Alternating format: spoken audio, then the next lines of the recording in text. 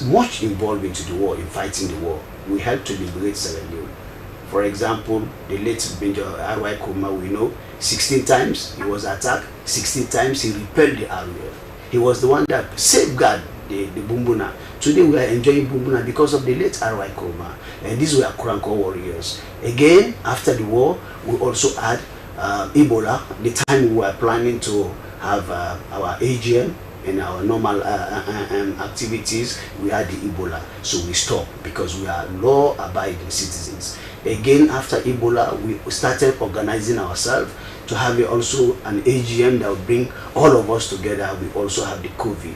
After COVID, we've also come back again to the drawing board that yes, this time around, now that the environment is peaceful and quiet, then we should come back to the public. But Edward, what is affecting the Krankos, you know, is also affecting the locals.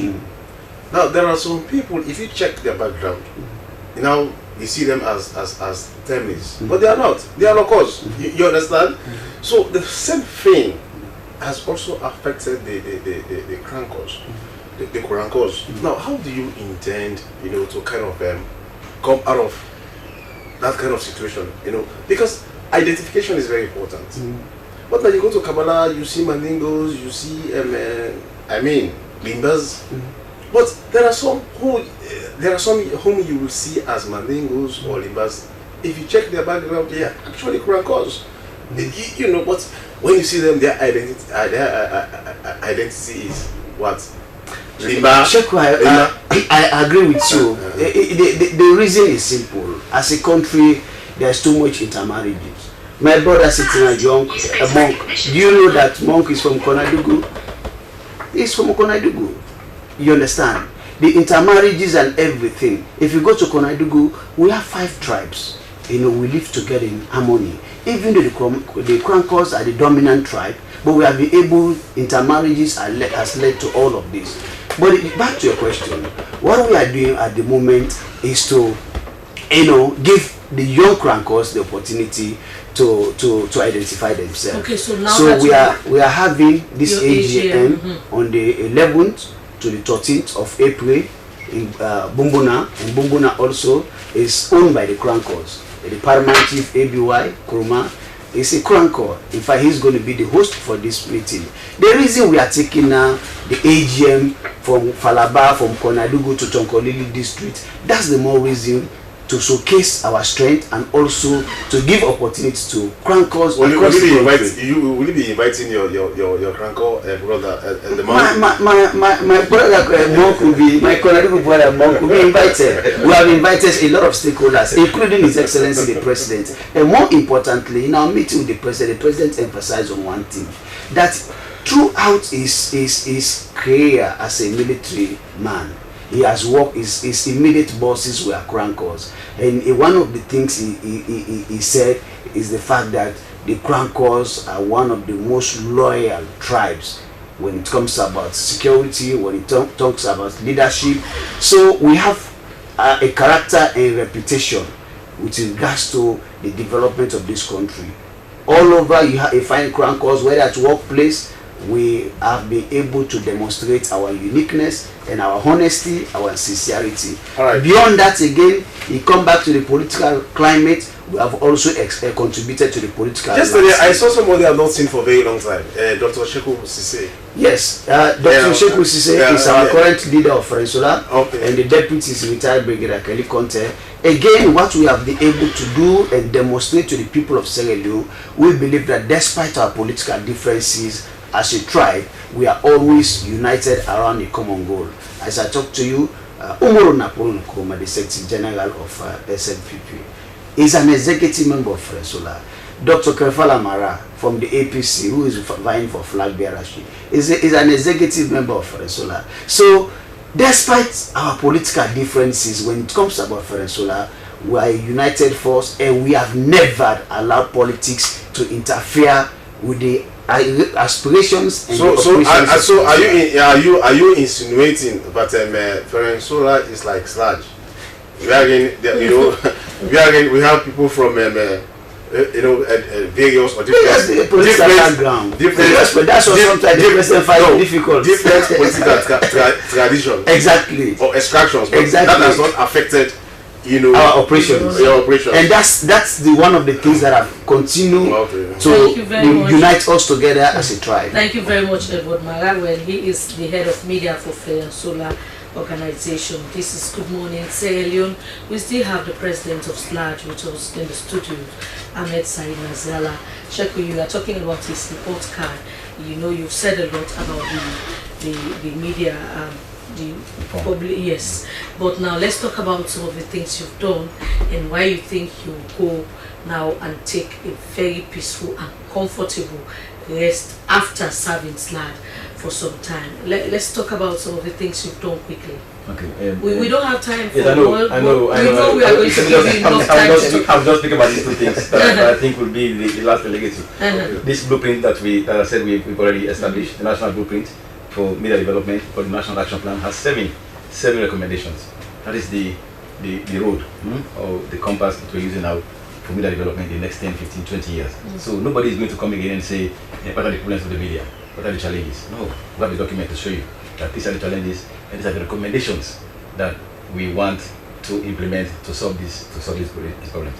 But we also added the media manifesto, the media we want. Also it's a complement to the National Action Plan. So we now have two documents, reference document that anybody, any international organization or anybody who wants to intervene to support the media development in Sierra Leone, that is a reference point. That is the biggest legacy we will leave, my leadership will leave. And the other thing is the honest leadership that is transparent and accountable. What we are doing now, remember, we invited the ACC, Anti-Corruption Commission, to come to our offices and assess our systems and operations and make recommendations to us. They recommended 50, they put together 50 recommendations after reviewing our processes to strengthen SLAG. And I told you we're also having the IFJ International Federation capacity audit supported by the EU through BBC Media Action. That one is also going to ensure the capacity so that our operations are clear, we know how the regional offices are functioning, and we have a very transparent and accountable leadership when it comes to funds, when it comes to actions, and when it comes to the profile of SLAG. And what we have done also, the biggest legacy back is the visibility of SLAG.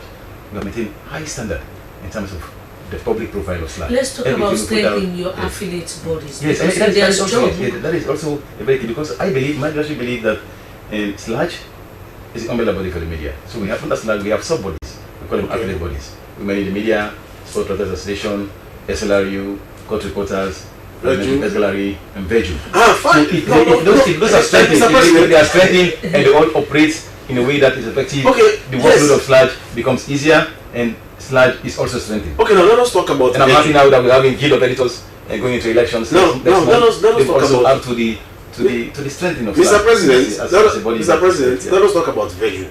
Yes, Veju and why is it that when it comes to SWASA, SLAG is very much involved in conducting elections and for SWASA and for probably guilds of editors and MIMSA.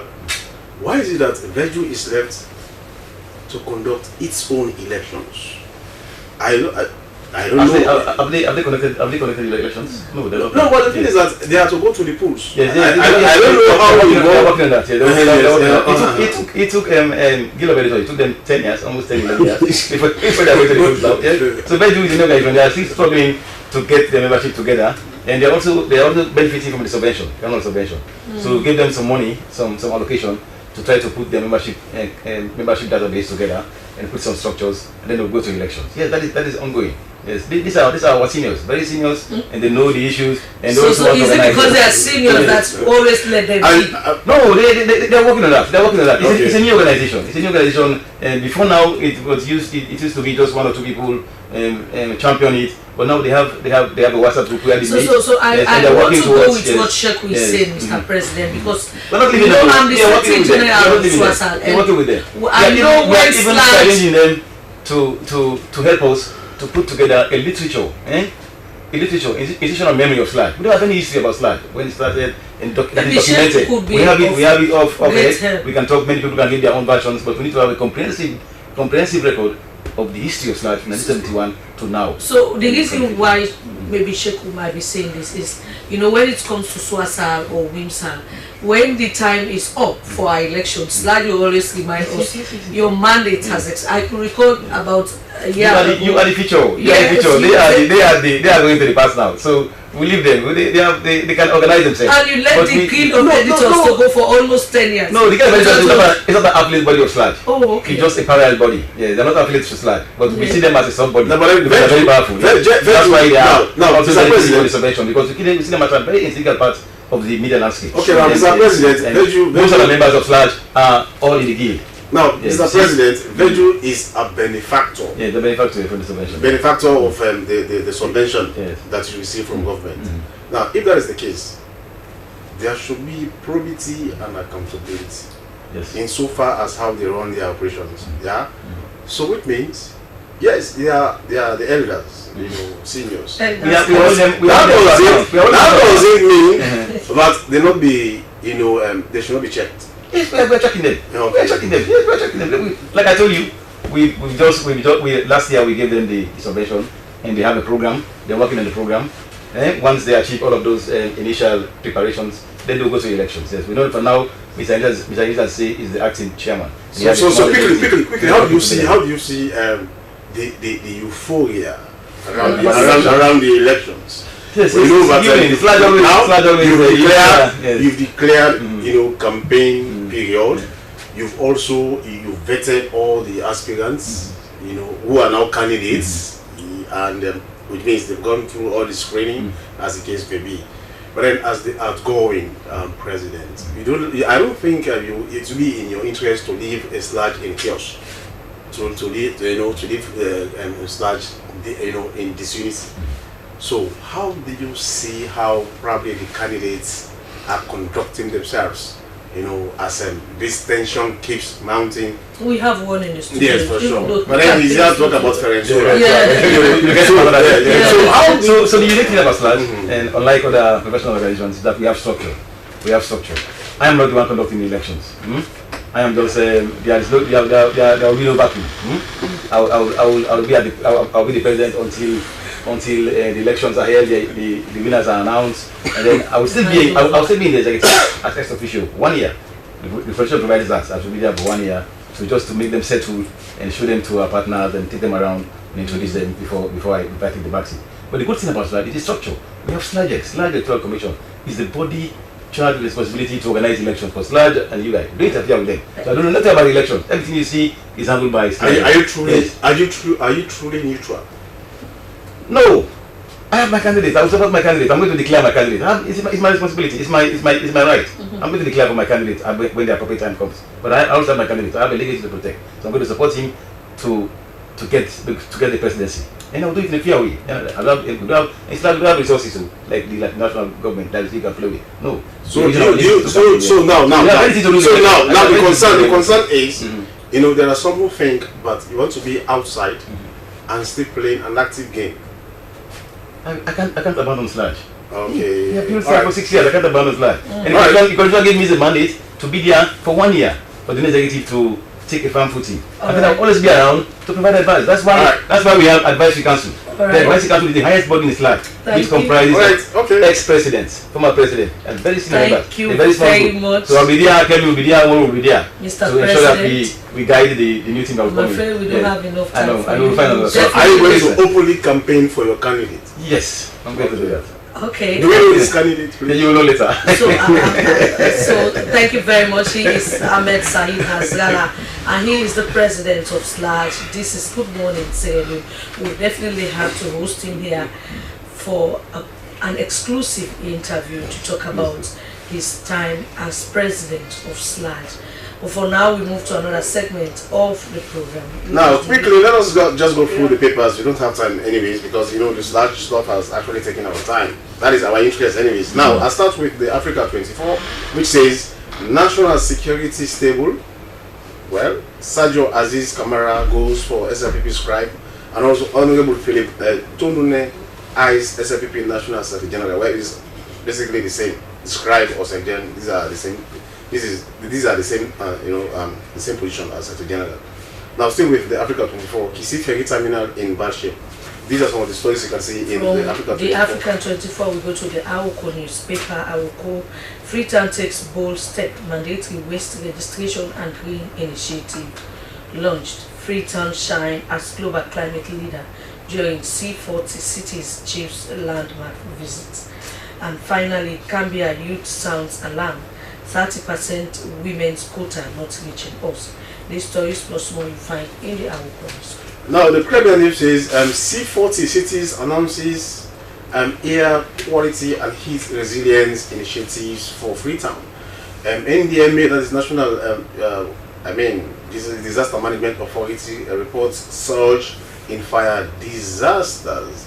Government and partners train students on cast iron restoration of a historic old NBC building.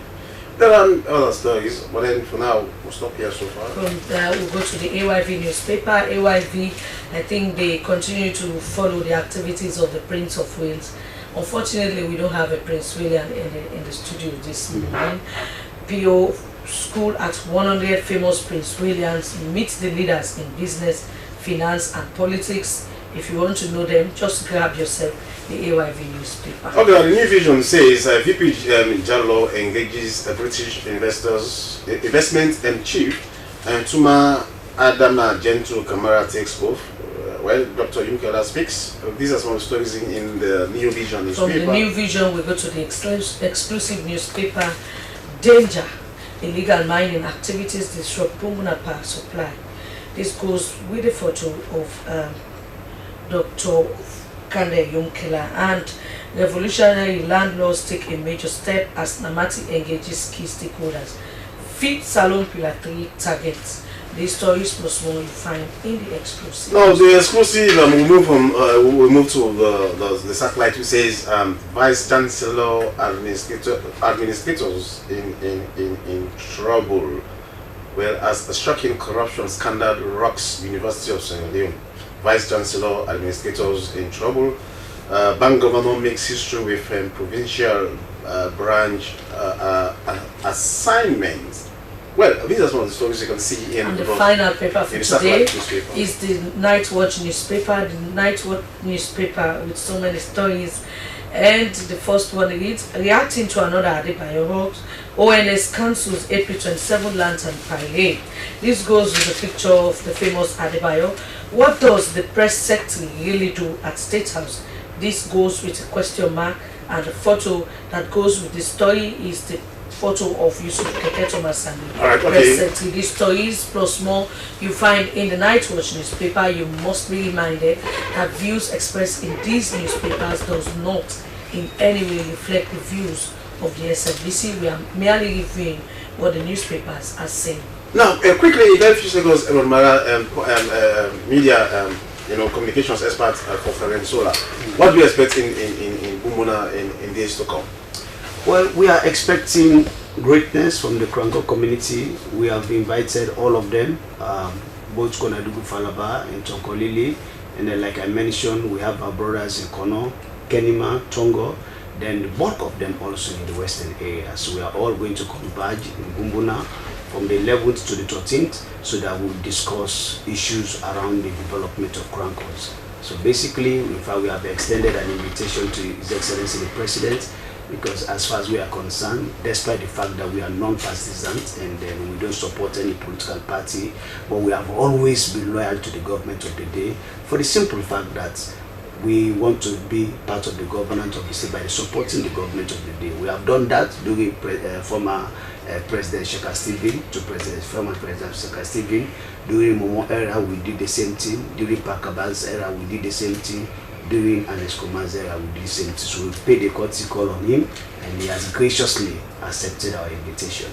All right. Okay. Thank you so much. And he is Edward Mara, the communications director for the Ferensola, Kranko organization. Thank you so much as you'll be having your AGM. Many thanks to also the president of Slaj, Ahmed Saeed and Nasrallah, for being with us this morning. And that is how we say goodbye. It has been Good Morning Sierra Leone, which came to you live from the Sierra Leone Broadcasting Corporation television and through our social media handles. Well, on behalf of the production team, especially producer William Rice, I'm Sheku Smile. And my name is Frances Banner. A reminder for quote of the day, which is from William Mark Wilberforce, a British road user activist, and it says, the road must be treated nicely by all, so it can help save your life. Good morning, Sierra Leone returns tomorrow. Good morning. As a mother of the house, whenever I want to prepare palm soup, there's no need pounding palm fruit. All I need is Nkulenu's Ghana's original palm soup base. My soup is done, and its preparation, it is not difficult at all. Nkulenu palm soup base, it's easily done with no difficulties. Just take few ladles and your soup is done. And its flavor, it's amazing. This is Nkulenu's Ghana's original palm soup base. And this is Nkulenu's Ghana's original spiced palm soup base. Iron fruit and turkey berries are naturally added. Also available brown gold natural cocoa powder, sunny gold brown sugar, neat fufu flour, shito, pisa and moringa. All available at Nyami Ado Enterprise, 1 Lower Waterloo Street, Freetown. Nkulenu palm soup base. Ghanaian original taste.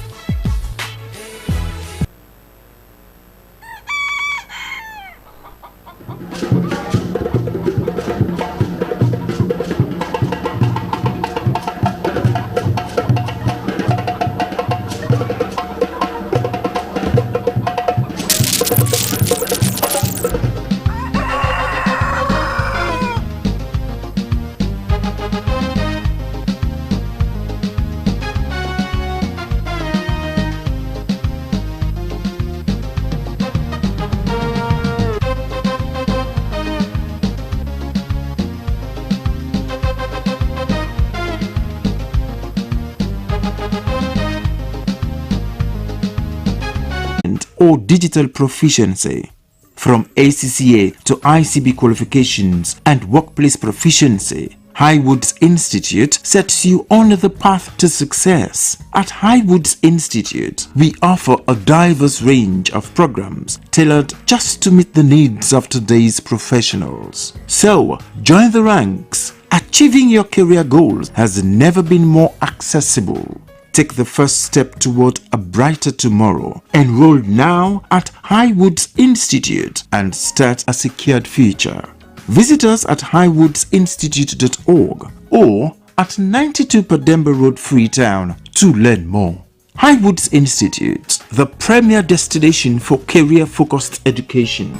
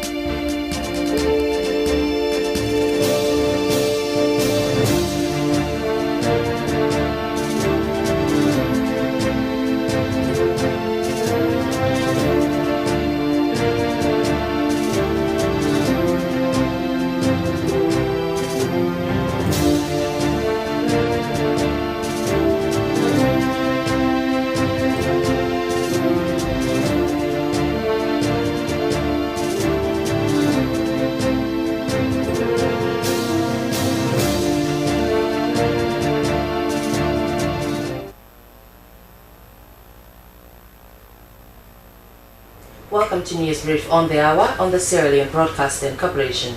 I am Stella Bangura. President Julius Maada Bio has presided over the swearing-in ceremony of Tuma Gento Kamara as a member of the Judicial and Legal Service Commission.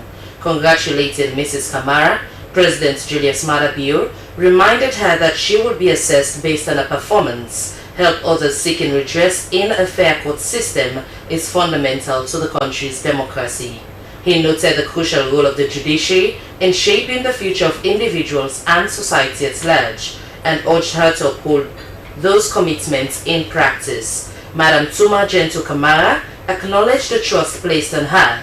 She said they would ensure that judicial appointments will be based on merit, legal processes, remain transparent, and citizens have equal access to justice. The newly appointed member of the Judicial and Legal Service Commission, Tuma Gento Kamara, is the president of the Sierra Leone Bar Association and former board chair of the National Revenue Authority, NRA.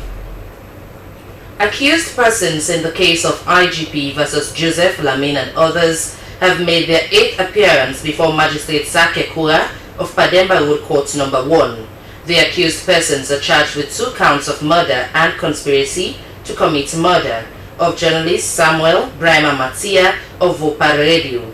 The lead defense counsel, Musa Barite, during his submission said the statement made by the first accused, Joseph Lamin, to the police that they had a hand in the death of journalist Samuel Brahima Matia of Vopad Radio should not be admitted in court because the accused person made such confession as a result of torture or fear through confrontation. He also said the first accused did not have a legal representative to have guided him through the process, while responding, State Prosecutor Joan Bull submitted that the accused did not necessarily say that his statement to the police was due to torture or fear. She said the investigating officer had confirmed that the first accused person, Joseph Lamin, made the statement voluntarily.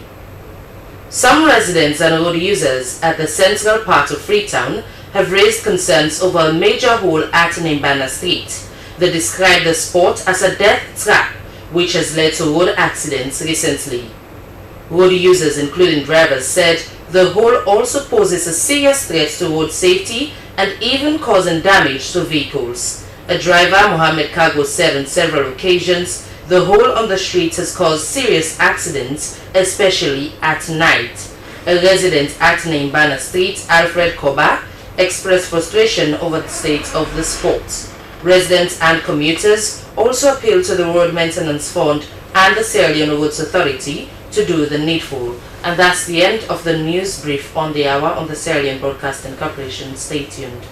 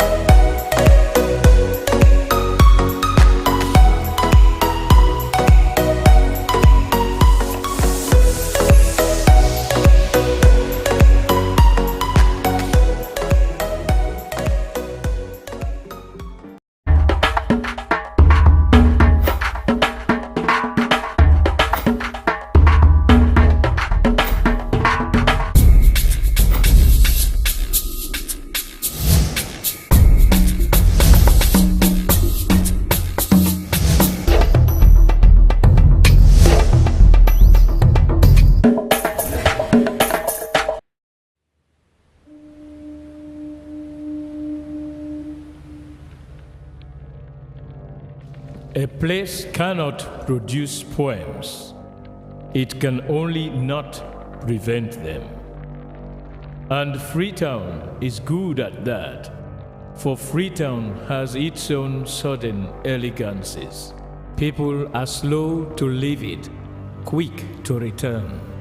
And there are others who come for a year or two and stay for a lifetime, sensing that they found a city that is in the world, yet sufficiently on the edge of it to have a different resonance. Let me tell you something about this city. All of us, we're all just passing through, and we've all been here forever. Those who came, those who stayed, those who never returned. Tides turn, seasons change. We've waited and we've watched. But we've always been here. We've always listened. Because there is a different resonance here. It comes from the river, and the land, and the sky. It's our place, all of us. This city belongs to everyone. And you know when it's your time. And it's our time. Listen, we are Freetown. The golden rules of Freetown. Don't pretend you're something that you're not. Don't go thinking you're better than anyone else. Or that anyone else is better than you. Don't shout about it. Get on with it. We are Freetown. Freetown. Freetown. Yeah.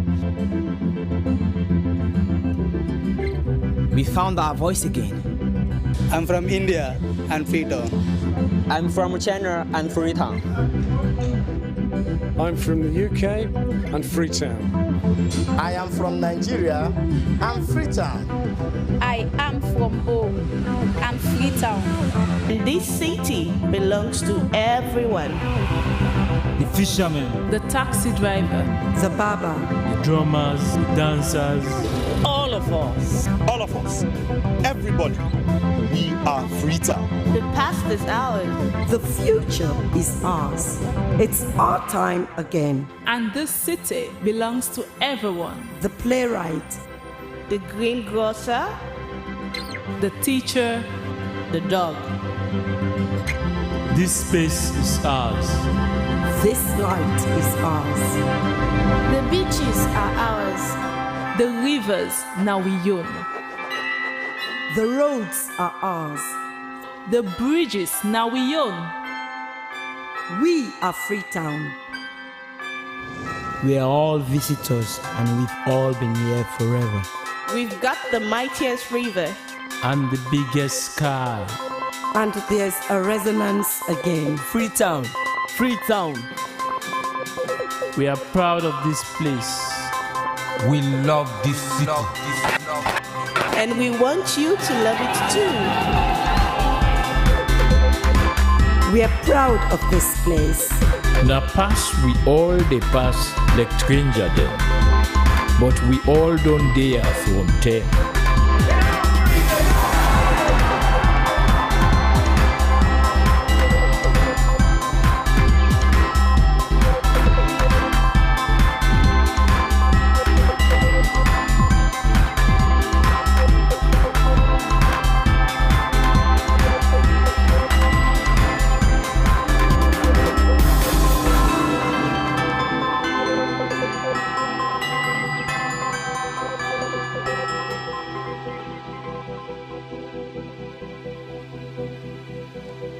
Come here and you'll feel it, that end of the line sense of freedom. Say yes to Freetown. Say yes to freedom.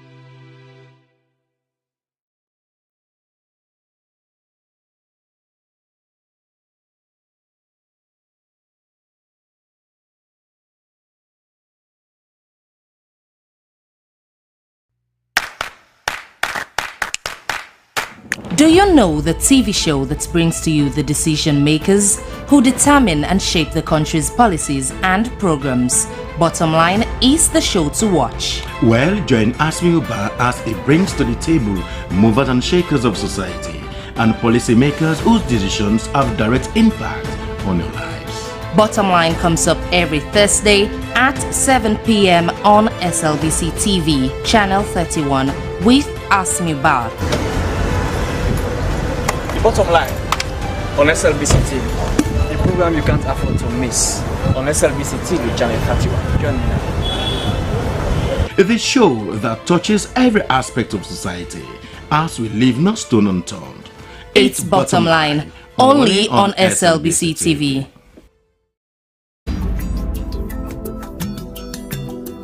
Where use? You get use? Yes, I get use. This is the program where they give you the use where they happen all about the country. Inside where use, we go take you text, Facebook and WhatsApp message. You complain where you go send us letter to the producer. We dey announce about team them working loss and plenty more. We are there all about the country. But you self PM for being the use that you area. Where use? The original program where they give you updates. Where use? You get use? Yes, I got use.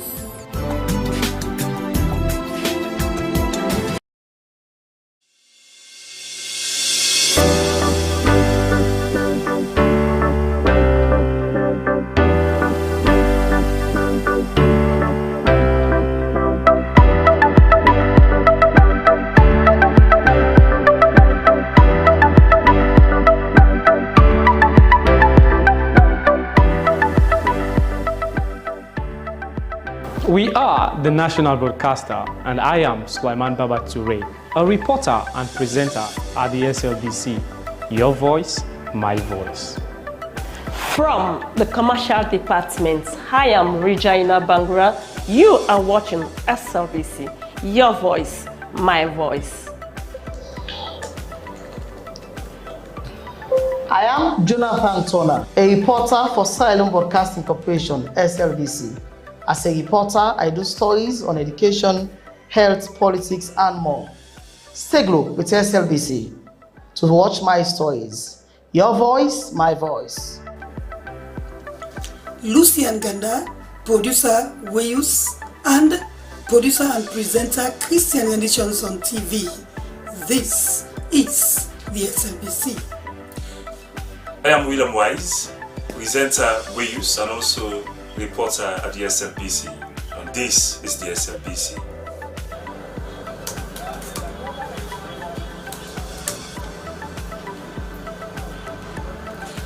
I am Salma Tabak, television executive producer. I produce programs on both radio and television. I'm a news anchor, a presenter, an announcer on radio.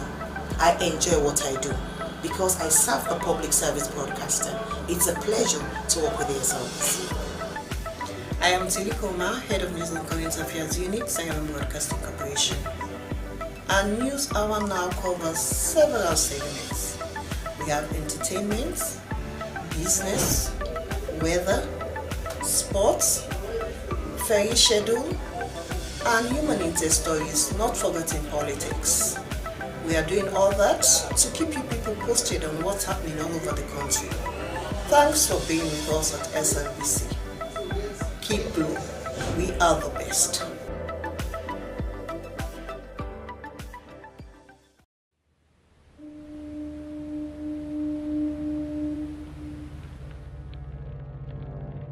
A place cannot produce poems. It can only not prevent them. And Freetown is good at that, for Freetown has its own sudden elegances. People are slow to leave it, quick to return. And there are others who come for a year or two and stay for a lifetime, sensing that they found a city that is in the world, yet sufficiently on the edge of it to have a different resonance. Let me tell you something about this city. All of us, we're all just passing through, and we've all been here forever. Those who came, those who stayed, those who never returned. Tides turn, seasons change. We've waited and we've watched. But we've always been here. We've always listened. Because there is a different resonance here. It comes from the river, and the land, and the sky. It's our place, all of us. This city belongs to everyone. And you know when it's your time. And it's our time. Listen, listen, we are Freetown. The golden rules of Freetown. Don't pretend you're something that you're not. Don't go thinking you're better than anyone else. Or that anyone else is better than you. Don't shout about it. Get on with it. We are Freetown. Freetown. Freetown. Yeah. We found our voice again. I'm from India and Freetown. I'm from China and Freetown. I'm from the UK and Freetown. I am from Nigeria and Freetown. I am from home and Freetown. This city belongs to everyone. The fishermen, The taxi driver, The barber, the drummers, the dancers. All of us. All of us. Everybody. We are Freetown. The past is ours. the future is ours. It's our time again. and this city belongs to everyone. The playwright, The greengrocer, The teacher, the dog. This space is ours. this light is ours. The beaches are ours. the rivers now we own, The roads are ours. the bridges now we own. We are Freetown. We are all visitors and we've all been here forever. We've got the mightiest river. And the biggest sky. And there's a resonance again. Freetown, Freetown. We are proud of this place. We love this city. And we want you to love it too. We are proud of this place. Na pass we all dey pass like stranger dem, but we all don dey from them.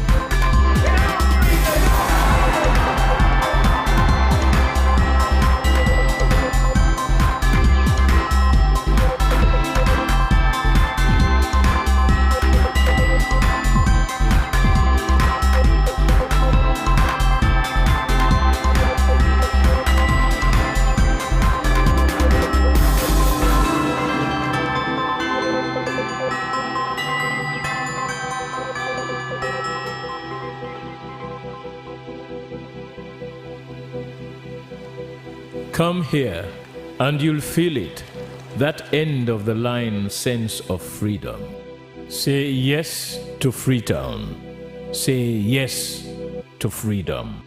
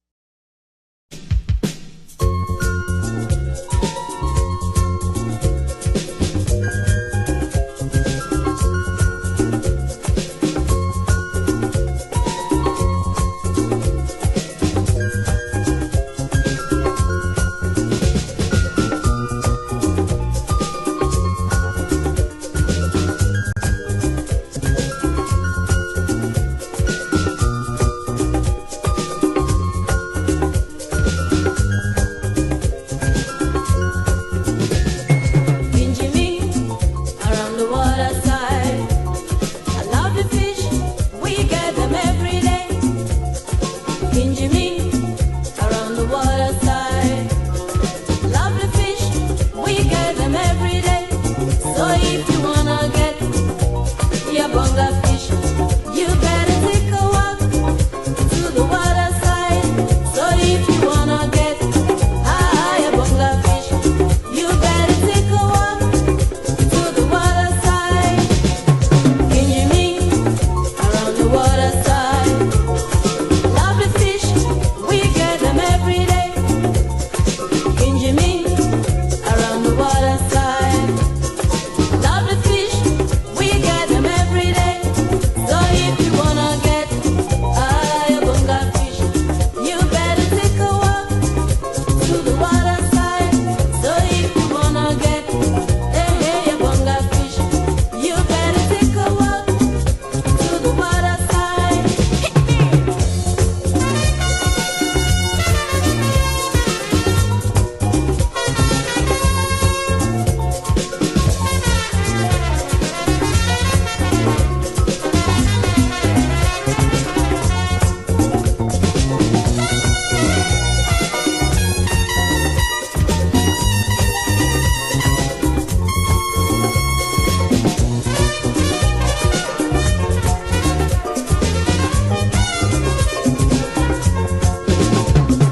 Kinjimi around the water side. Lovely fish, we get them every day.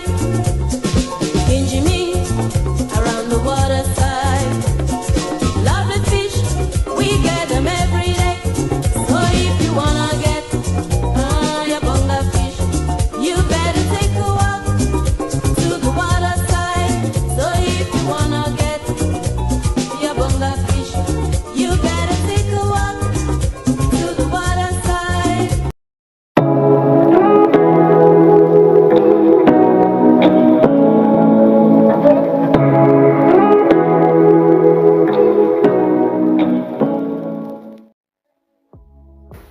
Life no go ever sweet without that thing what we call love. Now that make Love Factor na a very good program where any big person can look and enjoy. Now the kind program we for spend time for watch. Now the kind program we for spend time for sit down for look. And this program it mean I don't learn from it, and I wonder you save life. The Love Factor show is about family, love, counseling, relationship. So we dey build and maintain relationship. This na program so we dey counsel you for let you know how for deal with your partner, let you know how for settle disputes between you and your heart to heart. well, you don't hear it for yourself. Join the Love Factor team every Sunday, 10 p.m. for help make we all enjoy love and peace.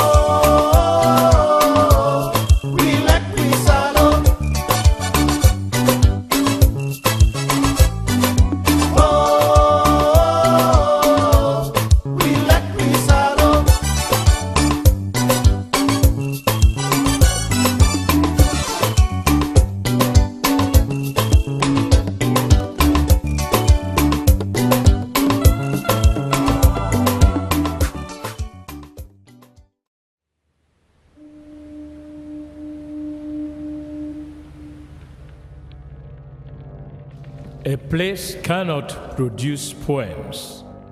It can only not prevent them. And Freetown is good at that, for Freetown has its own sudden elegances. People are slow to leave it, quick to return. And there are others who come for a year or two and stay for a lifetime, sensing that they found a city that is in the world, yet sufficiently on the edge of it to have a different resonance. Let me tell you something about this city. All of us, we're all just passing through, and we've all been here forever. Those who came, those who stayed, those who never returned. Tides turn, seasons change. We've waited and we've watched. But we've always been here. We've always listened. Because there is a different resonance here. It comes from the river, and the land, and the sky. It's our place, all of us. This city belongs to everyone. And you know when it's your time. And it's our time. Listen, we are Freetown. The golden rules of Freetown. Don't pretend you're something that you're not. Don't go thinking you're better than anyone else. Or that anyone else is better than you. Don't shout about it. Get on with it. We are Freetown. Freetown. Freetown. Yeah. We found our voice again. I'm from India and Freetown. I'm from Kenema and Freetown. I'm from the UK and Freetown. I am from Nigeria and Freetown. I am from home and Freetown. This city belongs to everyone. The fishermen, The taxi driver, The barber, the drummers, the dancers. All of us. All of us. Everybody. We are Freetown. The past is ours. the future is ours. It's our time again. and this city belongs to everyone. The playwright, The greengrocer, The teacher, the dog. This space is ours. this light is ours. The beaches are ours. the rivers now we own. The roads are ours. The bridges now we own. We are Freetown. We are all visitors and we've all been here forever. We've got the mightiest river. And the biggest sky. And there's a resonance again. Freetown, Freetown. We are proud of this place. We love this city. And we want you to love it too. We are proud of this place. Na pass we all dey pass like stranger dem, but we all don dey from there.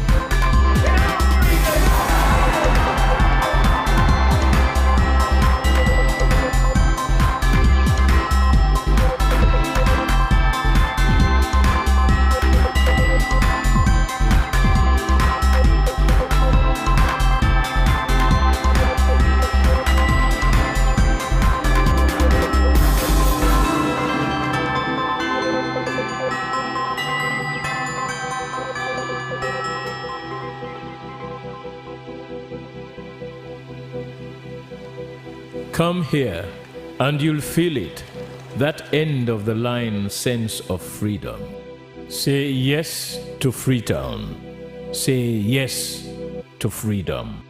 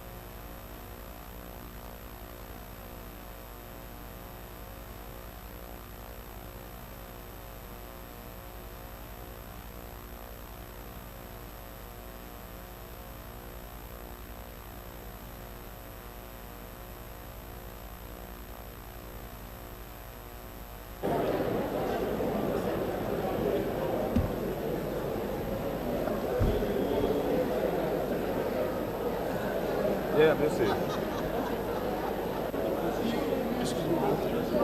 Until I see the cable, until I see outside too.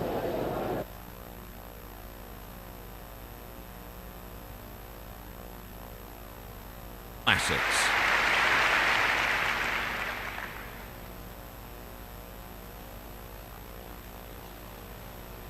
One of the television networks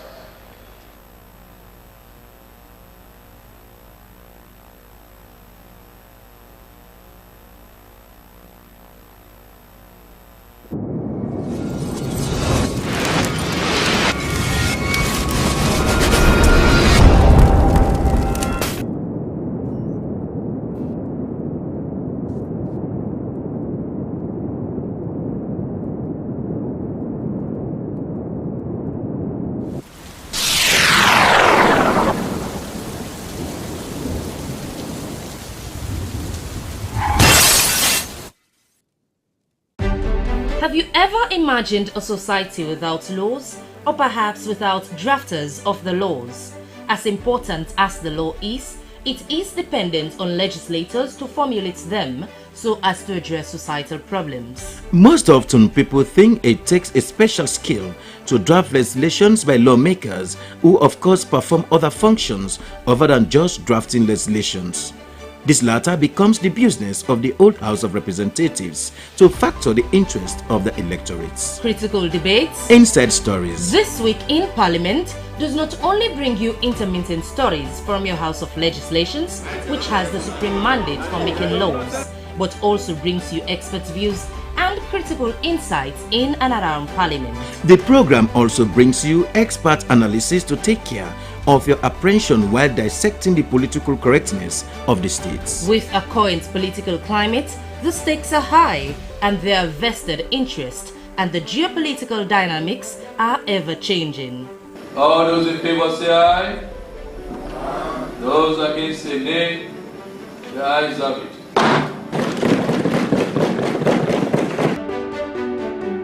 I'm Dennis Fraser. You know me as your parliamentary reporter. But Parliament goes beyond a single report. That's why I will be bringing you This Week in Parliament every weekend live on the SLBC. Your voice, my voice.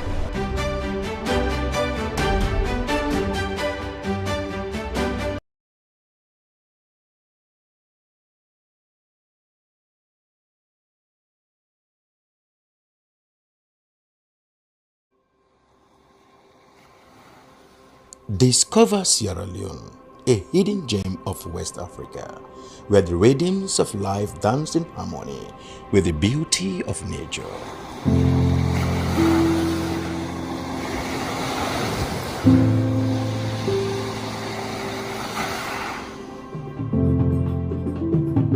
Feel the heartbeat of our culture in every beat of the drum, in every step of the dance.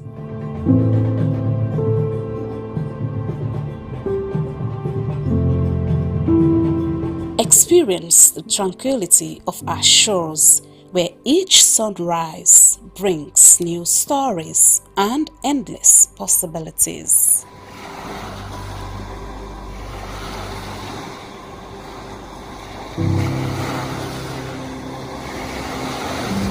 Immerse yourself in the vibrant tapestry of our daily life, where every color tells a tale and every face a friend.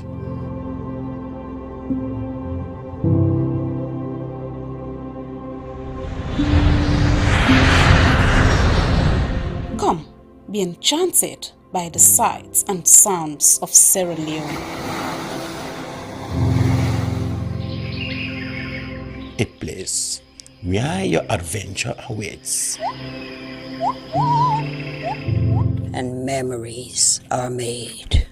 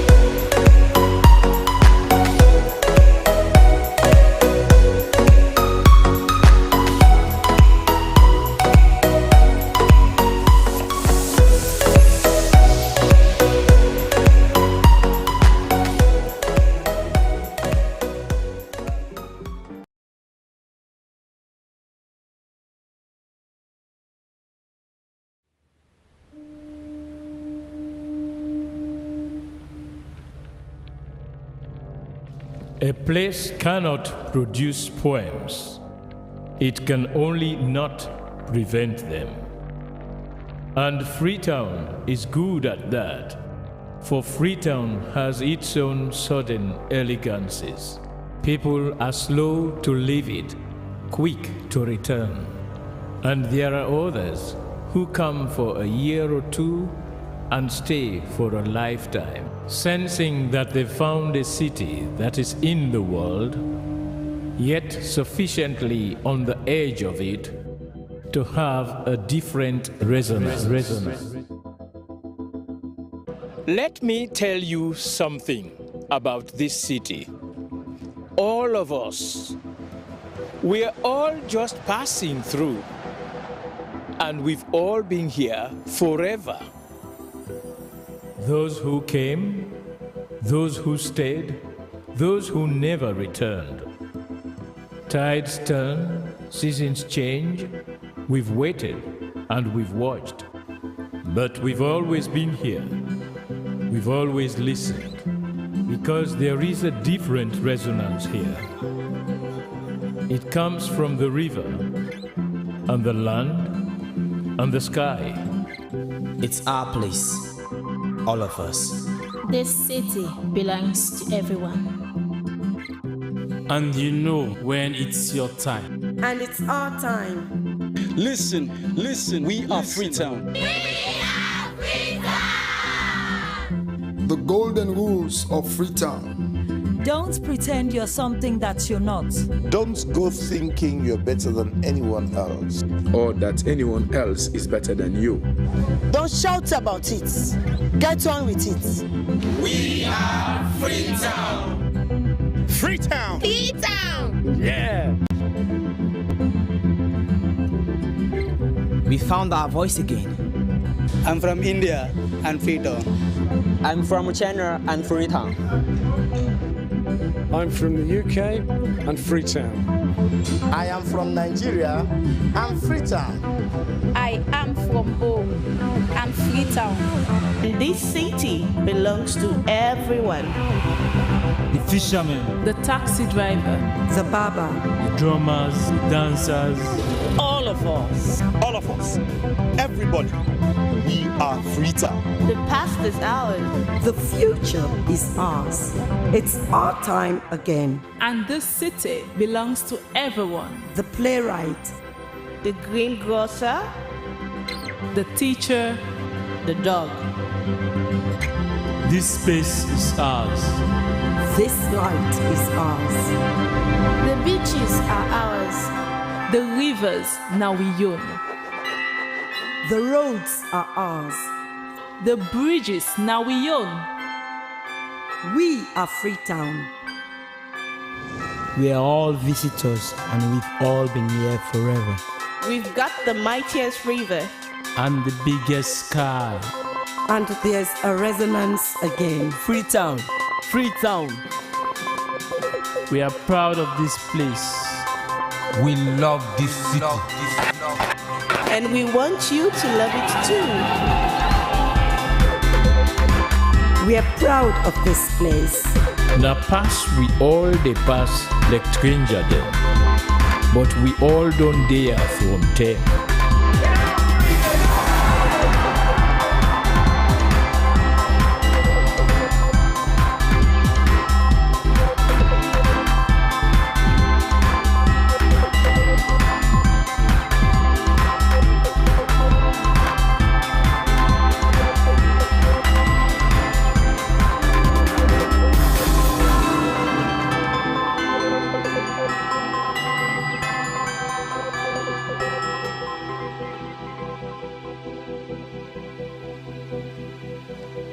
Come here, and you'll feel it, that end of the line sense of freedom. Say yes to Freetown. Say yes to freedom.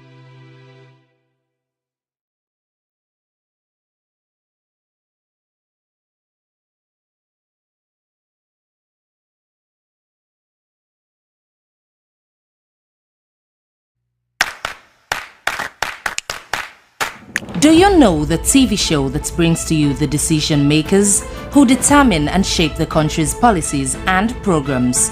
Bottom line is the show to watch. Well, join Asmi Uba as it brings to the table movers and shakers of society and policymakers whose decisions have direct impact.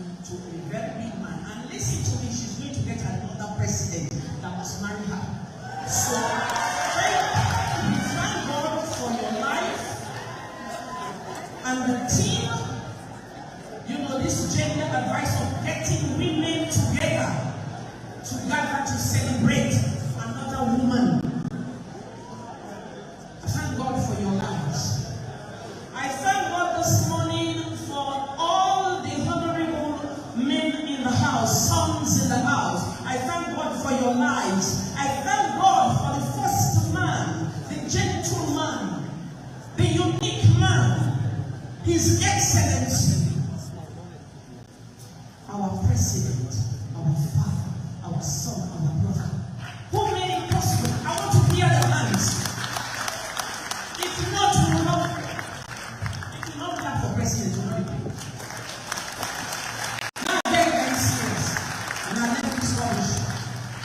I thank you all the men to allow us, big women, to stand now that you can see us, that we are very unique.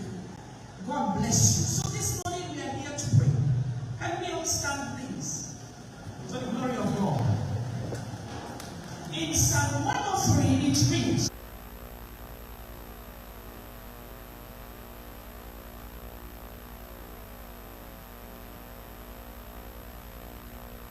the benefit you have this morning, the benefit of life, the benefit of you here standing, you are not sick, the benefit of having children, the benefit you can say, I have made it in life.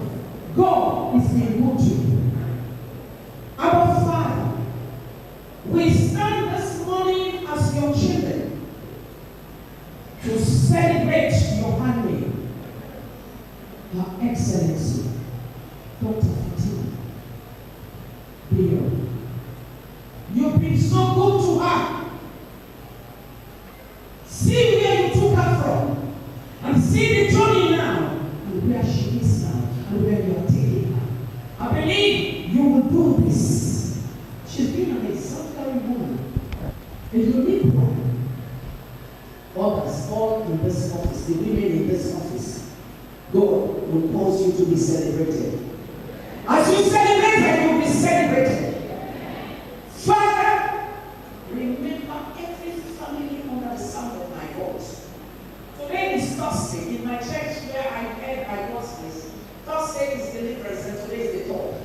Every man, woman, or family that is under siege by mandate of the determinate council upon which I stand the office which you call me, I speak deliverance now upon your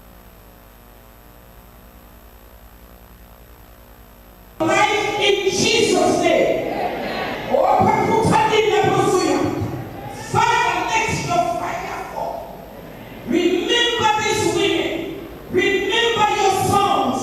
Remember this nation. Look beyond us and grant us victory. This program must continue. Women must celebrate when we stand in wisdom, the knowledge, everything we need. And you raise our sons, our children. God, remember them. For your next, today being the third day, let your resurrection power raise every man, every woman, every boy, every girl to the position where Father you will take us. Keep our president.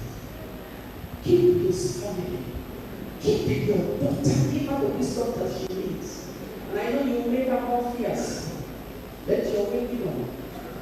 In Jesus' name. Amen. Amen. Thank you. Thank you very much, Reverend Prophetess, for that thunderous and inspiring prayers. Given that, I'll now invite Sheikh Ali Khalid to please come forward and offer us the wisdom prayers. Sheikh Khalid, thank you.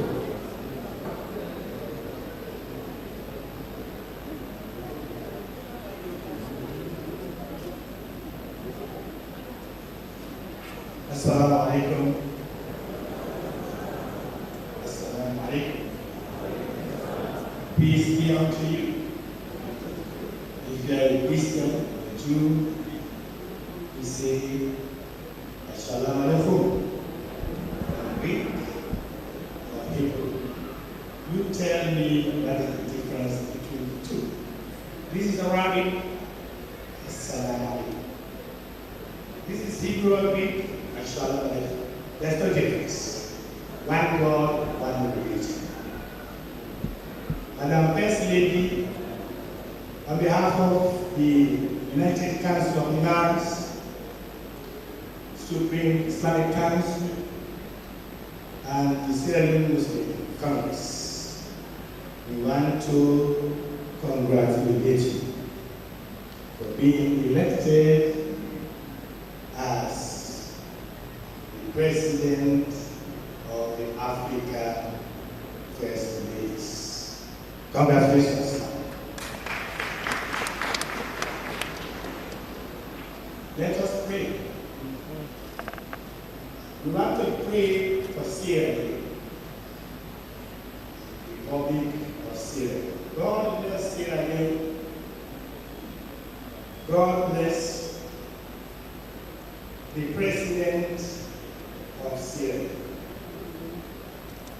God bless the office of the Gender Advisor and the office of the President, Republic of Sierra Leone, in collaboration with the Parliamentary Female Caucus. I love you. God bless you. I pray for the First Lady, Madam Fatima Niu. God bless you. We are proud of you. May Allah subhanahu wa ta'ala see you through. Allah says in Surah Al-Tawbah, وَقُلِ مَنْ قَصَيْرَ اللَّهُ عَمَلَكُمْ وَرَسُولُهُ وَالْمُؤْمِنُونَ. You work. God is telling you, you work now. Me, God, and see what you do. The good people that they see what you do. The grateful people, they know and they see what you do. They also pray for the security sector of Sierra Leone. They have done marvelous over the years. The Sierra Leone police and the Sierra Leone army, God bless you all. And we pray against certain people that will take up upon themselves, say they don't see any sector of the society for abuse, past woman and wife. We married. And we pray against them. May God Almighty make them not succeed. Unless they repent. But if they don't repent, all the one way they also pay them. Not only the one way they abuse women, but the one way they pay them. Waiting them once in the God Almighty again. They don't forget it. And this is a verdict. It's a religious verdict. Anybody we abuse a leader, you know, will ever be leader, and you decided to send them the mark. If you abuse religious leaders, all you said that they don't ever be religious leaders. They affect them. That's a message for them. If they don't read, they ask us let it be them waiting and desire. We also pray against people we corrupt in the love way in the state. They're moving around. But God Almighty see. When I will say they're giving them offices, money to run the country, and then when I say you have to take everything for myself. You want them all to do this, then God Almighty give them what they desire. Never forgive them. Yesterday or today or tomorrow. All those that are stealing our wealth, robbing us, they ask our smart let them not go free. Unless they repent. And the only way to repent is we turn with it. Yes. To repent from cheap, with you return back. If you don't do that, God Almighty will ask them for them to give you what you desire. And that power is loyal. Not pray that. No faith, I agree with God. Go ahead, inshallah, that's what we will protect you. The Lord pray, Rabbana. Atina fi dunya hasana, wa fil akhirati hasana, wa qina adhaban nar. Allahumma rabbana zalamna anfusana wa in lam taghfir lana wa tarhamna lanakunanna minal khasirin. Subhana rabbika rabbil izzati amma yasifun, wa salamun ala al-mursalin walhamdulillahi rabbil alamin. Al-Fatiha jahra. أعوذ بالله من الشيطان الرجيم. بسم الله الرحمن الرحيم. الحمد لله رب العالمين. الرحمن الرحيم مالك يوم الدين. إياك نعبد وإياك نستعين.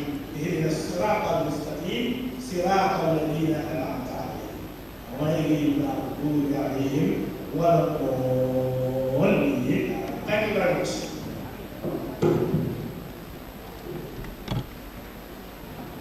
Thank you very much. Because of the Islamic prayers. Madam First Lady of the Republic of Sierra Leone, please now permit me to invite Honorable Mariam Sogo,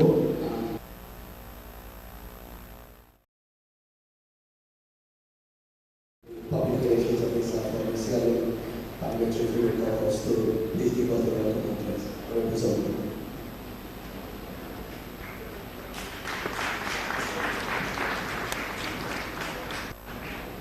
Thank you. Madam Chairperson,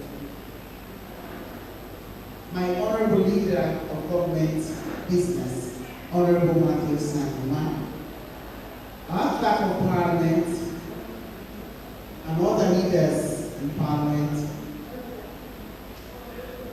Your Excellency, First Lady of the Republic of Sierra Leone, Dr. Fatima Mada Diop, the President of the ECOWAS Female Parliamentary Female Caucus, Honorable Veronica Kadisise, the Sierra Leone Parliamentary Female Caucus President, Honorable Wiata Soga, Honorable Members of Parliament here, all ministers of state, Your Excellencies, members of the Consular Corps, our Secretary to the President, Dr. Kenema, the Presidential Gender Advisor, Mrs. Isis Ujabi Kaba, the Women's Forum and other women's groups, our SLPP Women's Leader, Mrs. Hawa Fore Tipukri, the JMD team, distinguished ladies and gentlemen, our darling young persons in the room, I bring you warm greetings from the House of Parliament. I am extremely grateful for the privilege granted me to welcome everyone to this special event, which is hosted to celebrate our beloved mother of the nation, the First Lady of the Republic of Sierra Leone, Dr. Fatima Mada Diop. She emerged victorious as the President of the Organization of African First Ladies for Development, OFLAD, at the 29th General Assembly held during the African Union Summit in Addis Ababa, Ethiopia, February this year. Ladies and gentlemen, in a closely contested election against Her Excellency Olorunmi Tinubu, First Lady of the Federal Republic of Nigeria, our First Lady acquired a landslide victory. I will state here categorically that His Excellency President Tinubu himself and the Sierra Leonean people as a whole have conquered Africa. Our First Lady will serve a 2-year mandate, 2 years to impact Africa's history positively, 2 years of pride for Sierra Leoneans.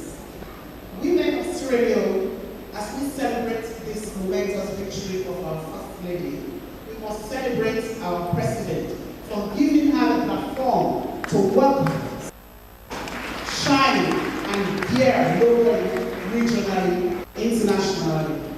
Let us all celebrate women of Sierra Leone today. today. It was a 9/10 result in our favor. Excellent and amazing history we have made. Let us give the First Lady a big hand. This is something unprecedented.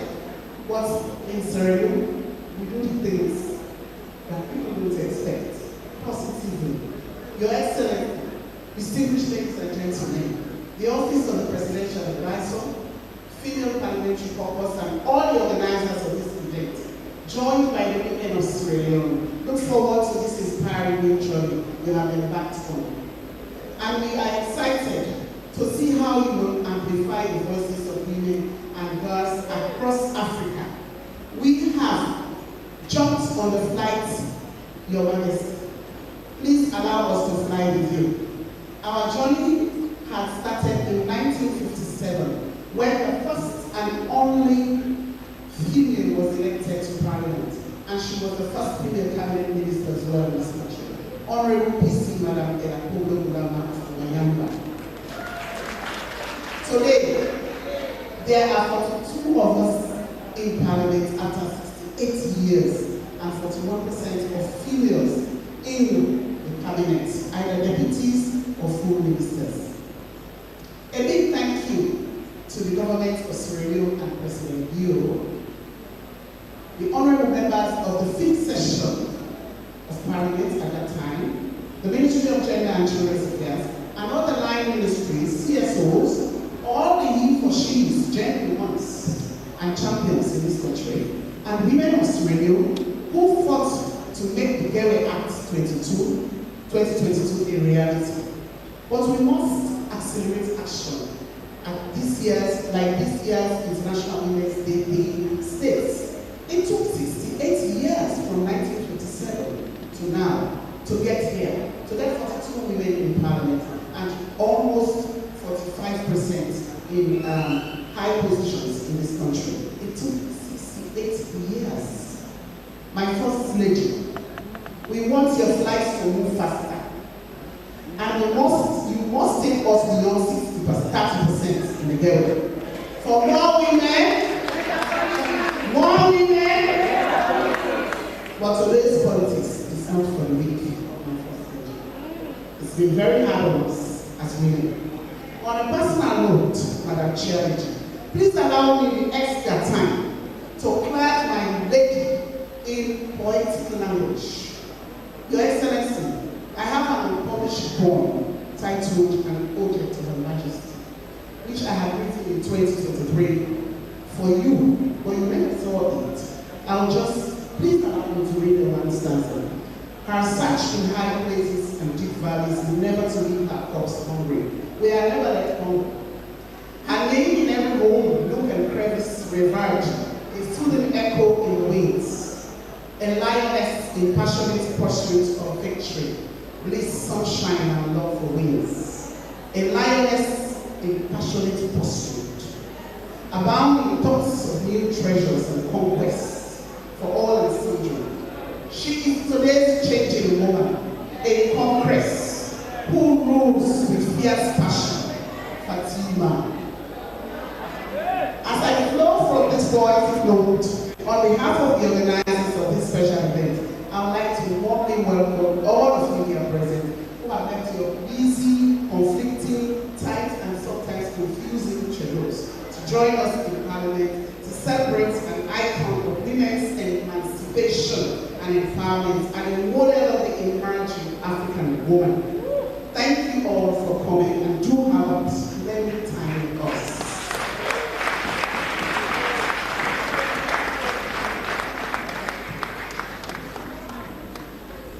On that note, my chair, please allow me to hand over the poem, which is unpublished, to her first lady.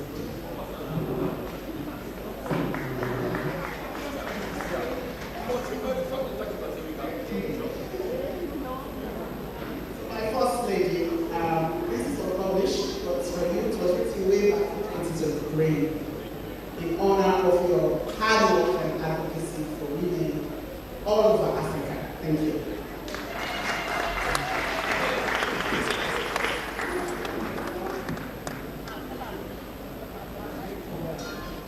Thank you. Honorable Maria Zogo. She is the first-time member of Parliament, and she piloted the prohibition of child marriage act in the Parliament of the Republic of Sierra Leone. Thank you very much for that inspiring welcome address to Her Excellency, the First Lady of the Republic of Sierra Leone. Ladies and gentlemen, without much ado, please permit me to succinctly introduce the chairperson for this occasion, Ms. Josephine Kamara, Director General of the Sierra Leone Broadcasting Corporation. Let's give her a round of applause. Thank you. Thank you so much.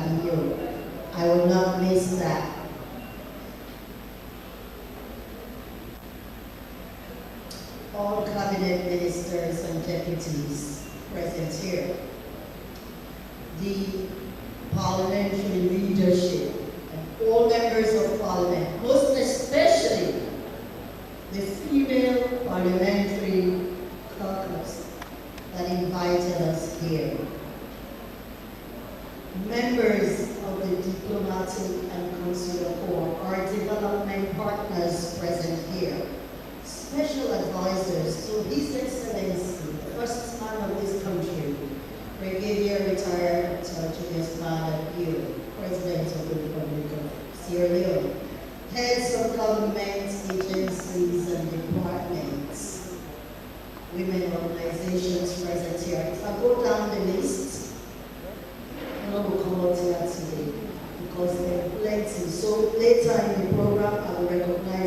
each group media today.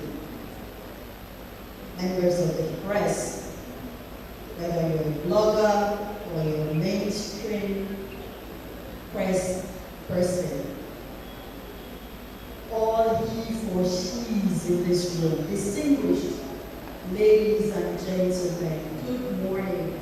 My beautiful people of Sierra Leone who are watching us live or listening to us on the National Broadcaster as well as other media houses, how do you do? Ladies and gentlemen, I am humbled to share this occasion today. I will be steering the ship. We have a fantastic lineup of speakers, performances, and of course, the woman of the moment, the dynamic, hard-working First Lady, will also give us a spiel later. Please give her a round of applause.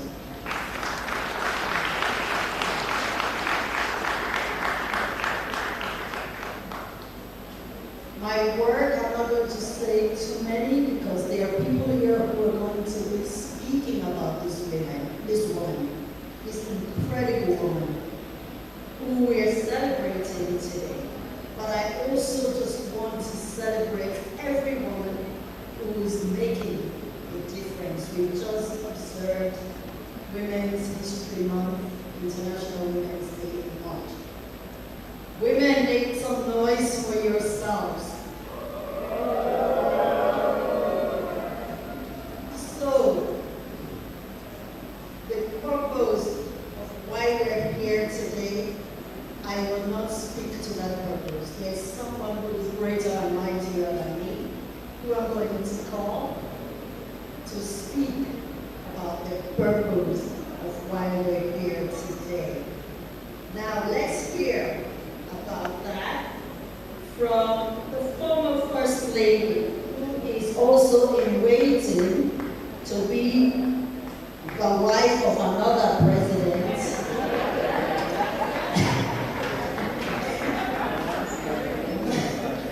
My own little sister, you know, all my big sisters are here today.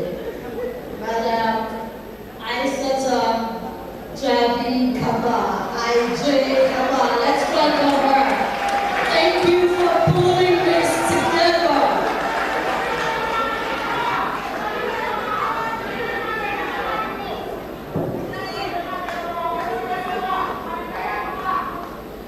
Thank you very much, Madam Chair.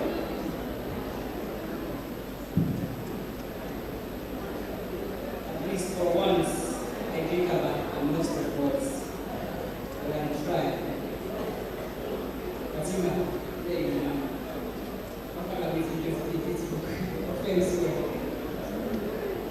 Madam Chair, our development partners, cabinet ministers, honorable members of parliament, UN agencies, our dynamic First Lady, Secretary to President, the Fula Chief and the Fula community present here today, the acting Soso Chief and the Soso community, the Madinga Union, Women's Forum, AWEN,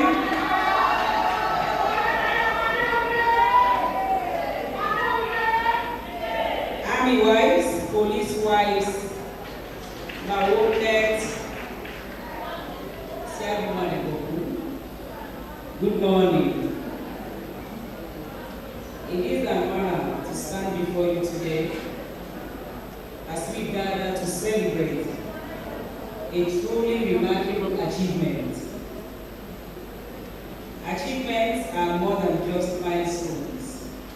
They represent hard work, dedication, determination, and the relentless pursuit of excellence.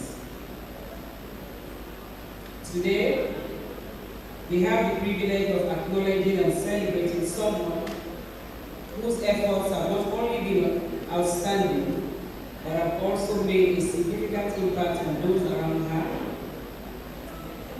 Our First Lady, Dr. Mrs. Fatima Batima Mada Bio, is a globally recognized advocate for the empowerment of women and girls. She has become a powerful voice for gender equality and social injustice. Her advocacy has influenced policies and funding initiatives in Sierra Leone and beyond. Madam First Lady, today is a day the women of Sierra Leone and the people of Sierra Leone set aside to celebrate your achievement.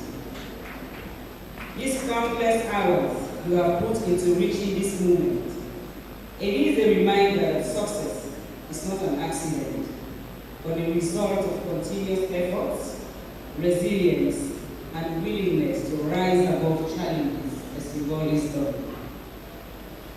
What makes this achievement more special is the way you inspire others. You have shown us that with determination and belief in oneself, there is no goal too big and no challenge too difficult. Your success today is not just a reflection of your ability, but of your character, your strength, humility, unwavering commitment to excellence. As we celebrate this achievement, let us take a moment to look forward. This milestone is just one of many that you will undoubtedly continue to conquer.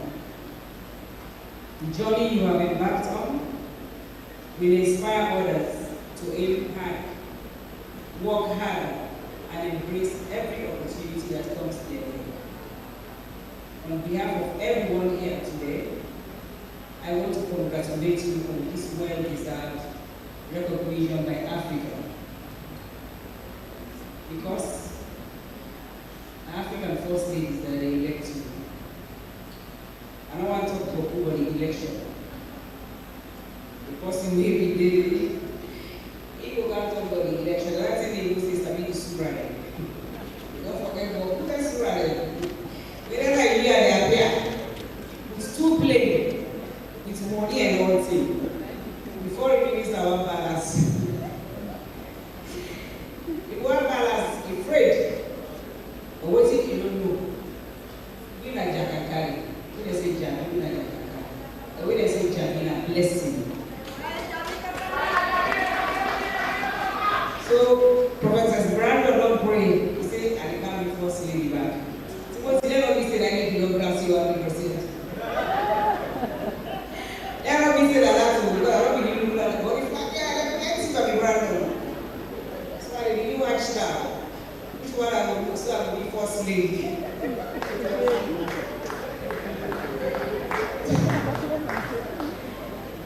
But I'm First Lady. The women of Sierra Leone and the people of Sierra Leone appreciate you.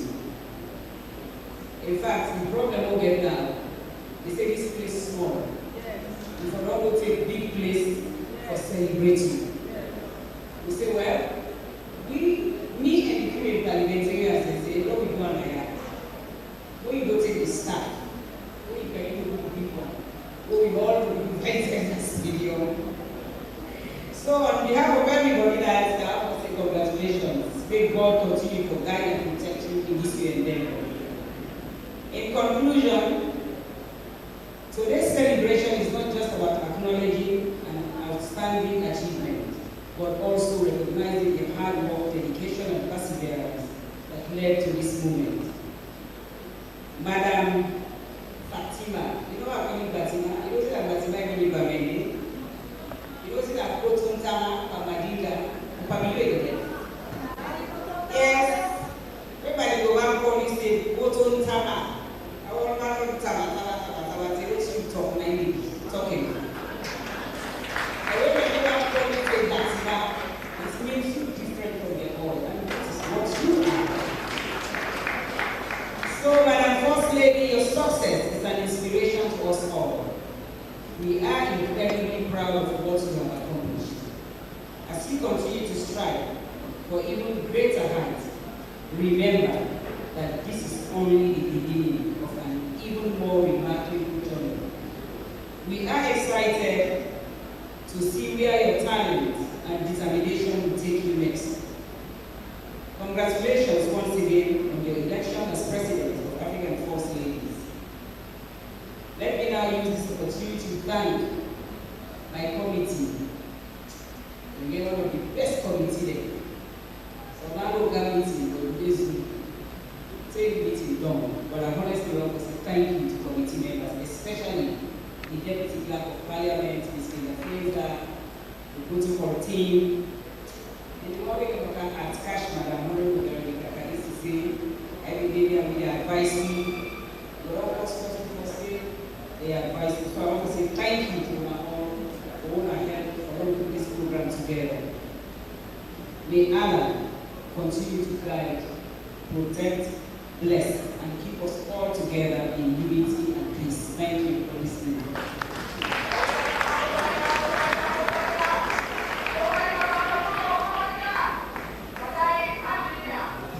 Thank you. Madam Aissatou Javid Kaba, Presidential Advisor on Gender. Thank you so much.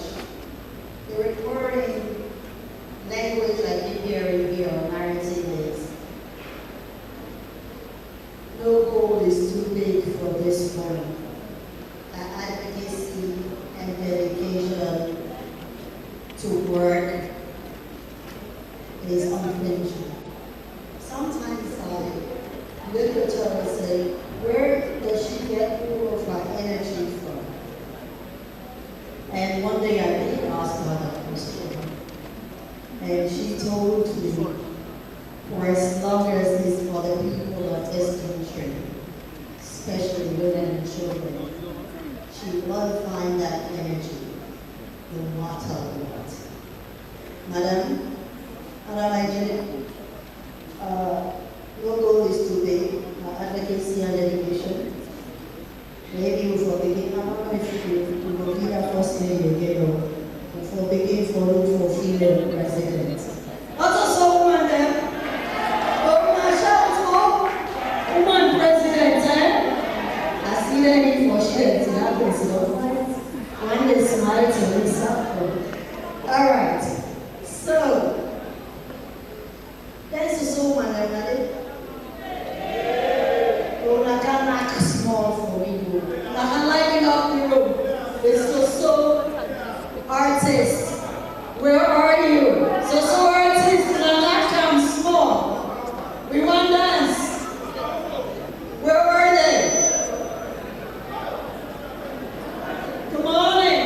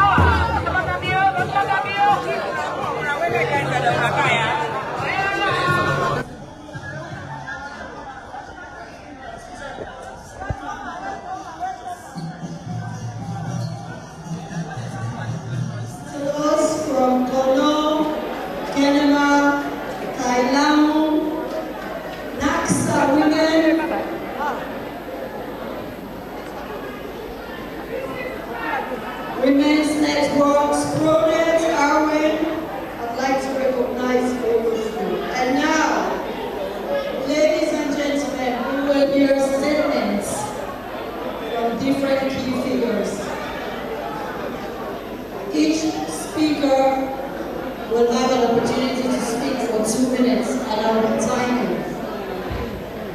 I would now like to call on our first speaker, the distinguished Honorable Param Umar Tarawali. Actually, that's what I'm calling. Param Umar Tarawali, the Clerk of Parliament, to make a 2-minute statement or less. Yes, ma'am. Yes. Thank you very much. 2 minutes. And in 2 minutes, I'm going to give you the trust of Parliament.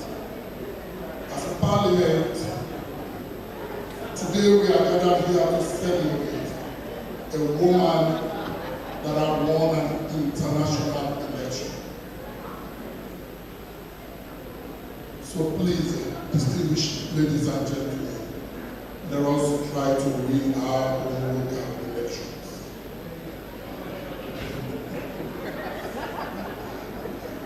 As a Parliament, we trust that Her Excellency the First Lady that have won her election as the President of the African First Ladies would advocate for development. Her Excellency will advocate and focus on social and economic development across Africa. We equally trust that she will influence policies. We trust as a Parliament that she will strengthen networking and collaboration. And further still, we trust that she will provide us quality representation. Distinguished ladies and gentlemen, we trust that she will greatly impact social issues.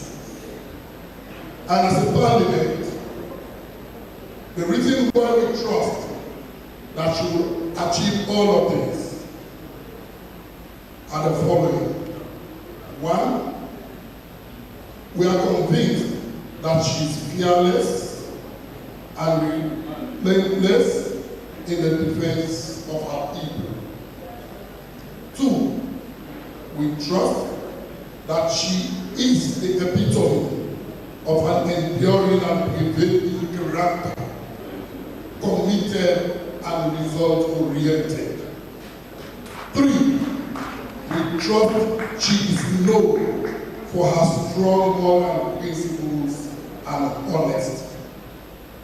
Four, we trust she exudes elegance and confidence in our dominion. Five, we equally trust as a Parliament that she understands and cares for others and always committed to fostering strong relationships. And finally, as a Parliament, on behalf of the Speaker, the leadership, distinguished honorable members of Parliament and staffers, that she has a genuine smile, an effortless charm that makes others feel comfortable and confident around her. Thank you, Mr. Mutuma.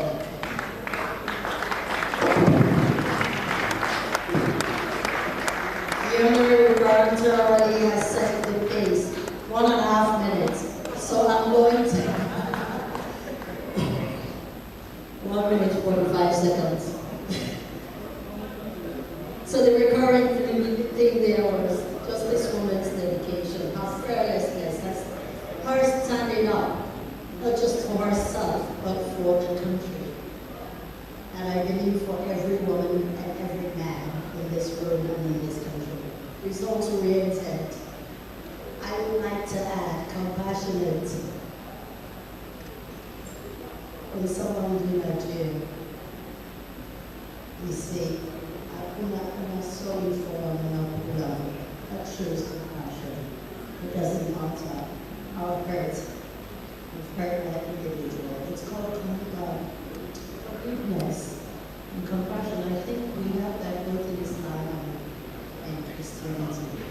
So thank you, Madam First Lady. Let me now call on our next speaker to make a statement.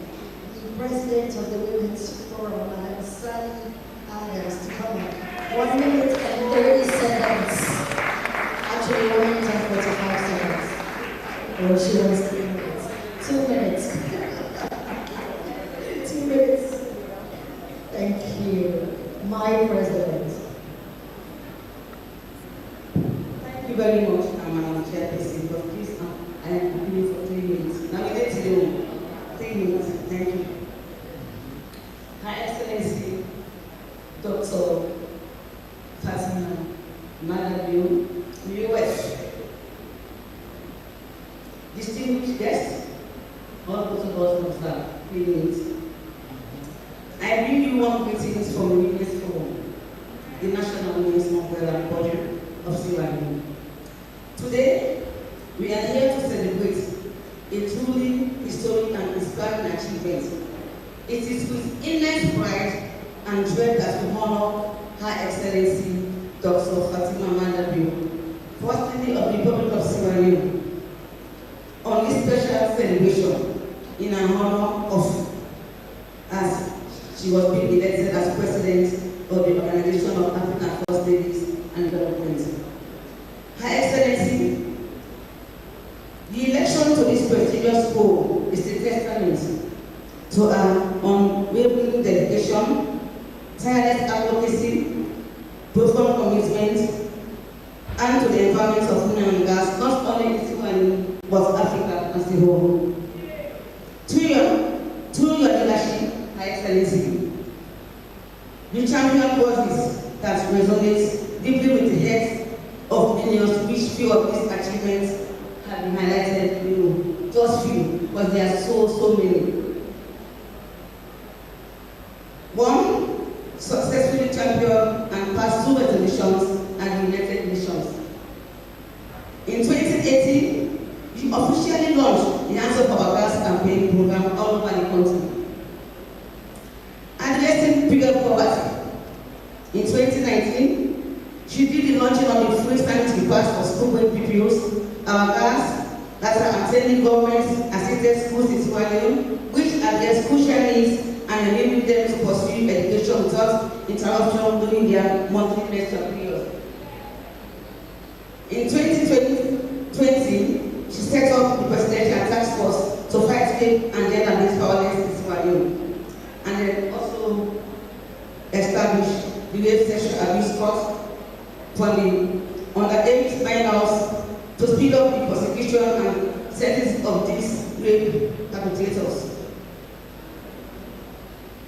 He also championed the prohibition of Child Rights Act 2024. And then, women who go over the payroll, they use the money.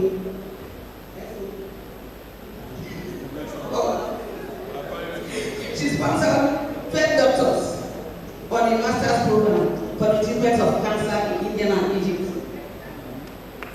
Last but not least, that we women of Sierra Leone, we will always remember and think about you, is the champion of the signing of the gift and act of law, which today we have so many political appointees of women.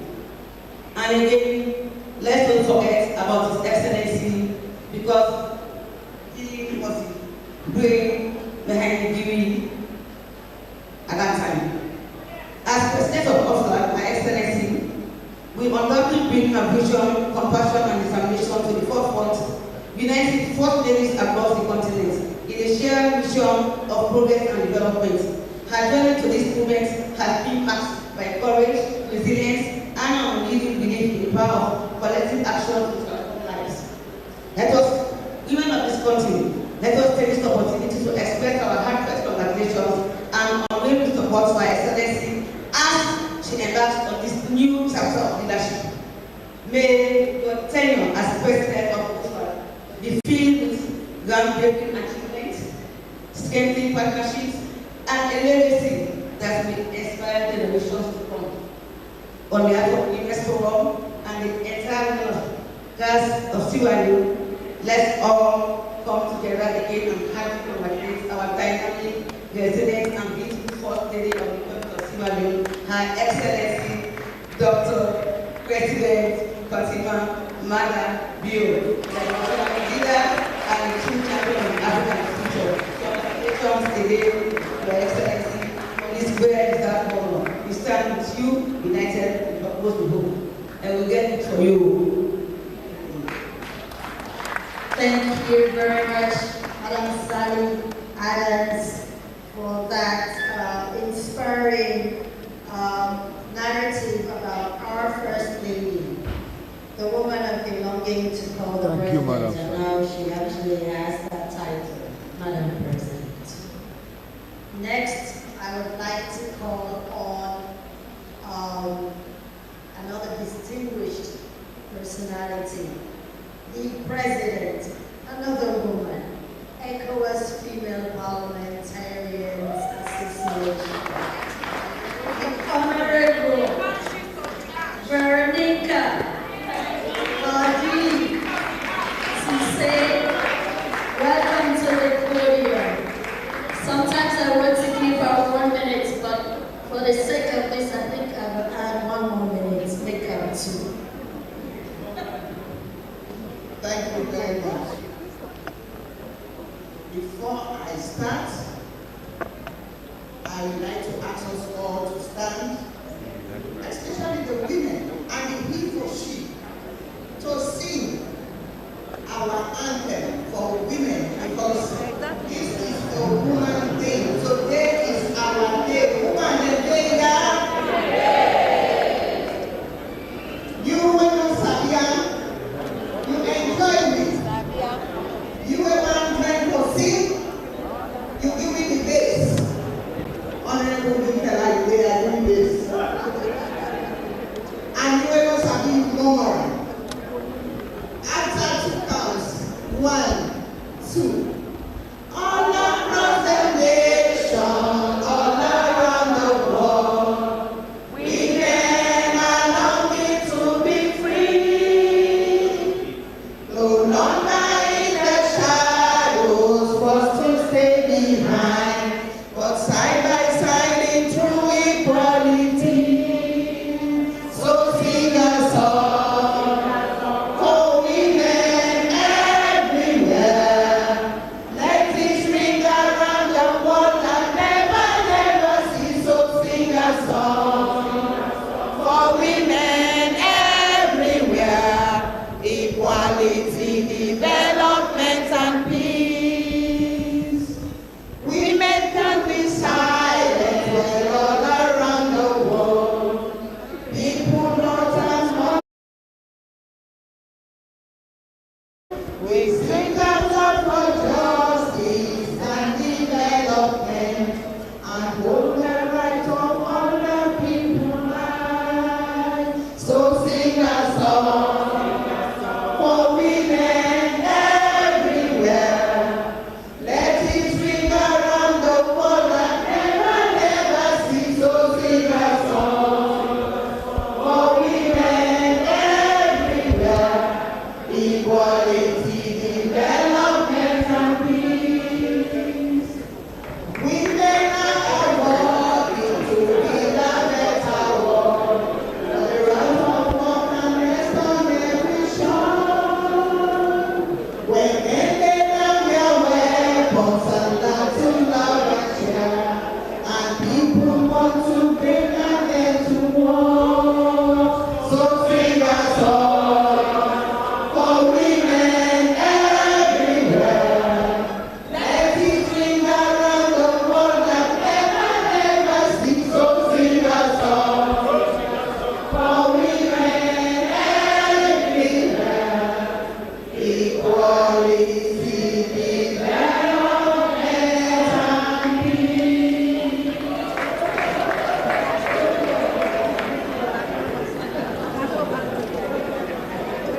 Thank you very much. And you know why I like to always sing that last stanza. Although sometimes people will say it's boring, but it sets the message.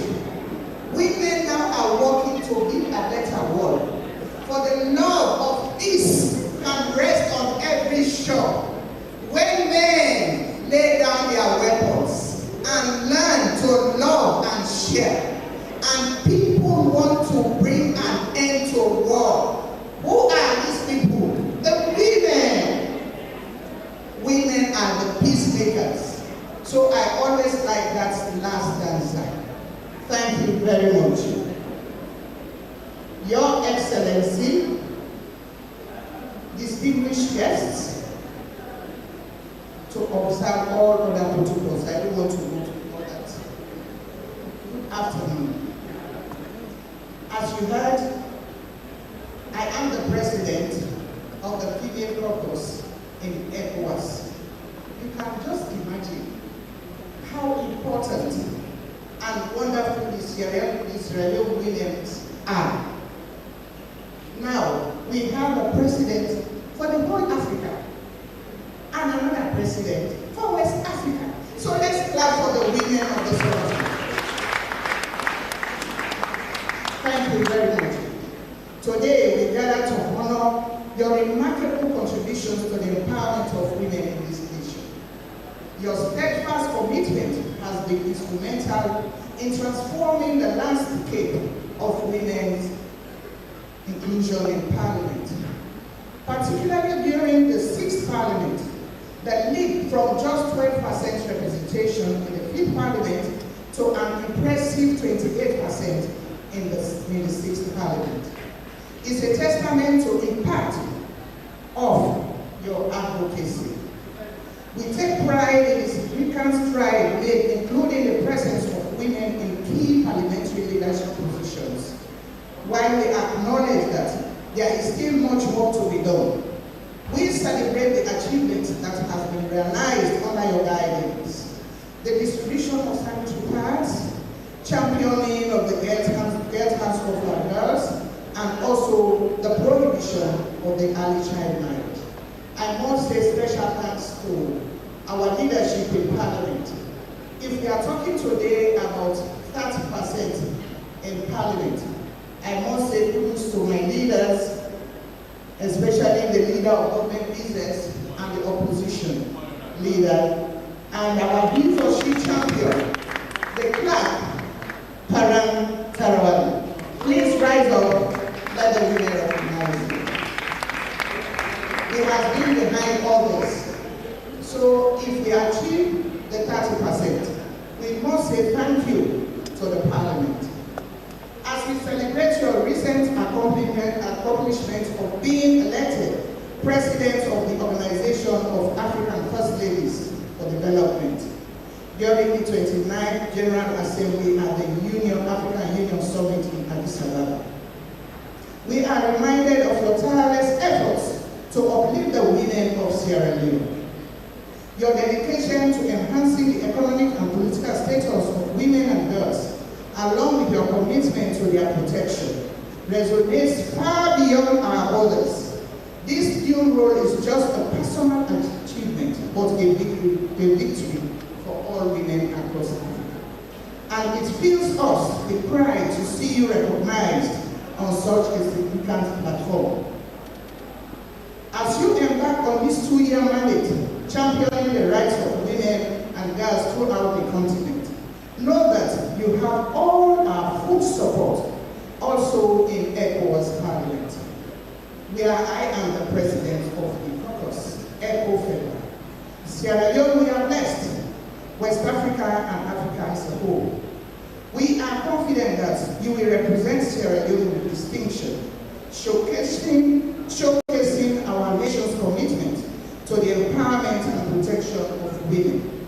On behalf of the entire women, the organizations here present, 50-50 Women's Forum, and all the other women's organizations, I'm seeing the mannequins, the women, the police, everybody here. We want to say congratulations, my dear lady. We look forward to your continued success and the positive changes you will bring to the lives of the women across this country. And for the benefit of those of you who were not there, I was there.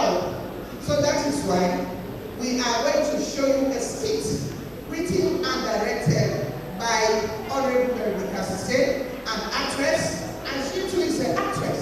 So I'm going to show you, we are going to repeat exactly what went on, what happened in Addis Ababa. I was there. I don't know for you. So with that, thank you very much for giving me this opportunity. Thank you. Thank you. So you see, see why I gave her 2 minutes? Because I know she's going to put together a scheme that will perfectly run for another 5 minutes. We're going to move this forward. Every speaker here is as audible and legible and understanding that I don't need to repeat what they said because it would be what we call in Creole tautology. So I don't want to do any tautology now. So the next speaker is also another female champion, Minister of Gender and Children's Affairs, another baby sister. You see, they all just tower over me, but they're all little girls, you know.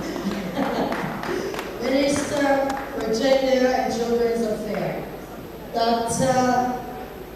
Isita Mahal. Another 2 minutes, madam.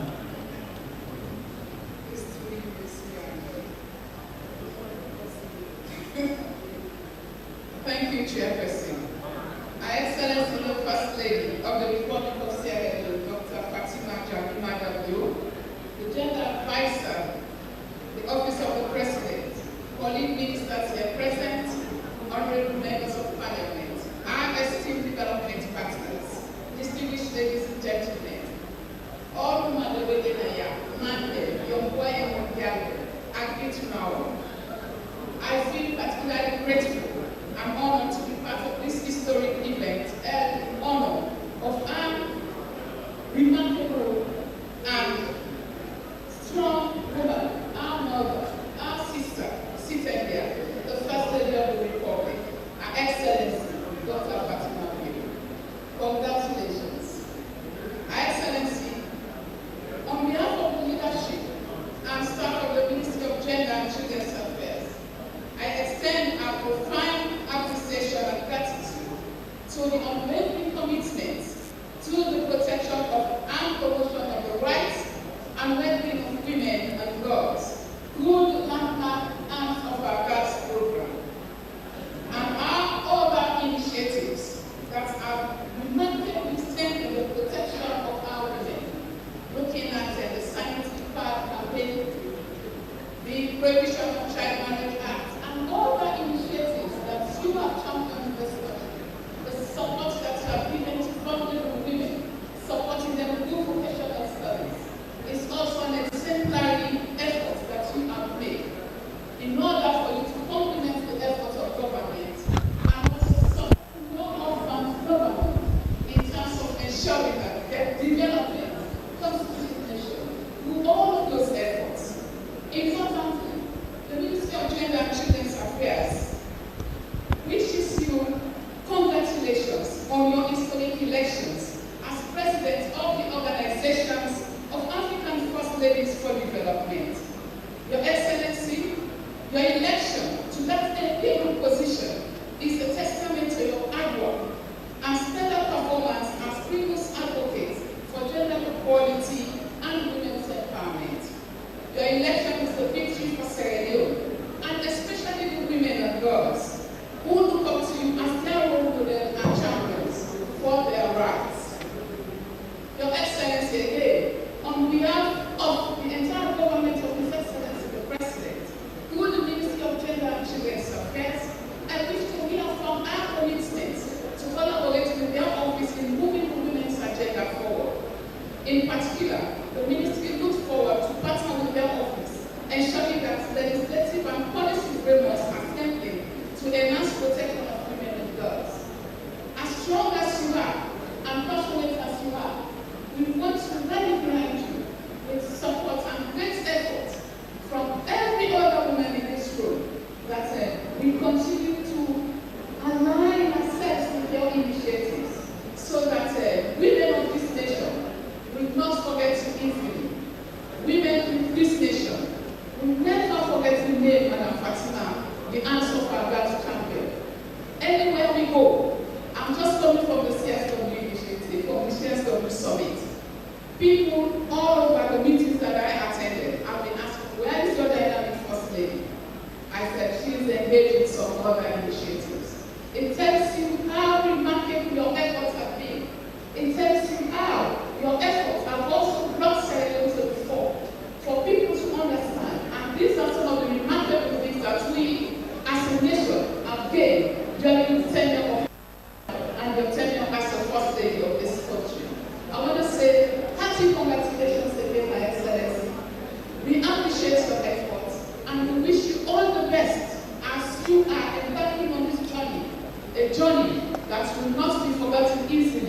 in the office or the organization of First Ladies of Africa.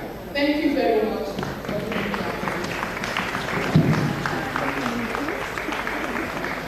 Thank you, Madam Minister. We understand that her work has earned her international acclaim from her work on global humanitarian efforts, where she was awarded and recognized by the United Nations and other world leaders.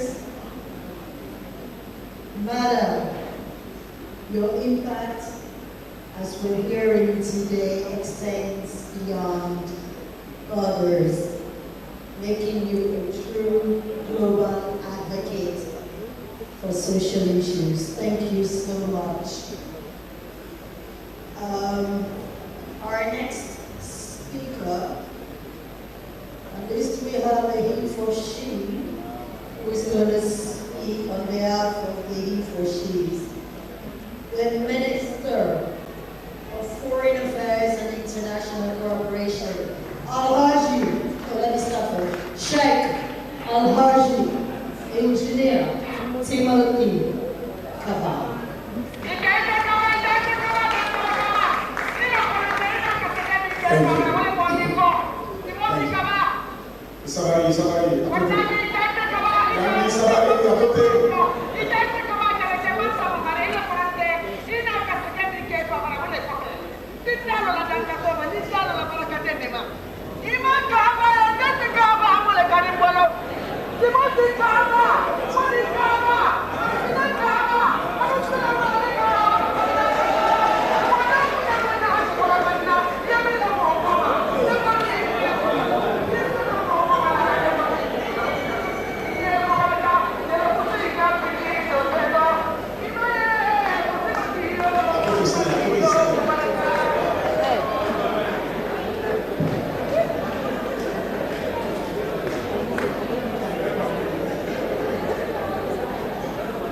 Excellency, the President of the Organization of African First Ladies, Excellency, the First Lady of the Republic of Sierra Leone, Madam Dr. Fatima Mada Jabinio, Excellencies, members of the diplomatic corps, colleague ministers, Secretary to President, religious and traditional leaders, our revered chiefs, ladies and gentlemen, celebrants of this great occasion of the inauguration of Our Excellency, the First Lady of the Republic of Sierra Leone, who came home a little over a month with a trophy for having been elected as the President of the Organization of First Ladies of Africa. Excellencies, distinguished guests, in 1995, the World Conference of the United Nations was held in Beijing a little under 30 years ago in September of 1995. This conference promulgated principles that reinforce the equality of men and women in pursuit of their life. On the heels of this declaration, the Beijing Declaration, the women of Africa married to African leaders will not only accompany their husbands to the African Union Summit, but exactly a year after the Beijing Declaration, they commenced the African First Ladies Summit at the center of the African Union Summit.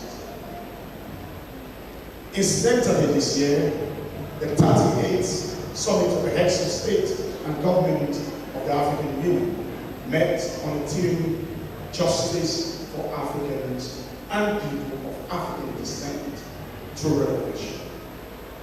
These coincided and also aligns with the theme of the OFLAG 29th Summit, which is African First Ladies champion women's leadership and rights through African heritage. It was in the heart of this 29th summit that Her Excellency, the First Lady of the Republic of Sierra Leone, was resoundingly elected the president of that organization. Congratulations, Madam President. I still have a message on my phone. Tell the man, say, I won't win. And I informed your husband, I saw the beam on his face. He was delighted. Usually a very stoic personality, but I could see, I could sense, I could feel the joy that exuded from your husband when I conveyed the message that you have been elected president of Ofla. Congratulations. Ofla, over the years, has united the voices of African First Ladies, government and development partners to promote improved access to education and access to healthcare services through targeted campaigns like Free to Shine and We Are Equal.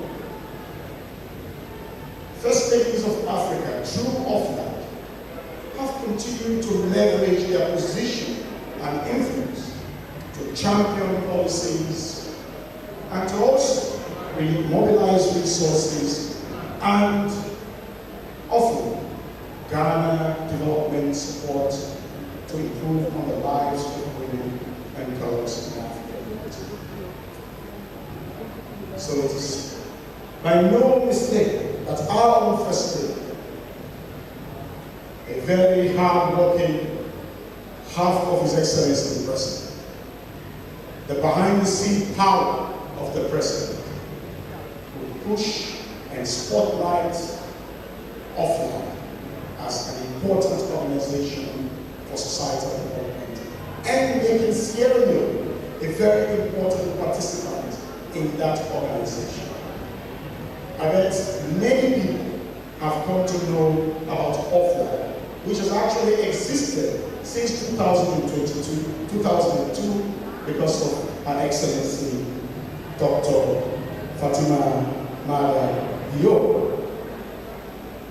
I remember on the 15th of February, I represented His Excellency the President in the African Union Business Security Council, and then came to the hotel. But before I came to the hotel, I was sitting very close to the Foreign Minister of the Federal Republic of Nigeria. We were the only two foreign ministers in that meeting of the heads of state and authorities of the African Union Business Security Council. And I said to him, my brother, where is Oga? And he said to me, you don't know what is happening. Oga is with First Lady. Your First Lady wants to give her trouble. And in fact, I said, oh, how now? He said, Oga was not going to come, but your First Lady is stubborn. He says, so the First Lady of our Republic, of the Federal Republic of Nigeria, she has come to private jet with all our workers to ensure that she becomes the president of Ofla. I was sitting there, ladies and gentlemen, very worried for our First Lady and for His Excellency the President. We don't have a private jet, not to talk about two private jets. And then I returned to the hotel. I went to the President's holding room, and I met the First Lady and His Excellency the President. And I said respectfully to Madam First Lady, I said, this is going to be the battle of David and Goliath. I said, but I'm not sure if you could find a pebble in the valley of Elah to fight against Goliath. She was very confident, but as foreign minister, conveying information that two private jets with businessmen had descended in Addis Ababa. There was a sense of despondence, discipline in the face of the First Lady. But then she said, well, Me na born again. And then I said, you're right. And I said, Madam First Lady, let me give you some exhortation in Islam. She said, what is topic? I said, no. I said, there is a surah in the Holy Quran, in Surah to Imran verse 26. And she said, what is surah? I said, no, listen. I said, the Quran says, and His Excellency the President said, now I said, what do you talk? And then the ancient Christian missionary in me, I said to the President, Mr. President, Romans 13:1, it says, every man must subject themselves to the authority on earth, because all powers come from heaven, and sanctify them. And the President said, $500,000 save money for campaign. They said 2 private jets. And then before I left the room, I tapped my sister on the back. I said, you don't get money, but my God gets. And indeed, God works in a very, very kind and mysterious way. But this is not about miracle. This is actually a product of hard work.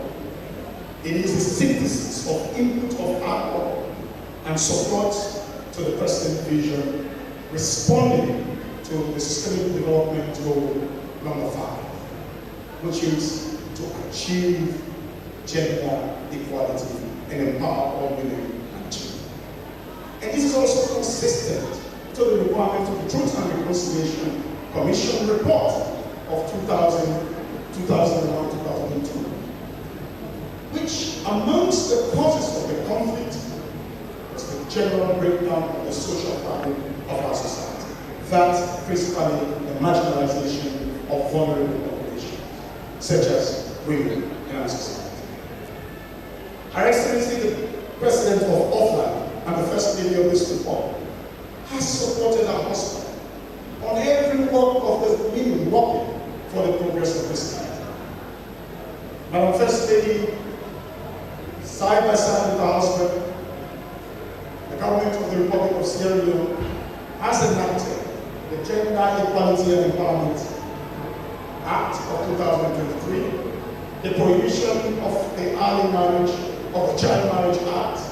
These are all progressive laws that do not only protect women, but also give women a platform to reach their God-given potential. Today we're here to celebrate the pride of our land, a woman of substance, a woman that has supported her husband throughout the husband's presidency. And we all feel pleased as Minister of Foreign Affairs to have another ambassador, a partner to the chief diplomat of this country, raising the flag of our country. Madam First Lady, congratulations. Congratulations. And I hope these 2 years of the presidency will bring more opportunities for the women of our country. As a geologist, let me leave you with what Solomon says in Proverbs chapter 3, verse 15. She is more precious than rubies and cannot be compared to anything which thou desirest.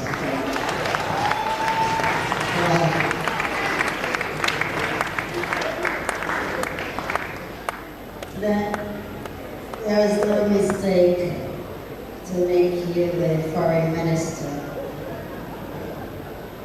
You spoke like a true diplomat, Mr. Minister.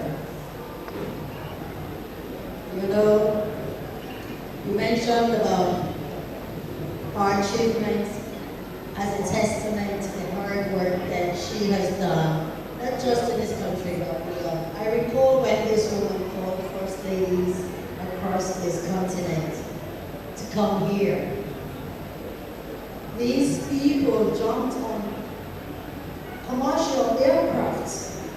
Some traveled for 2 days. Some are right here in drenching rain. So I have no doubt that, of course, God Almighty, which she only had, but also a testament to the commitment of those women in that room who would Madam First Lady, you deserve this. And thank you for being our president of Offline. So I will go to the next speaker, the president of the Sierra Leone Female Parliamentary Caucus.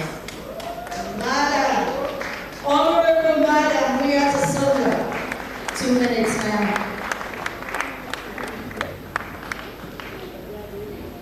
Put our hands together for her. Thank you. I was tempted to ignore, but I'm just going to remind Madam Chair that you are in the House of Parliament.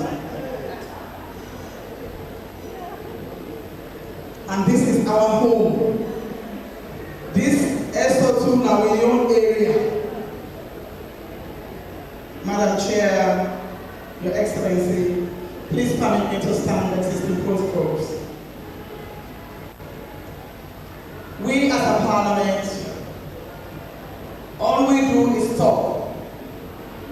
We make laws and we're very good at talking. And so we constrain ourselves, we limit ourselves when we are giving the podium to make it very brief. And that's exactly what I will do today. Then let me join the women of the Sierra Leone Parliament, the 6th Parliament, to congratulate you on your achievement. It is an achievement for all of us. And so we don't take it lightly, we cherish it. Which is why you are seated here today. Because for us, as legislators, we thought it fit that no matter how celebrated our First Lady is out there, no matter how we celebrate her, we want to make it very clear that as lawmakers, we want to celebrate her even more and in a different way. And so we worked with the office of the gender team in State House to put this together.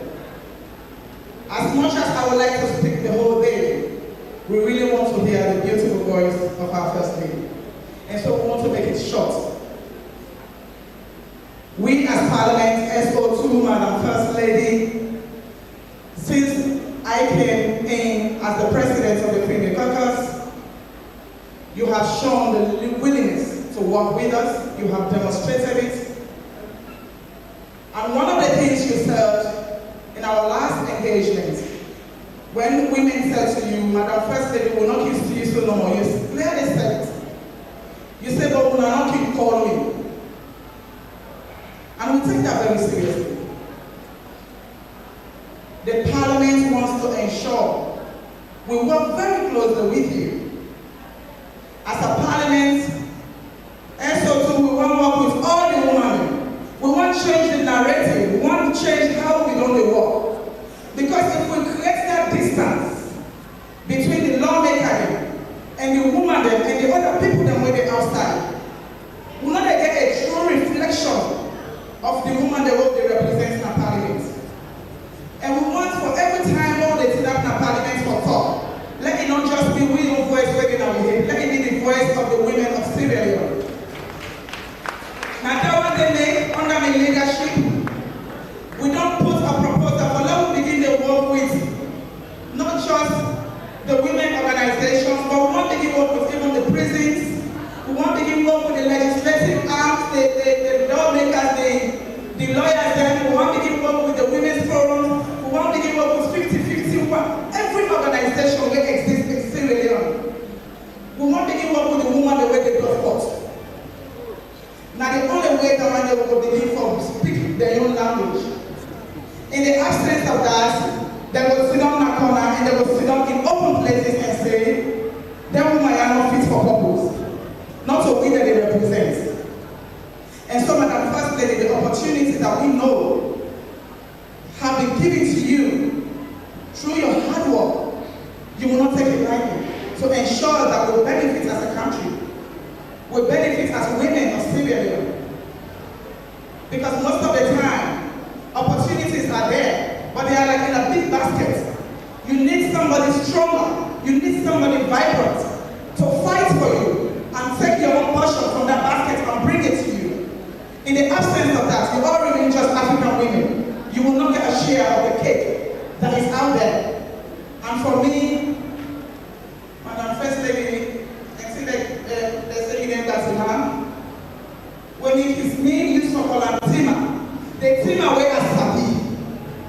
The Tima way as Sabi, you say when they walk out, they make sure that you know they sleep, you know they sit down. You know what's enough, but you will be on your toes constantly. And the woman that I know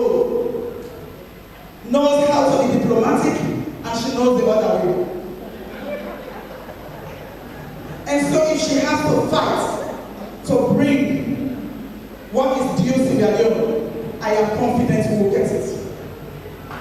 And I know the representation is not going to fall short in any aspect because she is competent, she's eloquent, her self-esteem is right up there, and nobody on earth brings her down no matter what you do.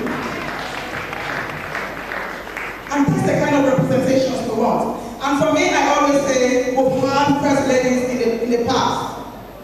But the gap, the pace that she set, the bar that she set, anybody coming after will struggle to fit in that shoes. Because it's so high.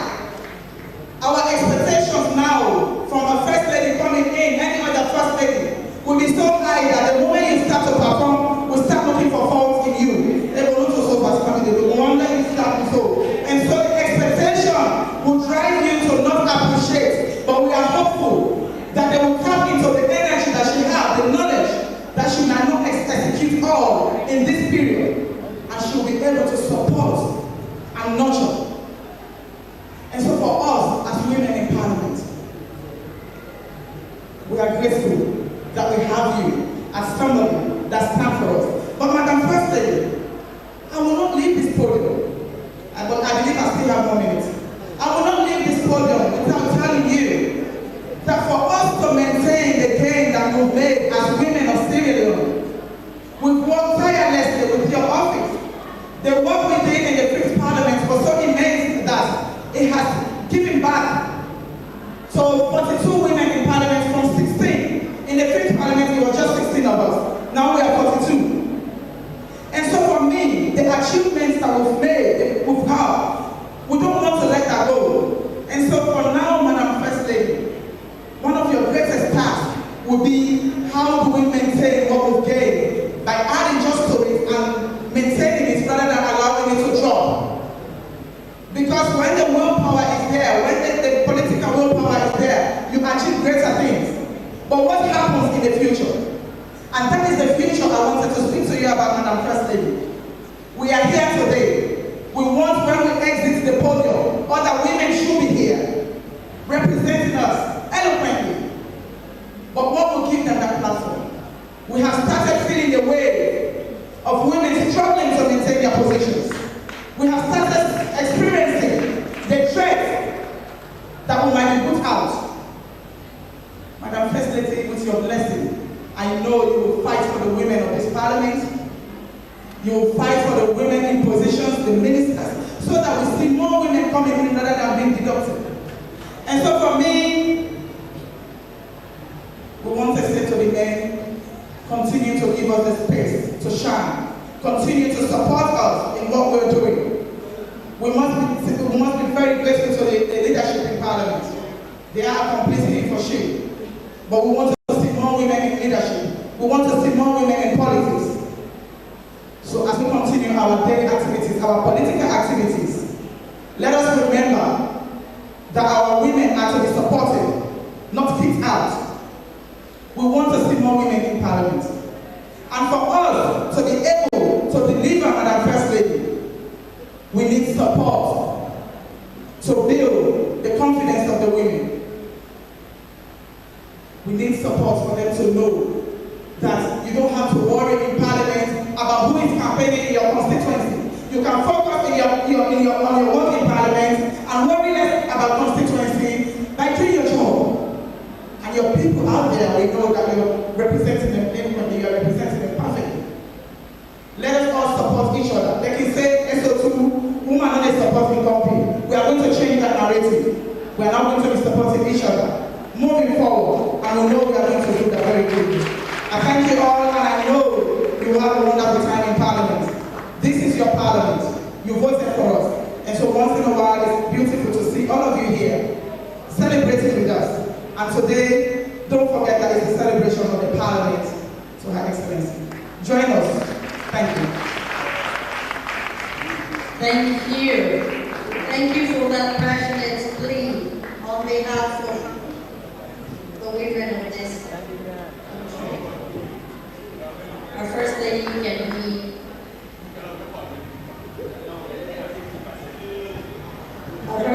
can be a princess, but when it's time for her to advocate for her for her pet project,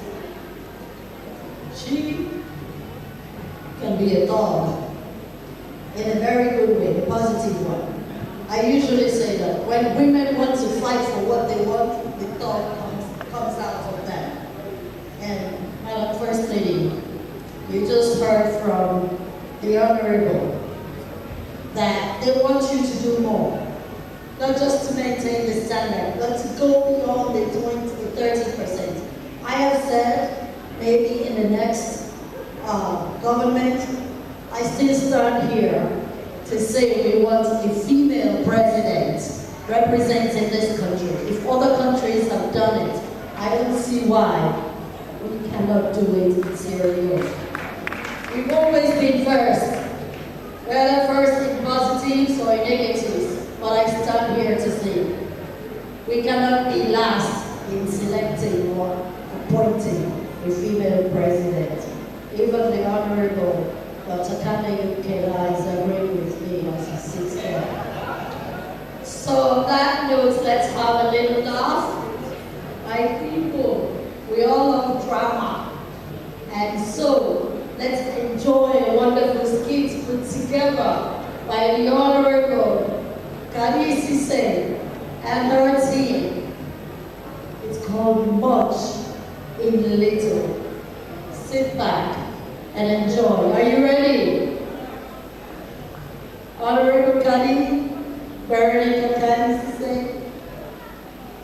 Thank you.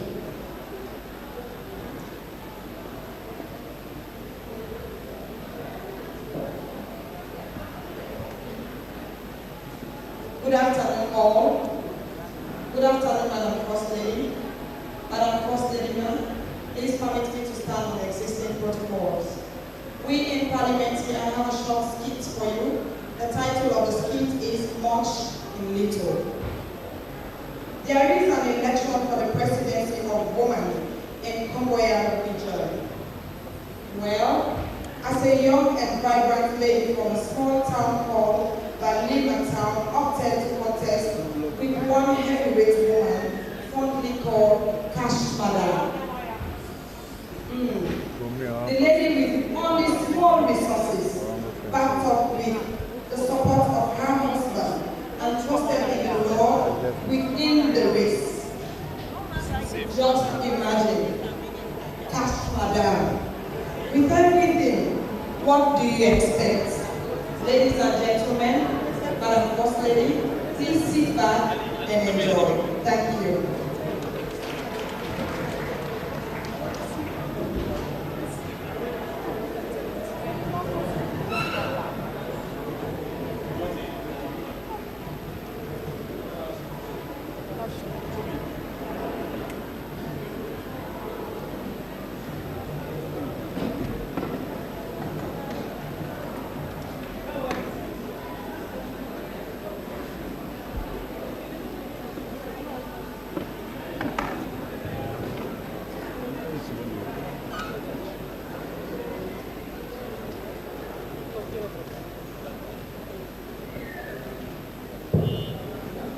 Good afternoon, ladies. Most of you know me. Some of you doesn't know me.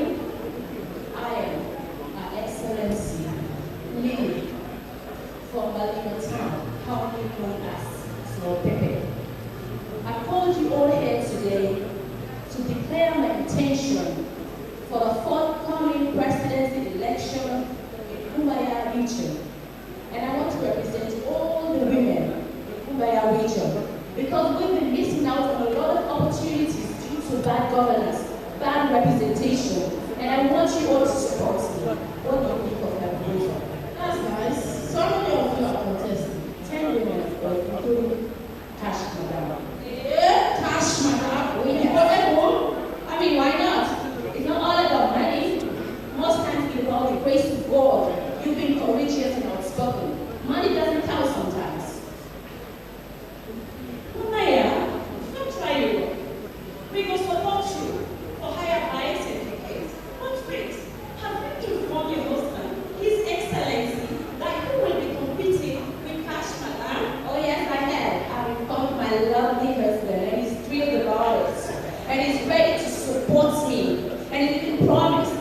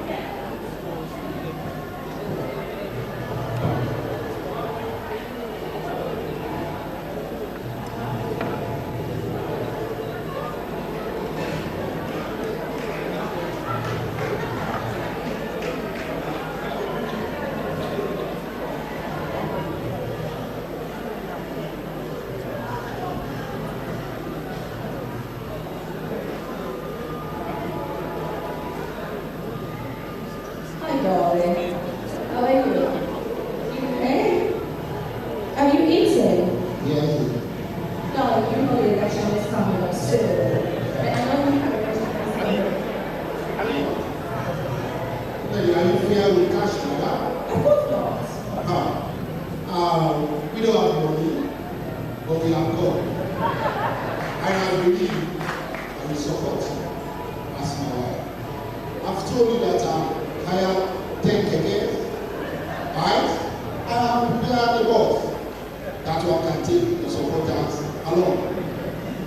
And stand strong. Be confident, and I believe you will win this election. Go and engage the guys. All of wrestlers, tell them your manifesto, the plan you have for them, and I believe success will be yours. Well, I will, and women are ready to support me, and I know I will win. Thank you, my darling.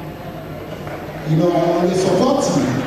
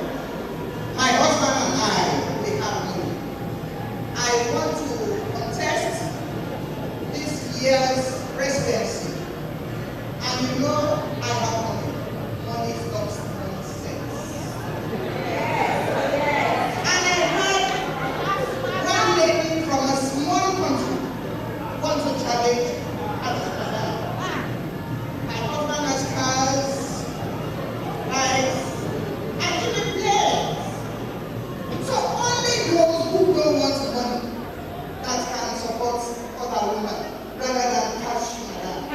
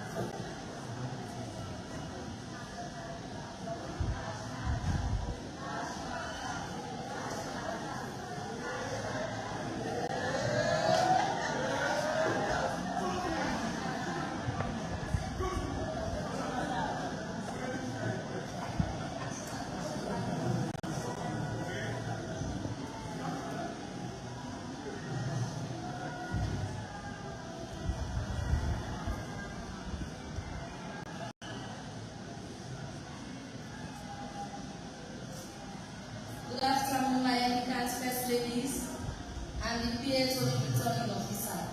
I'm here to announce her arrival, Madam Crystal Johnson. You are welcome.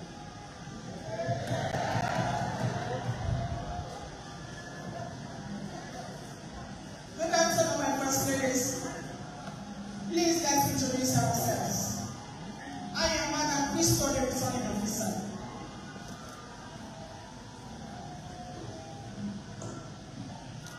Good afternoon, first ladies, and Her Excellency Florence from Boston. Hello, salam alaikum. I am Ayo Kash Madam. Her Excellency Kash Madam. Thank you. From the Congo region.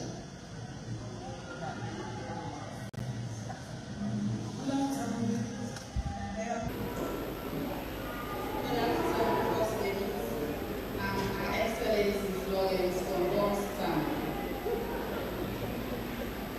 Hello, salam alaikum. I am Ayo Kash Madam. Her Excellency Kash Madam. Thank you. From the Congo region.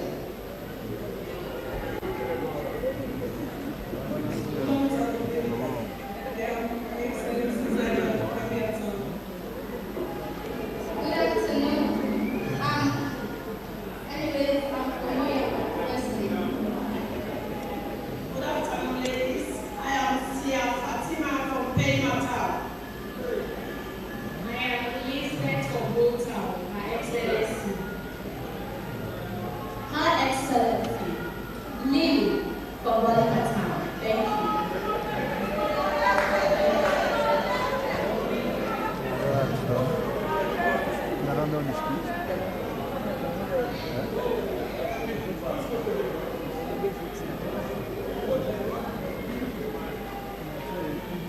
Good afternoon again, my erudite first lady. I am Madam Crystal Johnson, your returning officer for this exciting election. The essence of this process is your participation to make it a success. In that regard, we are not here just looking for an outright winner. But we are all ready to cast your votes. I want to kindly inform you all that today we are to celebrate unity, not competition. There will be no losers here. You are all just strong, amazing women making your voices heard. So let's make it fair, fun, and good vibes. Thank you all. Cash Madam and Madam Lily, I will give you 1 minute each to address the delegates. My wonderful mothers, sisters, as a young woman, I ask you to support me because I will be able to navigate the world in pursuing the cause of women in this region. And I assure you, I will do my level best. So my elder sister, give me the opportunity to serve you. Support me to be the president of this women in this region. And I promise you that the trust you put in me will go in vain. Thank you.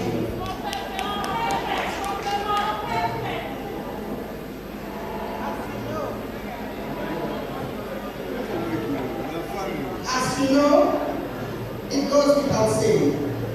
You can see it from me. I am Kash Madam. I want your support.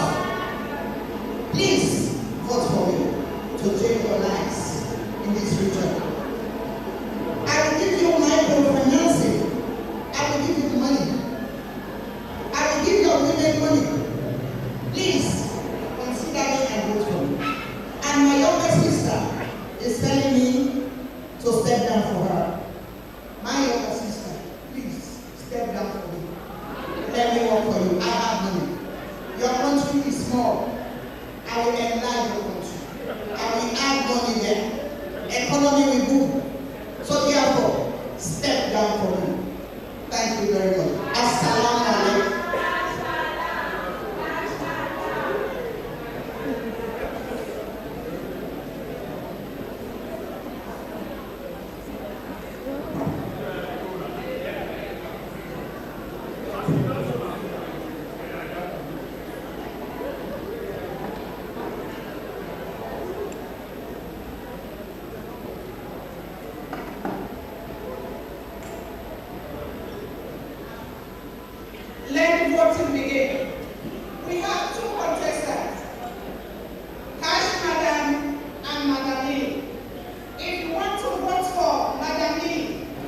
tick Madam Lee. If you want to vote for Cash Madam, you tick Cash Madam. Let's vote him again.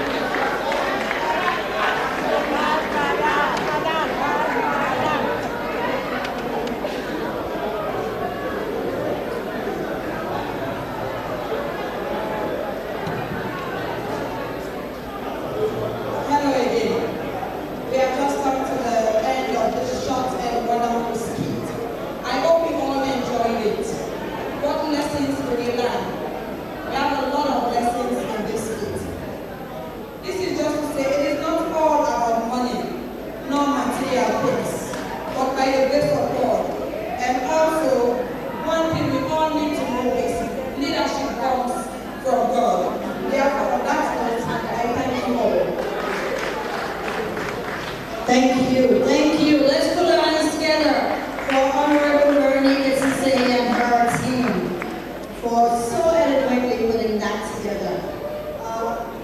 My Nigerian people, are you here? Any Nigerian people here? Anyway, I just want to say that this not be for provoke. This one I just light-heartedness. So if we do your own, now forgive us, And everyone know, Kedu, my Nigerian people, Kedu. So, as I was saying, this was just meant for light-heartedness, not to maintain, not to overcome the penalty of it. I'd like to now move this program forward by calling the leader of government business, Honorable Matthew Yuba, to come forward. I know I've been warned that this is the People's Parliament, and this is the Parliament, but it's still the People's Parliament. So I stand on my legs to say, Honorable Sir, may I crave your indulgence to speak for 1 minute, sir. Thank you. No need for SO. I will not say SO permission. Good afternoon, ladies and gentlemen. Her Excellency, Madam First Lady, permits me to stand on the existing protocols to just explain the work of Parliament, to see the gravity at which we are moving today. I want to use the opportunity to say thanks to my colleagues, members of Parliament. For today, we have attacked directly elected members of Parliament in the 5th Parliament of the Second Republic of Sierra Leone. Honorable Yukera Eta, I ask this august body to clap for us for having women in our Parliament to be elected. You see, it is not the rhetoric that matters. It is what you put into action. How do you change the narrative of the dynamics of those who are suffered because of one administration, because of bad policies? Today, President Leo's administration is a distinct administration. Policies, whom actions follow with policies that can work in the interest of the kingdom. And this is one. When we started a journey about empowering women for the legislative arm, they said we are not going to make it up. When we started a journey for us to have 30% of women directly elected to Parliament, they said it's going to be something impossible. And we succeeded. Today we are very proud as Parliament of Sierra Leone, in this 6th Parliament of Sierra Leone, to have women, not only women representing people, but women of substance, women that can push. We have listened to the first presenter from Parliament that introduced the program, Honorable Maramazono. She was in this 6th Parliament. She has also moved a private member bill that have been enacted into a law today. Under the auspices of the First Lady, she sponsored that program. This is the type of woman we are talking about. Some of us are not surprised to see her, and I don't want to say, decisively defeating our giant of West Africa First Lady.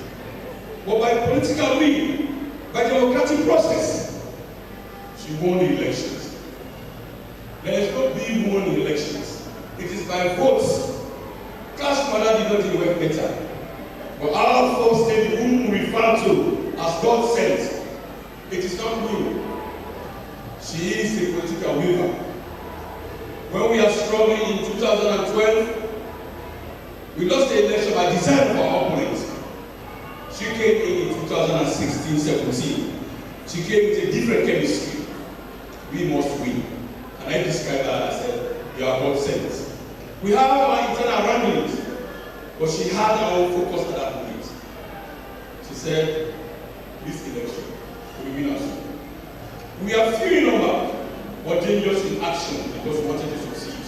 We started with inter-party discipline by making sure that rioting must be done, using our parliamentary structure in the SFP. She's not part of that parliament, but very instrumental by using some of us to make sure that the good thing must be done. Today, she described me, she looked at me, and she suddenly looked at me and said, you, there you know the politics. The politics department is what's not correct. So, you know, we operate. She's very sensitive about things around her, but she's very mindful about the future. She's very mindful about where we are going to land, and victory is always our concern. That's why when she defeated our first lady from the other side, it's not anything strange for us. But we need to move on. Just to tell you that women can never take space at the back in our administration. We need to work side by side. That's why some of us, we are very instrumental in driving the force behind this administration. Women, they are very important. Some of us are there to women at a very fragile time in our politics, and we succeeded by having women around us. You cannot play with them. They are very consistent more than the men in terms of politics. They are a force to head our politics. Madam First Lady, for me, it's just to wish you well and to say, continue to do your best. It is not easy to bring a woman down. In this business of politics, it's by you do the good things. When you triumph over evil, good people always rise about things that are very difficult. She has done that a couple of times. She knows how to fight. But let us fight for the good of a ordinary man and woman. But let us fight for those who are disadvantaged in this country. Let us fight for the good of Sierra. Let us stand tall to defeat those who don't have decent qualities for women. Women are the pillars of the success of Sierra. May God bless us all. Thank you very much. Thank you very much, Honorable Leader of Government Business here at the Parliament of Sierra Leone. I would also like to recognize the presence of the Leader of the Opposition, Honorable Abdul Kabo. This just shows that this room is full of what we call palava sauce. Rishi inside, pomode inside, like fish, skits, what do you call that fish? SO2, sorry. Honorable Daniel, thank you also. You're there in our midst. Another member of the opposition party. I would now like to continue this celebration. We have a distinguished guest here, my own minister, my boss, Mr. Chernobyl, Minister of Information and Civic Education. I want to tell you one thing, don't jump yet. I want to tell you one thing about this man. This man can talk. Hey! His talking was an Olympic sport in the world, eh? Salon for not a gold medal. Not to answer to Twitter. Honorable, the floor is yours. Very much. Your Excellency, the President for the African First Ladies Association for Development, Ministers of Governments, Leaders of Parliament, distinguished Secretary to the President, leaders of our community, members of the diplomatic and consular corps, family in Assalamu alaikum. I guess a simple and yet difficult task to present to you the possible Naoya who come for honor. So I want to ask you now, let me permit me small, let me take a few minutes, Madam Chair, for answer a simple question. Who that na Fatima Mada Jabi Bio? Who is Her Excellency, the First Lady of the Republic of Sierra Leone, and now the President of Africa? Who is this beautiful, amazing, impactful woman? So I am going to venture into the world of superlatives. So I thought I should start maybe by establishing my authority to venture into those world today. In 2012, the former First Lady of the United Kingdom, Sarah Brown, married to Gordon Brown. And I joined hands and we started what was called the World School, a global organization. Because of my work there as well, when the then First Lady of the United States of America, Madam Michelle Obama, was invited to give her first speech at the United Nations in New York, she chose me, my humble self, to introduce her. So, ladies and gentlemen, I have had the privilege of introducing the First Lady of the UK many times, the First Lady of the United States. I have been on panels with the First Lady of China, First Lady of South Korea, and many First Ladies around the world. So when I tell you that no First Lady in this world, are you ready for this, reaches the level that combines the unique passion, compassion, fierceness, and impact that Madam First Lady has done and represent to this world, to Africa, to Sierra Leone, I'm not just talking. It is something that is based on my own experience in this field and my years of interaction with First Ladies. Madam First Lady, I was reflecting today and I thought, what does Madam Fatima Bio represent? So I see Auntie Sylvia Online is here. Madam Fatima Bio represents the very best of Sierra Leone. She is an embodiment of the best of our country. On November 27, over 40 years ago, Auntie Tikidaki Jabi and Pa Umar Jabi did something wonderful. Allah subhanahu wa ta'ala used her to bring to this world this amazing woman that we have here. First, she represents the diversity of this country. She was born in Kenema. Her father is half Gambian. Her mama is Sierra Leone. And yet, she represents and brings together the rich tapestry of the diversity of our country. She represents the very best of our country. She attended Anzaru Islamic School, and then she attended the St. Joseph Secondary School Convent. If I was you going to be I want to understand you. If you want to forget First Lady, presidential material, the very best and the most elegant Nasalo, I want to understand St. Joseph Convent. I'm privileged for saying secretary to Conventunia. We send me away from Conventunia, so I want to just say this part. But when I say she represents the best of Sierra Leone, the reason I was saying that Cecilia is here, she is, if you think about her character, she is the lion that Prince of Wales is looking for and they cannot find. She is fierce. If you are going into any battle, here, anywhere else, the person where you are for day inside the same team for first any battle. Now, you sabi the mami?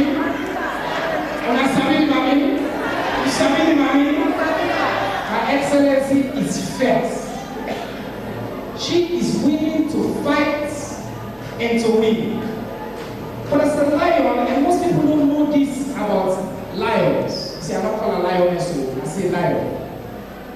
Most people don't know this.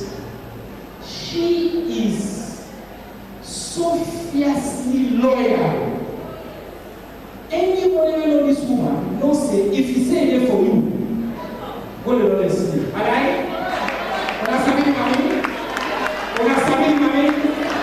She is fiercely loyal. Her husband knows no matter what the apple, the mommy is stand by now. Apart from her loyalty, she is deeply generous. I don't mean people educated as big hearts as the man. You know, me and my mother, today in that area, they will probably charge me so, I'll pass so, we talk a little. But she has an innately generous personality. No matter what thing happen, almost the young I know are bad. If you demonstrate humility, you come to this woman.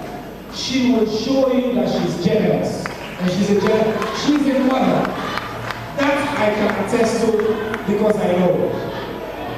And like Sierra Leone, she is elegant, she's beautiful, she's classy, she's just dynamic.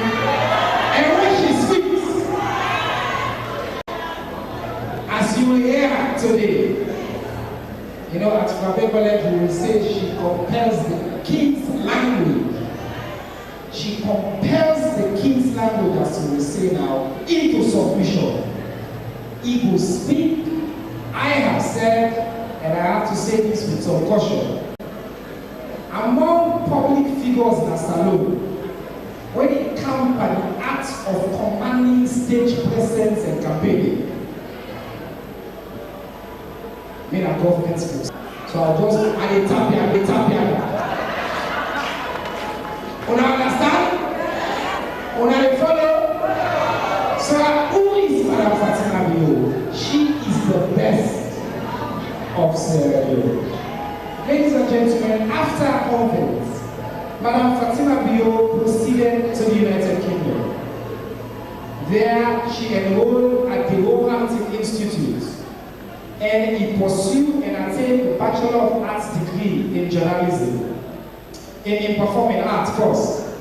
And then she also has from the London College of Communication a Bachelor of Arts degree in journalism. I learned doing this research that Madam Fatima Bio be one for being a lawyer. He even enrolled and starts the process. But in Mama say, lawyer there, and what are there, Francis Kaibala, one of the big lawyers that we can see. And since he can say, in your picking, the one they go here for.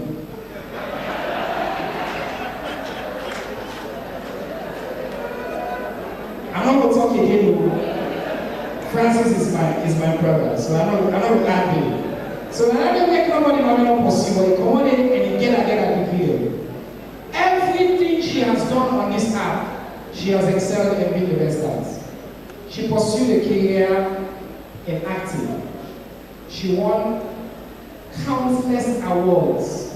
Best female actress, best actress, best movie, best anything she did. She was number one. Because she believes in excellence and hard work.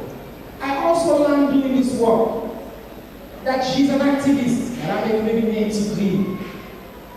From when is small at age 17, she mobilized people here in the Gambia for first, apparently meningitis was killing kids. She started activism at the tender age of 17, mobilizing resources for safe beginning life between the Gambia and Sierra Leone. Now we'll clap for this woman. So not of today, it starts for care about saving lives. Now in position, we don't do all this amazing work. Something that some people don't know.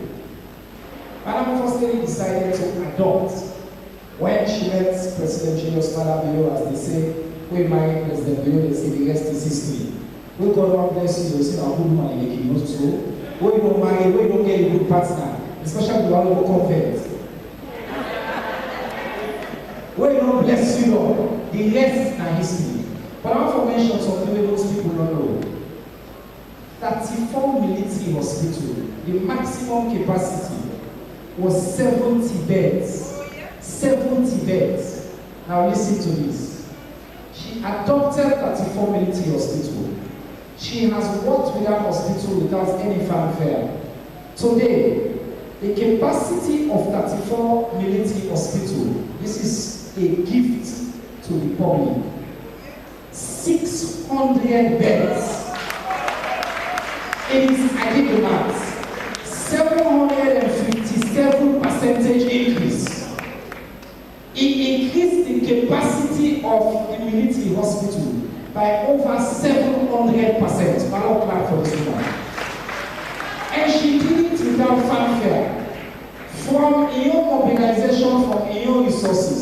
And I know this because when I'm in a purpose school, she took me there and said, can't see what I do. She set up as well a center for excellence for support the women of this country when it comes to these things. Madam First Lady has been appointed by the United Nations Secretary General Advisory Board of Eminent Persons on Zero Waste.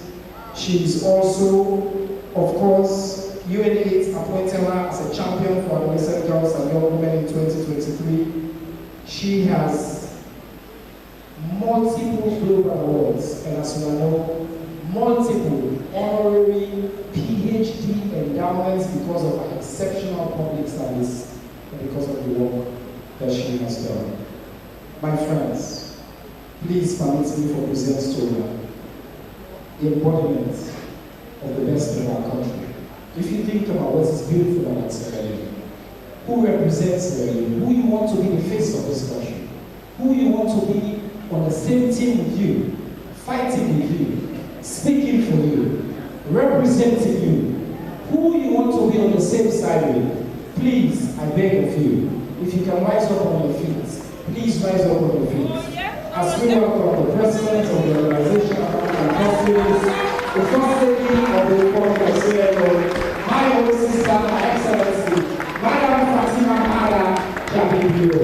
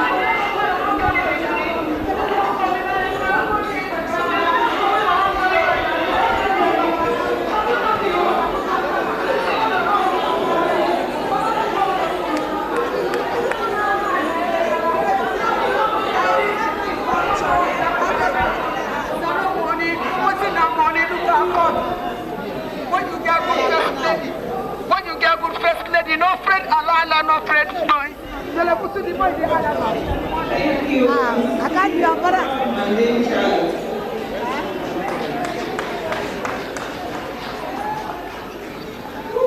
Kenema. So, I believe we've had a very long day today. But let me start first of all by honoring the members of Parliament. When we come to the House of Parliament, the first thing we should remember is the fact that in Sierra Leone today, it is the Parliament that actually runs the country. When you have a good Parliament, you will have a very good leadership and the representation of our nation. When you have a bad and corrupt Parliament, it will also show on the leadership of our nation. I want to say we're here to celebrate Fatima, but I want to celebrate this Parliament, the 6th Parliament, because this is the Parliament that, since independence, we as women will be proud to say they are complete he or she, and they believe in women empowerment, and they believe that they are willing to leave the seats and allow our women to take the seats. I don't know how many of them will allow us to do that in 2028. But I know this particular Parliament is a he-or-she Parliament. I have worked with them, and I can say to you, I have not met honorable leaders. Honorable, when I say honorable leaders, I mean honorable leaders like Abu Kambo here. Can you imagine this from ABC, but I have to honor him because he's a man of his word. And he believes in gender equality. My brother Numa, who is the leader of government business, of course representing the SLBC, we've come a long way, myself and Numa, and I understand what he thinks and I feel what he thinks before he even starts to act. Because Numa has the heart that represents not just our party but our nation. So I want to also celebrate our members of parliament and to say thank you. Thank you for standing with us. So the women of Sierra Leone, let me start first of all, please. Our Women's Forum, who is the umbrella body for all women organizations in our country, the Women's Forum, 50-50, I With Women, Connect, the Fula Chief, who is here with the Fula community, my Manden people, the Maningo community area. And this, I have to really say, I have to talk about this a little bit. It's the Soso community. And you know why I have to single out the Soso community? When the Soso community decided to start their celebration in Sierra Leone, the greatest king of the Soso community drove in from Guinea to Sierra Leone, and he attended the program in Cambia, and I was invited by Honorable Yunkela to attend that event. When you understand what culture means, when you understand how culture brings us together, and the way this tribe actually showcase what it means to be a Soso person, not just in Sierra Leone, but within the sub-region. I was so envious, and I believe that the king saw that in me, and he called me forward and said, listen, let me pray for you because I know you are going to be greater than this. Honorable Kandeli Kera, it was after that prayer I went for this election. And I want you to say to the king, even after my election, he sent me a message on my phone and said, congratulations, I told you, greatness awaits you. So please extend my gratitude to the Soso King in Guinea and say I'm waiting for my invitation to attend the return match. Because we're giving them first half here and we're hoping that we'll do second half in Guinea. Today, I realize that we have this many mommy queens in our midst here. We have mommy queens from all around our country who are here representing their districts. I want to acknowledge you. My mothers are here. The wives of the paramount chiefs are here. I want to acknowledge all the wives of the paramount chiefs who are here because the paramount chiefs are our custodians of our laws. And I also want to appreciate, I'm not acknowledging this group of people, I'm appreciating them. I want to appreciate all the ministers and deputy ministers who work under the leadership of His Excellency, retired Brigadier Julius Mario. No one person can fix the country. No one person has a solution to a country. So President Bio will be remembered by what you people do for our nation. It is his legacy and your legacy that will be written together. So whatever you do, don't say they will say President Bio. Remember, we know who serves under President Bio. And it is by that extension we will say the leadership. Parliament is the legislative arm. When you are State House, it's the executive arm of our country. And you are part of that executive arm. And I want to say thank you for trusting in President Bio and serving under his leadership. And I pray that your own contribution to our nation building would be the best yet for us to remember. I want to also acknowledge the Army wives. Wherever I go, I have the Army wives and the police wives with me. I want to say I appreciate all of you so dearly. And the UN women and the members who are representing the UN women here, the UN family, the members of the diplomatic and consular corps. You know, you can be anywhere today, but you choose to be in the House of Parliament to celebrate a common ground of color, and I am grateful for that. And I want to also acknowledge my sister, the President of the Sierra Leone Parliamentary Caucus, Madam Bernadette, and hear them call her Yatta. I know she is Bernadette Wiata Kalon Songa. The Honorable MP for 008. And by extension, my grandmother is from 008, so which means she's my MP. I want to acknowledge you, my dear mother, Honorable Veronica Sise Imami, you don't alive. Cash Madam. Today you are beyond Cash Madam. Today your representation of the women of ECOWAS is fantastic, and I'm very proud to say, you know what? We are not running things, but we are changing things together. I want to appreciate you. I want to also acknowledge the presence of the Secretary to the President, who has left everything Madam is doing today to be here with us. If you are not a he or she, you won't bother to be here. If you are a pretender to be he or she, you will not be here. But he is a he or she, and he is here. My chairman, this morning when I was getting ready, the president said to me, he was not invited. So when the president said I was not invited, automatically I realized that, okay, the party maybe they did not invite the party. And then there turned up our great chairman, the Bullet. He decided to walk in just as his name, the Bullet, to grace this occasion. I know as long as you are in this country, you will be here. And guess what? The last few weeks, you know, Mr. Chairman, this is not a proposal, so many people in SLPP, you know, we are on our lower level election, right? So when things go right, no one is complaining. When things don't go their way, they start saying, Fatima, I give you presiding. I think Fatima give you presiding. So now I say, well, if I give you a presiding, I miss. When I say, when I give you a chairman, we don't give you a presiding.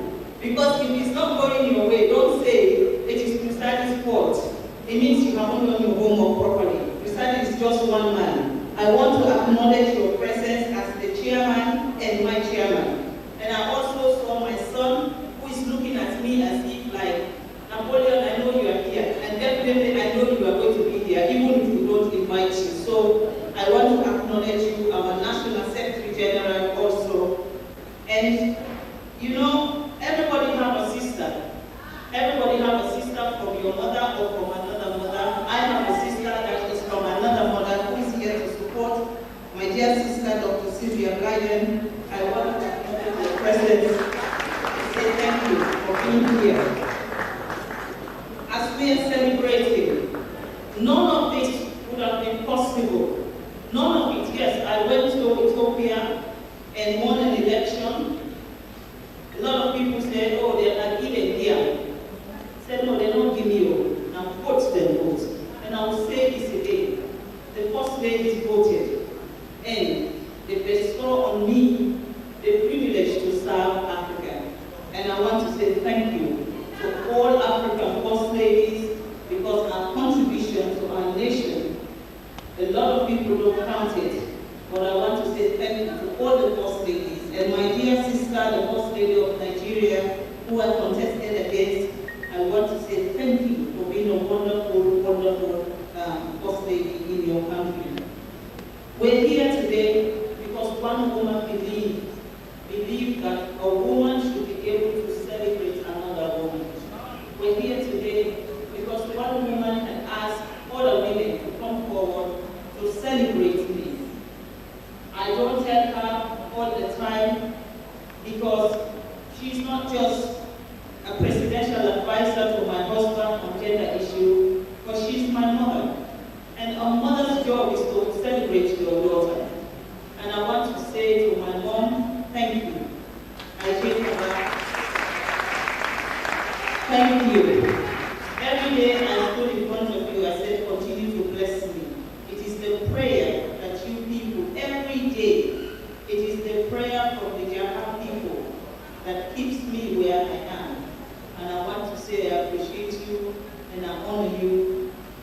see you as a politician, the only less I have for you is that you are my mother, and I want to thank you.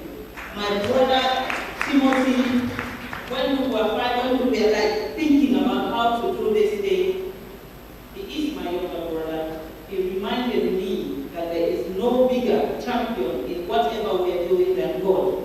And he said, we don't have money, but we have what?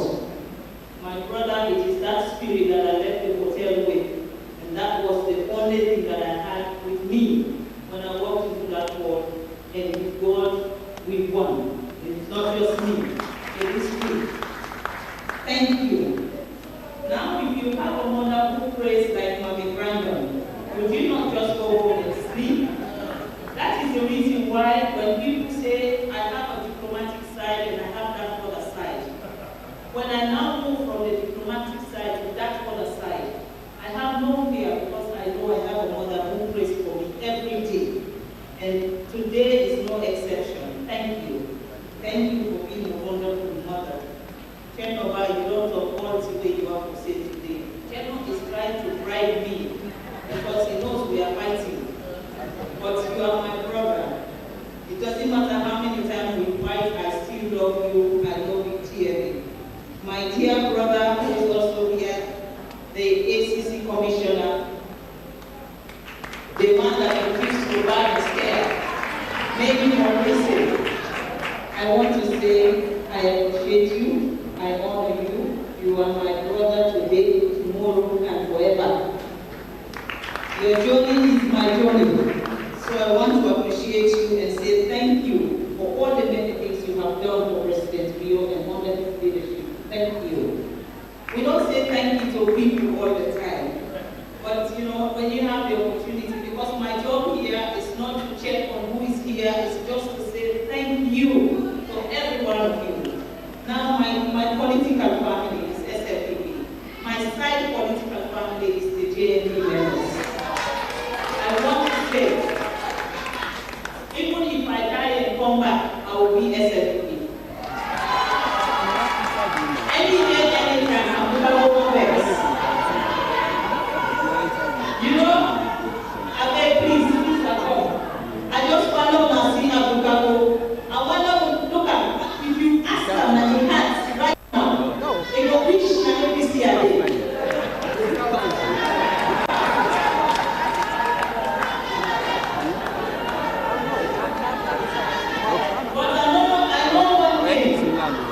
You know what? The honest truth is, we are in the House of Parliament. And when you are in the House of Parliament, this is where you can only say nothing but the truth, so help me God. That is why when you come into the House of Parliament, they ask you to swear to God. I believe, even Sylvia Blyden in her silent moment, preparing for 2028, knows that the SLPP is going to win 2028.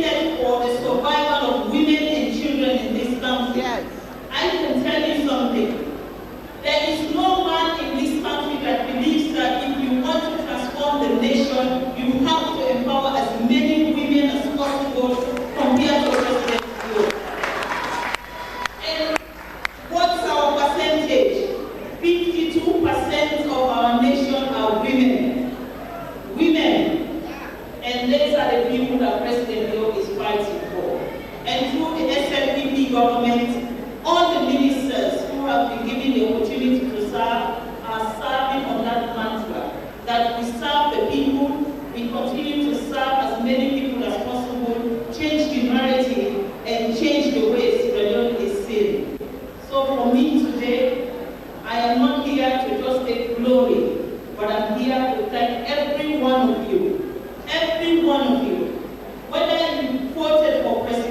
Romeo or not, just being a Sierra Leonean, a peaceful Sierra Leonean that want to live, we have the best thing in Sierra Leone. When it comes to religious tolerance, there is no country in the world that has religious tolerance compared to Sierra Leone. So with our religious tolerance and the way we now are asking our mothers to now start to focus on our children, let us do in-house. You cannot be afraid of your own child. It is our responsibility to bring up our children the way we want them to be, because your child absolutely represents who you are. Let us work together. Let us protect our children. Don't say it's government business. Government can only do so much. Your job collectively. When I was growing up here in Sierra Leone, I don't know who government was, because my government was my mother and my father. They are my government. My mother and my father, it was their responsibility to provide food for me. It was my mother and father's responsibility to make sure I go to school and come back home on time. It is my mother's and father's responsibility to make sure I do my homework and finish my studies every day. It is not government's responsibility. It is you, the parents. So please, stop saying, "Nakama government." And things that you know are wrong for our country, do not implement it because you feel it will give our country bad name. For anybody who is in the act of bringing bad name or shame to our country is one that does not belong in Sierra Leone, or somebody who have already left Sierra Leone and believe that Sierra Leone is now their own second home. If Sierra Leone is your first home today and your first home tomorrow, you would want our country to be the most prosperous and the most successful nation on earth. So our job as one family is to be able to work collectively in changing the narrative in a positive way for our nation. Today I can just say thank you to all of you here. You know, I've been gossiping the Director General of Slbc to Honorable Vice President, where I told myself, he said we should do 2 minutes. I said you should talk to the MC first. The reason being is she always have a narrative to present. But I am so honored to be on this planet and see a woman lead the SLBC. I am very honored and I want to talk and ask you. I can only continue to say thank you. When I was coming this morning, I saw bike riders who have left their daily jobs just to come with me here. Another transport for me now. I just know it today, and they change the narrative now. Today is my own day. So as you bring me to Parliament, and so on, I will take me, get people back. Yeah. So today is my own day to celebrate in this Parliament. But I will continue to celebrate a wonderful woman, Maya Masomo. I want to say thank you again for taking upon yourself in presenting the law today that we are standing upon and say we have banned early marriage in this country. I could not come to Parliament because I am not a government worker. But you said you will be the voice, not for me, because I'm not going to be married early again. I'm already president of this property. But you said you will do this for the children of this nation. God will continue to bless you. And that whoever fights you, God will fight them. It will not be your portion. I want to thank you from my heart to all the honorable MPs that are here, all the women who are representing our women in the world, and leader of government business. You were not here when I was with you. I said, the moment you think, I know what you are thinking. That is how far we've come. If there was anybody who were the most radical or who planned when we were in opposition, Honorable Kande, forgive us. At that time when Kande Yukela came and Kande was trying to overshadow Madam Yo, I said, Kande, this one, I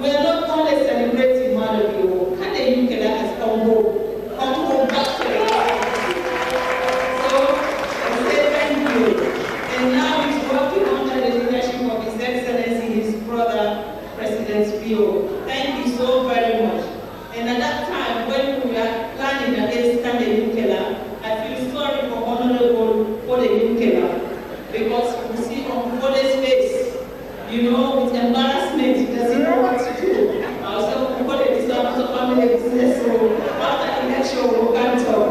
But thank you. Thank you so very much for standing with us and standing by man of you. How many thank you can I say? To the office of the First Lady. The office of the First Lady. Please, now wait a bit. Sometimes our constituency where you start my pressure flow.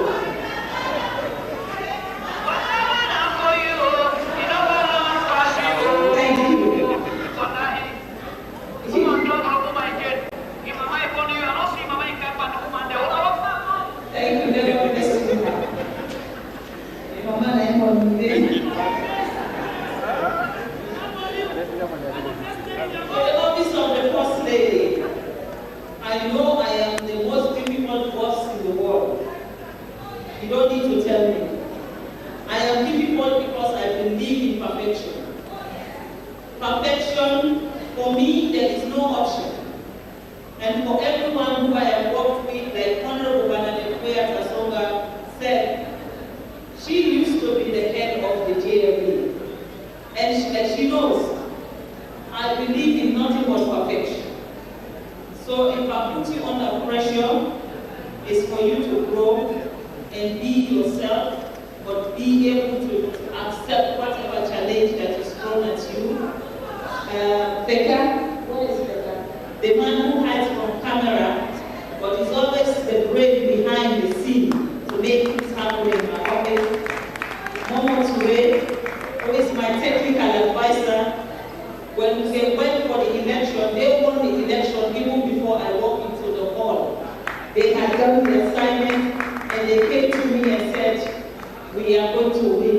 I said, how? They said, please ma'am, we don't go worker. But the only thing these two people did was really not, I don't know, when they were giving out money, they should have collected their own share. Still, because, you know, they are TAs.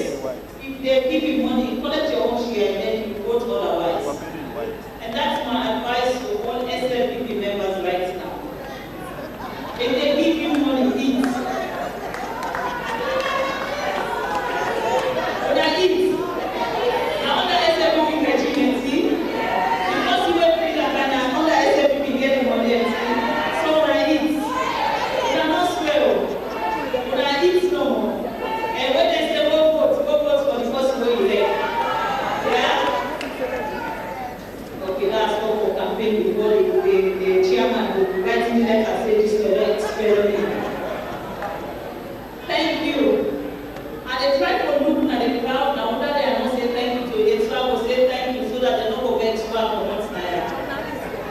I said to Nancy, I change the letter because the number of people that waiting at home, and they will pass through that and they desire. And by the grace of God, because now they organize, now they get already standing here for the next 1 year. So I will make sure say me not the common I have no enemy. Everybody I will make sure say I don't have knowledge. So I will look here pass back and see. Now all the way I not by your name. I appreciate you. Yeah? Now all the way pass. If I don't call you by your name, I appreciate you. All my way so pass.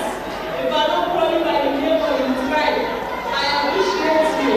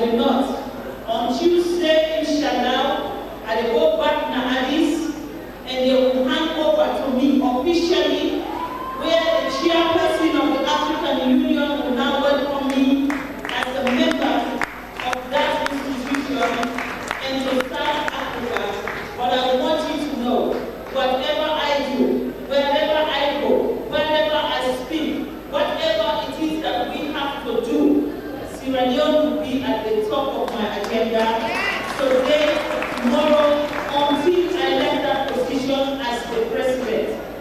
So please don't say, now when I'm president, we will change tomorrow. I'm not happy change. I don't hold for life for change. Fear. I'm not perfect. I don't know them who I'm back. Anytime I pay me grab, forgive me no more. Most times, this self you know say we must have been backfire.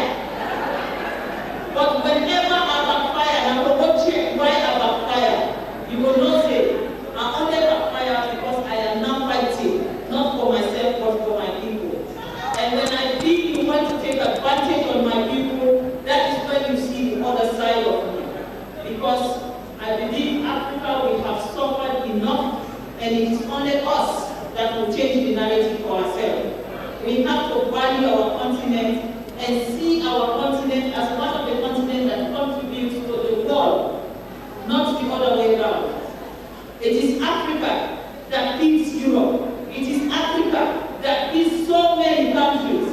If we are not who we are, believe me, they will not come to us.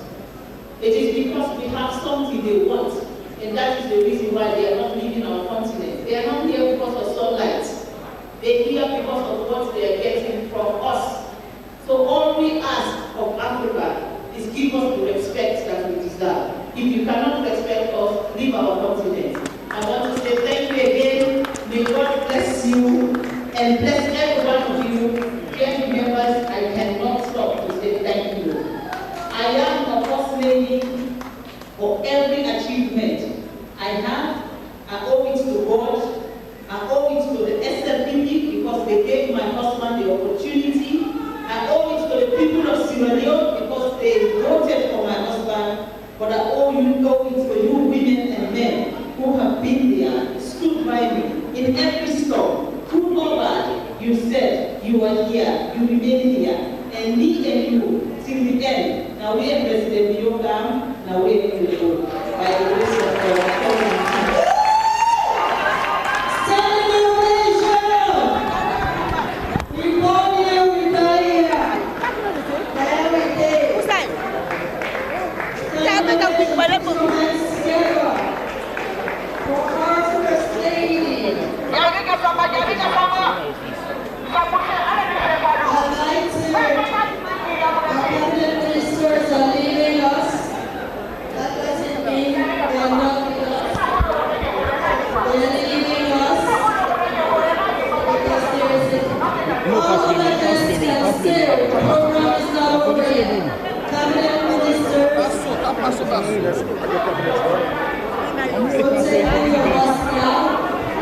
The program will continue, and our First Lady will stay with us. She's not leaving yet. We still have additions to the program. The program is not over yet. We're just letting our cabinet ministers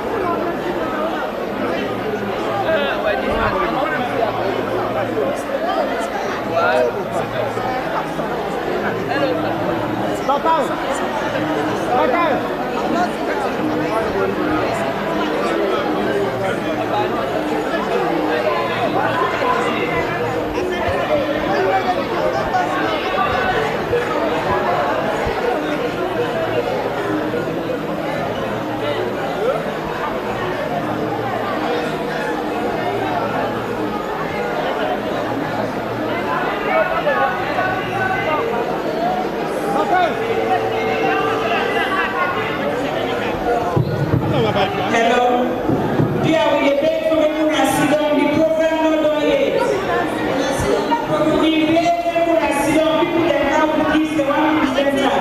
Security, can you? Dear, we want everybody to sit down. Security, can you close the doors? We want everybody to sit down. The program not done yet. We want to do photo shoot. We want to stop in one place. We want to sit down first.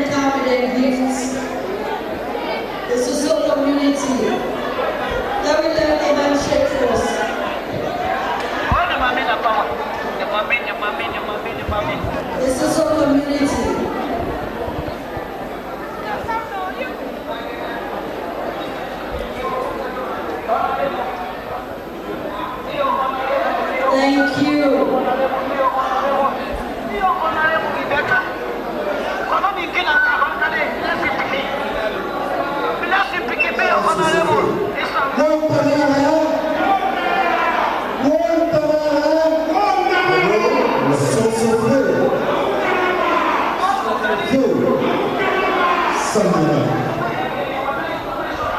Thank you. Let's put our hands together for this Soso community.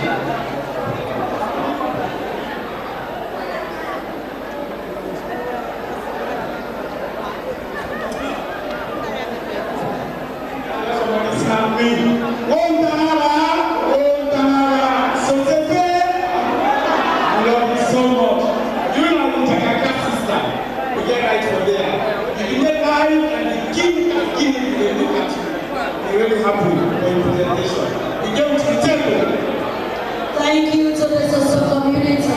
Now the Mami Queens. The Mami Queens of Sierra Leone. Thank you. Next are women, second women from Women's Forum. Next are women, get ready. The Mami Queens. The Mami Queens, after the Mami Queens, next are women, they can get gifts.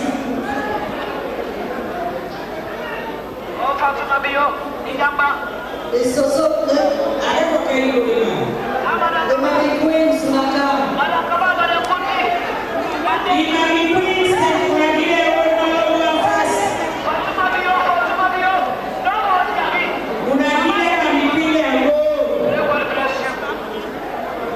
yes.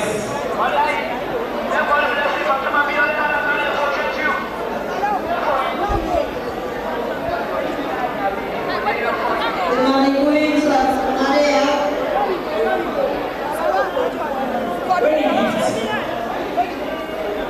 Presentation. Wedding coordinator.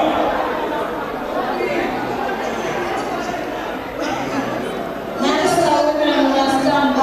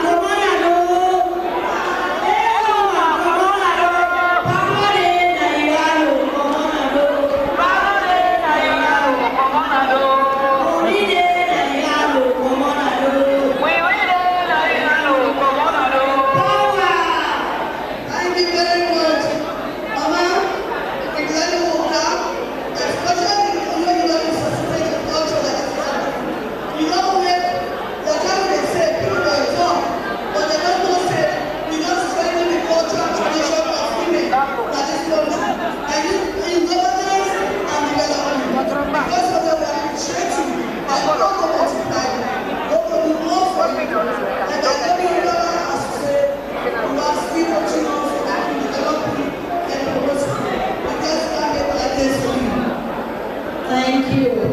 Next are women. Next are women. Next are women. Next are women. Thank you. When I give to next are women, thank you. Next are women.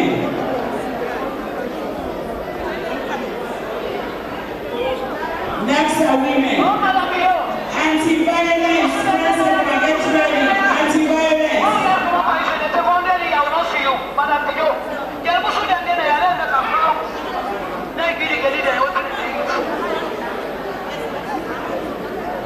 Next are women. One women's forum. Your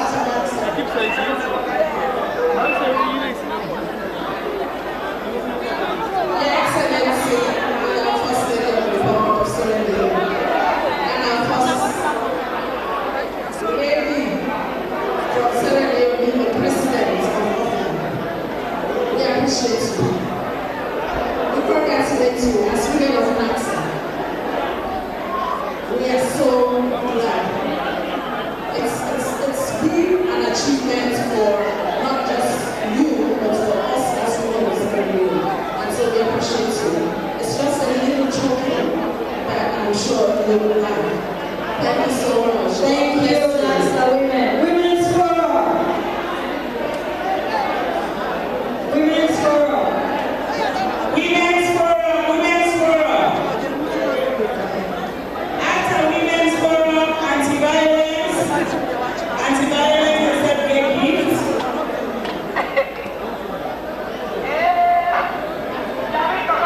Women's Forum.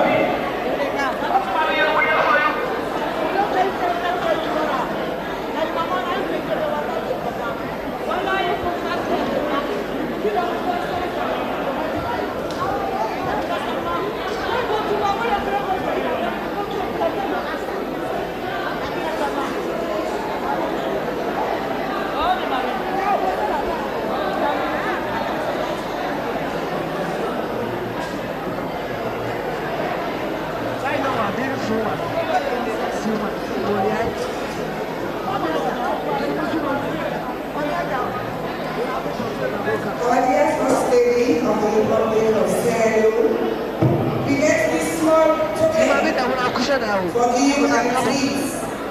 The Women's Forum Sierra Leone heartily congratulates Her Excellency Dr. Fatima Madabio for being elected as President of OFLAG. We always knew you could do it, and we're proud of you. On this your well-deserved honor. We salute you.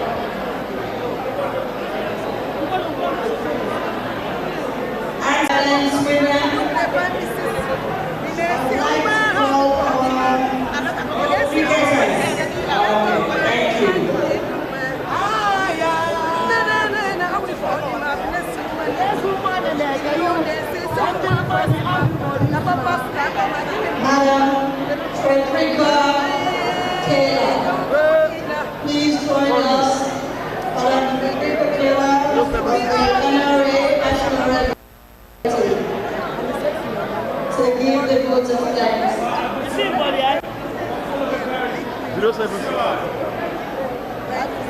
074 66 21 Jabi.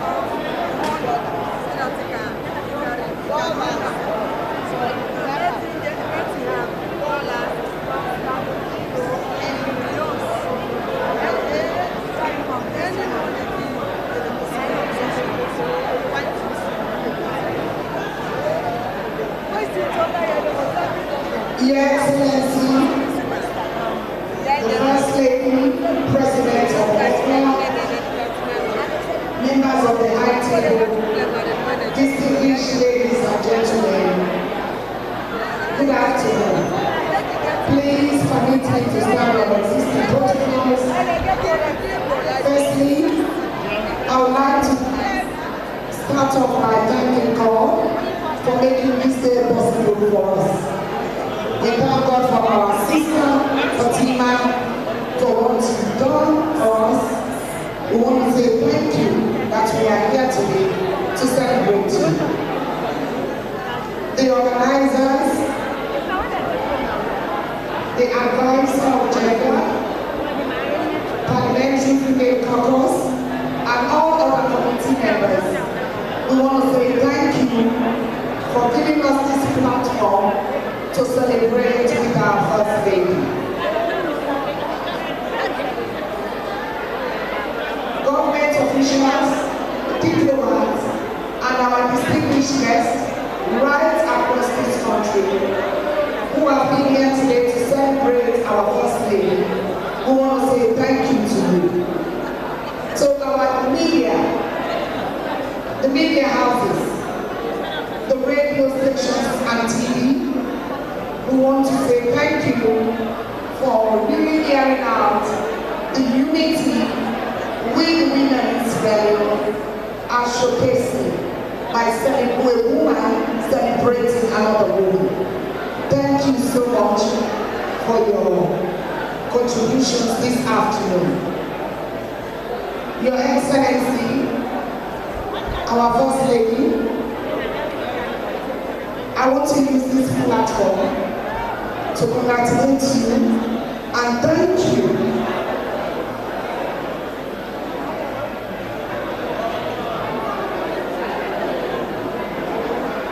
And thank you for your hard work, which has earned you this prestigious position. We know and we the women believe you are going with no doubt, no iota of that. You are going to deliver very, very well. We want to say thank you for making Sierra Leone proud. We the women of Sierra Leone, we love you and we appreciate you. Thank you so much.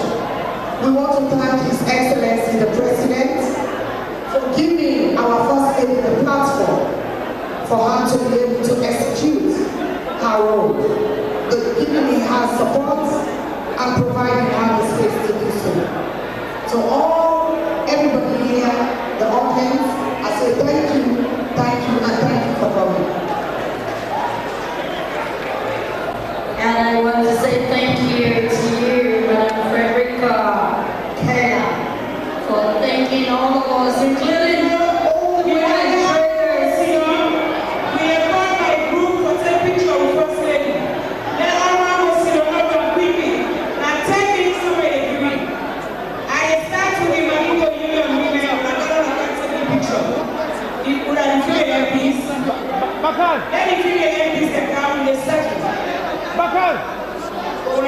candidates, Rama will be calling, let's always don't give me chance. Female MPs.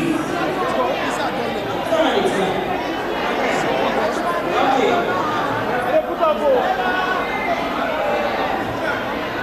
Female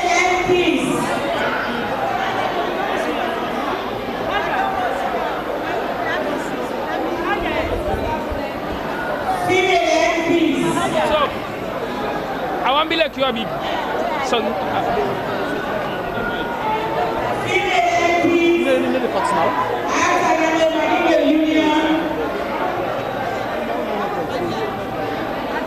The diplomats and the deputy ministers were there after female MPs.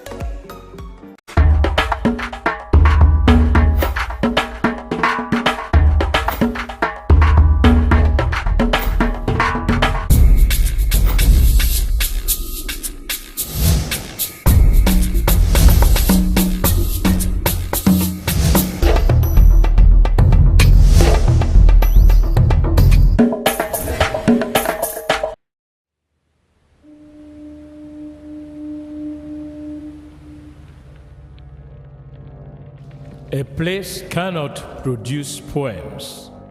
It can only not prevent them. And Freetown is good at that, for Freetown has its own sudden elegances. People are slow to leave it, quick to return. And there are others who come for a year or two and stay for a lifetime, sensing that they found a city that is in the world, yet sufficiently on the edge of it to have a different resonance. Let me tell you something about this city. All of us, we're all just passing through, and we've all been here forever. Those who came, those who stayed, those who never returned. Tides turn, seasons change. We've waited and we've watched. But we've always been here. We've always listened. Because there is a different resonance here. It comes from the river, and the land, and the sky. It's our place, all of us. This city belongs to everyone. And you know when it's your time. And it's our time. Listen, we are Freetown. We are Freetown! The golden rules of Freetown. Don't pretend you're something that you're not. Don't go thinking you're better than anyone else. Or that anyone else is better than you. Don't shout about it. Get on with it. We are Freetown. Freetown. Freetown. Yeah. We found our voice again. I'm from India and Freetown. I'm from China and Freetown. I'm from the UK and Freetown. I am from Nigeria and Freetown. I am from home and Freetown. This city belongs to everyone.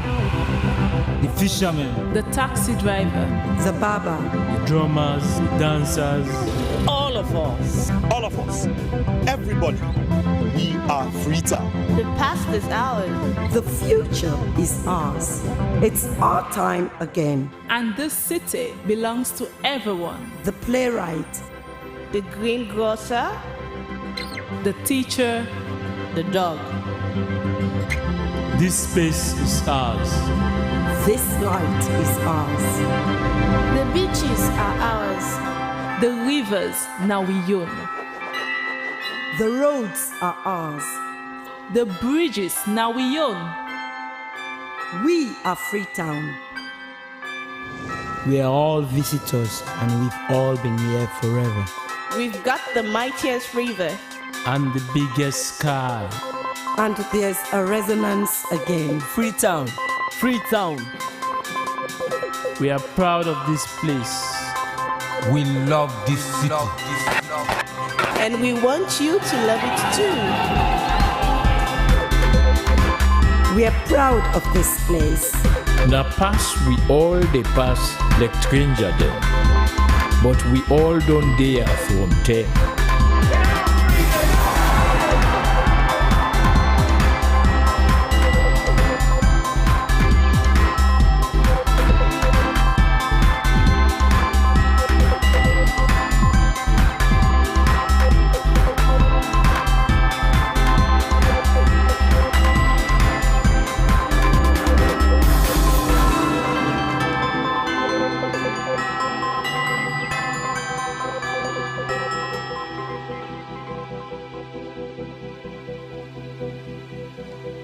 Come here, and you'll feel it, that end of the line sense of freedom.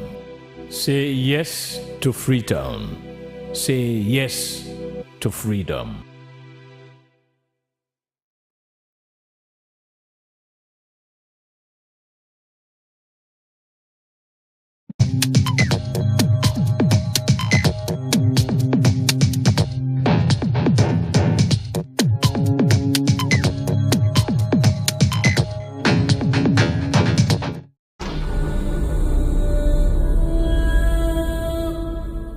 Hebrews chapter 12, verse 1 and 2. Therefore, since we are surrounded by so great a cloud of witnesses, let us also lay aside every weight and the sin that clings so closely. And let us run with perseverance the race that is set before us, looking to Jesus, the pioneer and perfecter of our faith. Let's refocus, looking to Jesus, the pioneer and the perfecter of our faith. We go back to our roots. So important for us to be able to do that during this season of Lent. And so as we begin this, as we've already got into this season of Lent, I theme it as the battlefield of Lent. The whole idea of that battlefield of Lent, the wilderness, the battle that happens in the wilderness of Lent. This whole idea, I'm really enchanted by the idea of what happens in the wilderness of Lent. And there is a battlefield, because that is what Lent is. Lent is a battlefield. Though we've been called from the battlefield of the world to come in here now inside, in Lent, there is the battlefield of Lent. So not only is there a war outside there, but now here when we come into the season of Lent, in this 40 days, there's going to be a battle going on, a battle raging. And so during the talks, I'm going to try and take one of the things we need to be careful about, and another thing that we can grow. So all the 4 talks, that's how I would like to take it. I'm hoping to take it that way. That's one thing that we need to be careful about during this time of Lent, and the other where we need to grow. You can get into the desert wilderness of Arabia, where you have just the sand dunes, or you can get into the rocky wilderness of certain places where it's just rock. You could get into the forest wilderness of certain places as well. So the wilderness is somewhere that's not frequented by people. Not many people around, not much of facilities around. It's just you and the wilderness. And it might have a very deceptive calm, like nothing's happening. But we've got to understand that even though nothing seems to be happening, there is something that's happening underneath. I went to the Grampians in Victoria. It's the Grampians State Forest. It's a beautiful place, and it's total wilderness in the midst of nowhere. And you have this beautiful Grampians. You climb up. You have a beautiful lookout from the top. To climb up and come down, it's nearly around 10 kilometers. If you're doing the walk, you can obviously go by your car as well and have a look out from the top. But there's always a thrill to walk or hike the Grampians. And so I hiked the Grampians, and you step into this forest, and then you're walking in the wilderness of the forest. There's rocks. There are a few waterfalls on the way. There's the beauty of the waterfalls. There's the beauty of the trees that's there. But one thing that Australia is very well known for is also all the snakes and the poisonous, venomous snakes that are there. So we have all the types of the pythons, and then you have the eastern brown, you have the red belly black, you have the which are the other ones? They do have a few good, very venomous snakes. The eastern brown snake is the second most venomous snake in the world. And apparently the Grampians have all of these.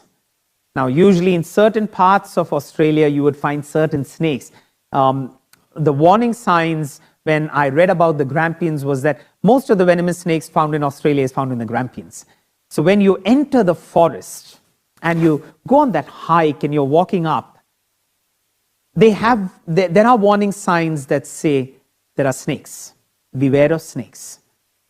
Now you're walking through uncharted territories. There's a track on which you actually walk. But the track is not like it is made perfectly. You just know that it is the track. You're climbing through rock, you're climbing through the forest area. You just know that there is a track. That's all. It's not that it's safe enough for snakes. But one thing that we need to keep a watch out for is that you don't tread on snakes.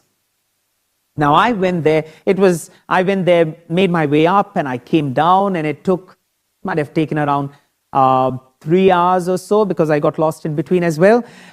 So it took around 3 hours or so, and all through the 3 hours, praise God, I didn't get to see a snake, and I'm very happy because I'm terrified of snakes. I didn't get to see the snake, and so I'm okay with that.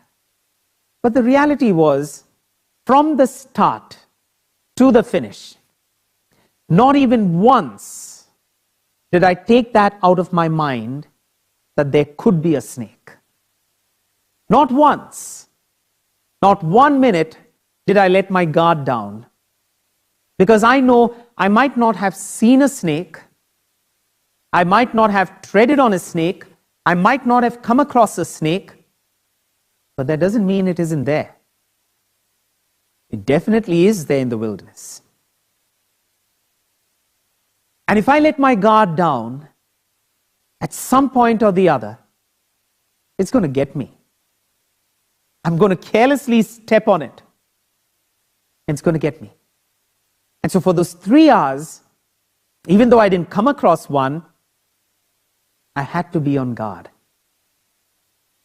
Though on the outside, I can tell anyone who asks me about the Grampians, you can go and you can come back and it's fine. I didn't see any snake. But the reality is that there definitely were snakes. And that is how it is in the wilderness, and even in the wilderness of Lent. When we are in the wilderness of Lent, in this battlefield of Lent, don't think that just because things might not be visible, that the evil one will sit still and keep quiet. Didn't he do it to Jesus? At a time when spiritually Jesus should have been at his heights with that time of prayer and that time of fasting. And look at him, how he comes exactly during that time. And he has the audacity to try and tempt Jesus in the midst of his spiritual heights of prayer and fasting. Why? Because once Jesus has been in that moment, what's following after this? It is the proclamation of the good news. That's the same for us. When the church has invited us in, we've called a time out. We've come in now to regroup, to reassess ourselves, restructure ourselves, refocus ourselves in Christ to what is good, what is admirable, what is pure, what is holy, to look at Christ. And then go forth. Once we start doing that, the evil one's not going to be happy. He'll wait. He's going to be there. And therefore it's important. Be careful of the deceptive calm that comes during the season of Lent. When you enter into moments of spiritual growth, when you decide to have your moments of fasting and prayer, when you decide to do something extra, a little bit more, it's important that we realize I should not rest even a little bit. The 40 days are action-packed. Don't let your guard down. It's a time for us to be spiritually awake. If you've made the decision to fast, if you made the decision to pray that little bit extra, be aware the evil one will also be prowling around. That is what the scripture tells us in 1 Corinthians chapter 16, verse 13. 1 Corinthians chapter 16, verse 13. Keep alert. Stand firm in faith. Keep alert. Don't just rest during Don't just rest spiritually during that season of Lent. Don't let your guard down. Got to be aware there are things that are happening. We are in a spiritual battle. This is a spiritual realm. Nothing is in the visible anymore now. The season of Lent is not a time when we have things in the visible, where we can see and we know where the next knock is going to come from. It's in a spiritual realm. We will not see. Be careful. When the evil one will always be there telling us, it's fine. Take a bit of spiritual rest. You don't have to fast this much. You don't have to pray this much. Take a bit of spiritual rest. Don't give in to that call to have spiritual rest. What did Adam and Eve experience with the serpent? They walked in to the Garden of Eden, that one time when they walk in and have their evening walk without God. Somewhere or the other, that spiritual rest, that spiritual emptiness without God. Where God is not there, there is a spiritual rest happening. I'm resting from my spiritual journey. I'm having a worldly journey. So let's say Adam and Eve went on that worldly evening walk. And as they went over there, what does Satan tell them? He tells them, did God tell you you can eat from every fruit? From every tree? And that's when Eve says, God said we can eat from every tree.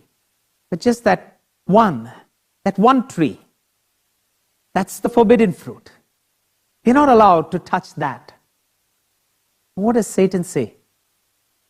Satan says, you don't have to be so strict on yourself. You don't have to push yourself that much. You don't have to stay away from the forbidden fruit. Have it. It's okay. You don't have to stay away from it. You don't have to struggle by keeping yourself away from that.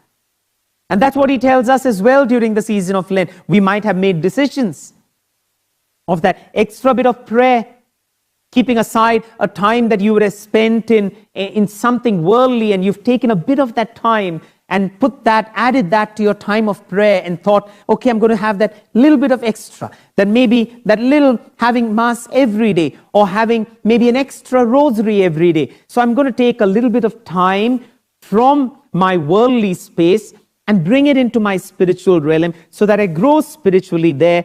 What do you think Satan's going to say? The evil one's always going to look at us and say, you don't have to do that. You don't have to take away or stay away from that forbidden fruit. Have it. It's fine, have it. Satan's always very generous with us. Oh, have it. Have your little bit of fun. Have that little bit of sin. Have that little bit of enjoyment. It's okay. It's always Satan's way. It's always okay. And that's when we need to understand and ask ourselves, I need to be focused. There might be things that are happening underneath. So I need to be careful. 1 Peter chapter 5, verse 8. 1 Peter chapter 5, verse 8. So humble yourself. Let's go from 6 onwards. Humble yourselves, therefore, under the mighty hand of God. It's important, humility in Lent, so that he may exalt you. Cast all your anxieties on him because he cares for you. Then 8, discipline yourselves. Keep alert. Discipline yourselves, keep alert. Like a roaring lion, your adversary, the devil, prowls around looking for someone to devour.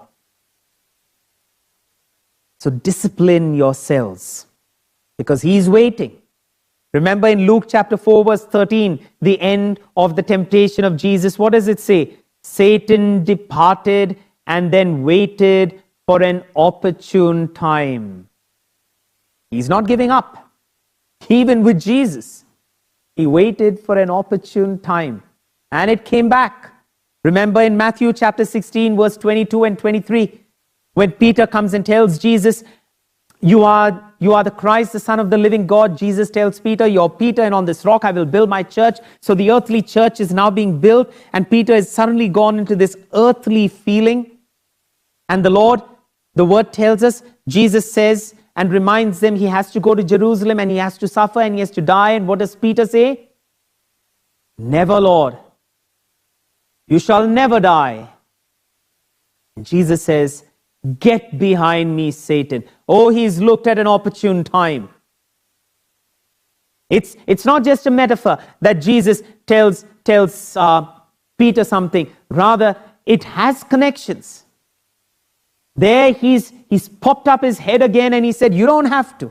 Remember, during the temptations that Jesus experienced, he shows Jesus the kingdoms of the world and tells the Lord, I will give all of this to you. Just worship me. You don't have to take the cross. You don't have to die. Now here again, Peter says, Lord, you shall never die. Just when he says, I'm going to Jerusalem, I will have to suffer. Lord, you shall never die. Such an opportune time. He's waiting and waiting to devour. He does it to the Lord. How much more he'll do it to us. So don't be confused or deceived by the calm of the wilderness of Lent. Be aware and be awake. Push yourself bodily, emotionally, spiritually. Push yourself and be awake. And the second, like I said, something that you need to be careful about of the deceptive calm that could be there during the season of Lent. Now, somewhere you need to grow as well. In the wilderness, something that's always there is a silence. Grow in godly silence. Try and practice during this season of Lent a godly silence. Try and find time to be in silence. I know we all have different modes of prayer, but try and find time just to be in silence so that you hear God's voice. The sheer godly silence in which God reveals himself. Oh, that revelation is beautiful. In sheer silence, just you and your God in the wilderness of Lent, in that whole battlefield that's raging and still having a sheer silence. We read about this beautiful experience that Elijah has in 1 Kings chapter 19, verses 12 and 13 is where it happens. But it happens in 1 Kings chapter 19. The word tells us that Elijah is running away from Jezebel. He's being persecuted. She says that I will kill you. He runs away into the wilderness. That is what verse 4 says. 1 Kings chapter 19 verse 4. He himself went a day's journey into the wilderness and came and sat down under a solitary broom tree. He's now in the wilderness. There God feeds him, nourishes his body. And then we read, God says, go and stand on the mountain before the Lord, for the Lord is about to pass by. 1 Kings 19:11. Go out and stand on the mountain before the Lord, for the Lord is about to pass by. Now there was a great wind, so strong that it was splitting the mountains and breaking the rocks in pieces before the Lord, but the Lord was not in the wind. And after the wind, an earthquake, but the Lord was not in the earthquake. And after the earthquake, a fire, but the Lord was not in the fire. And after the fire, the sound of sheer silence. A sound of sheer silence. When Elijah heard it, he wrapped his face in his mantle and went out and stood at the entrance of the cave. There came a voice to him that said, what are you doing, Elijah? Sheer silence in the wilderness. Not in the earthquake, not in the wind, in that silence. Try and find this great spirituality of silence as well. I know most of us, especially in the renewal, we are used to having prayers that are very vocal and very verbal. But also build up this beautiful deep spirituality of silence. Just sitting a while with God and listening to the sheer godly silence. Nothing from your side, not a word from you. There's this beautiful time when we have in the book of Joshua, when Jericho is conquered. The word tells us that they are preparing themselves to conquer Jericho. And in Joshua chapter 6, just before they go, they decide to conquer Jericho, God speaks to them and tells them what to do. And Joshua tells them then what to do. Now we all know they all let out a cry on the seventh day and the walls came down. That is God's promise. They'll all let out the cry and the walls will come down. Now that's the promise. But what's interesting is, before that, God tells them, for 6 days, This is what Joshua chapter 6 verse 10 tells us. To the people, Joshua gave this command: "You shall not shout or let your voice be heard, nor shall you utter a word until the day I tell you to shout." Not a word for 6 days. They had the horn. That was the only sound, the horn that went in front of the ark as they went for 6 days around the city of Jericho. Not a word from your mouth should come out. Just sheer silence. And on the 7th day, after that sheer silence, that godly silence that came from the command of God, that godly silence, that power that came out on the 7th day. That is what happens during the season of Lent. Build up those moments of sheer silence with God. He will speak. You will listen. And then after Lent, that powerful cry of God's word. Send it out into your workplace.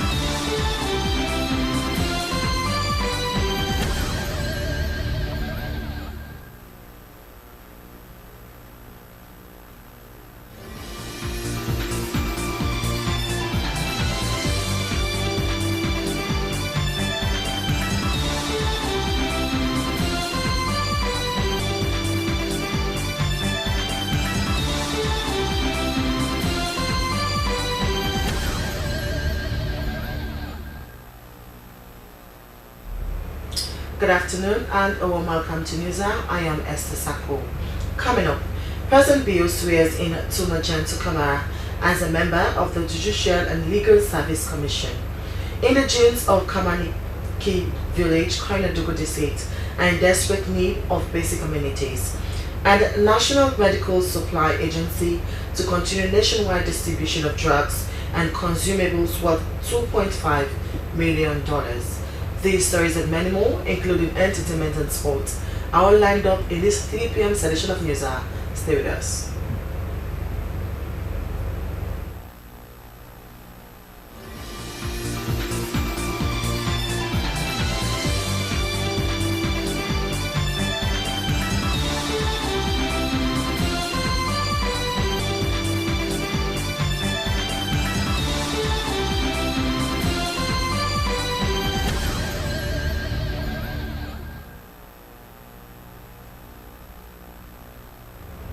Welcome back. Kamaniki village in the heart of Warawara Bafodia Chiefdom, Koinadugu district, which is a small, vibrant village rich in tradition and home to many people, is in desperate need of basic amenities such as good roads and telecommunications. Despite these felt needs, indigents take pride in their unique culture, especially their traditional foods and customs. My colleague Nande Wataranka visited the village and took a look at the way of life of this set of people. Behind the beauty and culture lies a harsh reality. The people of Kamaniki are cut off from the modern world. Internet connectivity is almost not available, preventing individuals from sending text messages or make phone calls. If anyone wants to make a call, he or she has to climb this orange tree on top of this hill, which is the only spot they can be able to get network signals. The felt needs of Kamaniki are many, like a functional school, access to clean and safe drinking water, a nearby health facility, but the most pressing concerns for residents is good road. Network road, this road problem, because for example now they see this hill, the way they suffer with this hill now, God one grace service, the bike man, the order they come, they all they suffer. We need a help, whatever thing, we need a help from you.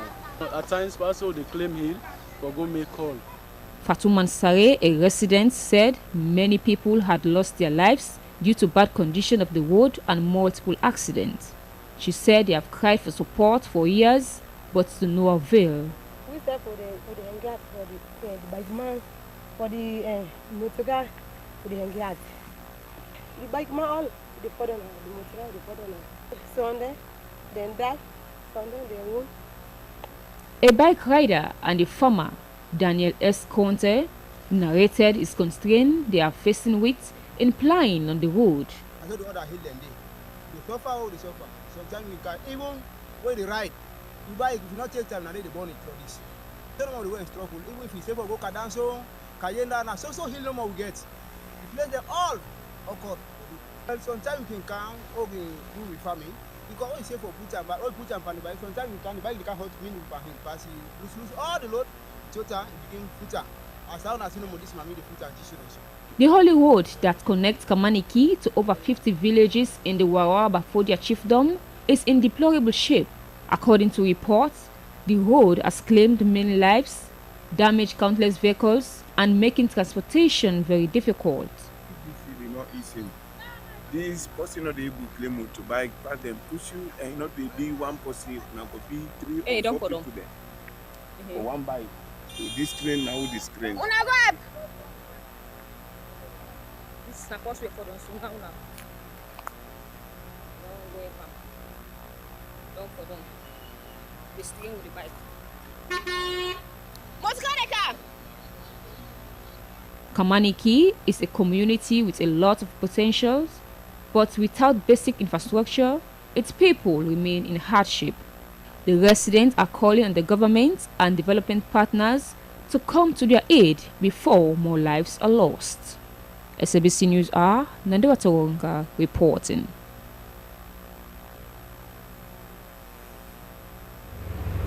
Some residents and road users at the central part of Freetown have raised concerns over a major pothole at Nimbana Street. They describe the spot as a death trap, which has led to road accidents recently. My colleague Abubakar Kamara has more that story. Behind the beauty and culture lies a harsh reality.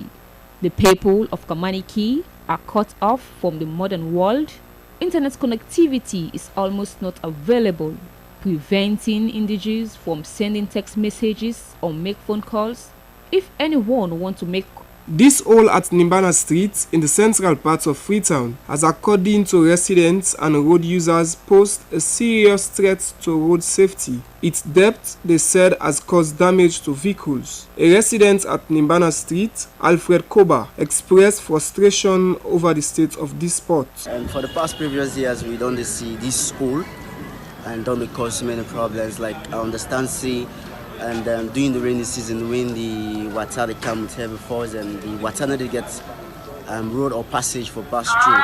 So for that reason, the water overflow and it affect the entire street with the cardboard who trash them at the street and the overflow and rain all day, and it's very dangerous because at the end of the day you get young kids them around. It's like that because like me, I don't like 2 times one vehicle can hit inside the soul and even though not damage much. Then I think one person baby don't fall into the pit also. So like 2 occasions I don't see incident don't occur. A driver, Mohamed Kagbo, said on several occasions the hole on the street has caused serious accidents, especially at night. One accident, one motor can't offset it, come up so cannot open this hole. So just can't work inside this hole. As we managing around our community man there and can't have never for AC motor. Big man, they big to SLR there or the government to go SLR. You are many for this hole there outside this hole. Part of some of you not get for them. And some of you don't know say who did this. Some of the next driver now will not go know where they come out to stop and where they come not going to know and now it cause serious accidents at the front. So there, the big SLRC or the government when it comes to our men cover this hole. Now one slab self that make can cover the yard. Residents, commuters and other road users appeal to the Road Maintenance Fund and the Sierra Leone Roads Authority to do the needful. Of SLBC News in Freetown, Abubakar Kama reporting.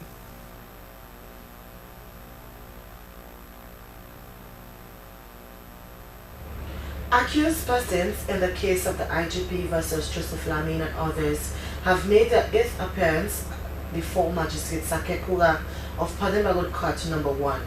The accused persons are charged with 2 counts of murder and conspiracy to commit murder of journalist Samuel Brahma Matia of Vupad Radio. Mohammed Koma was in court and out tells us more.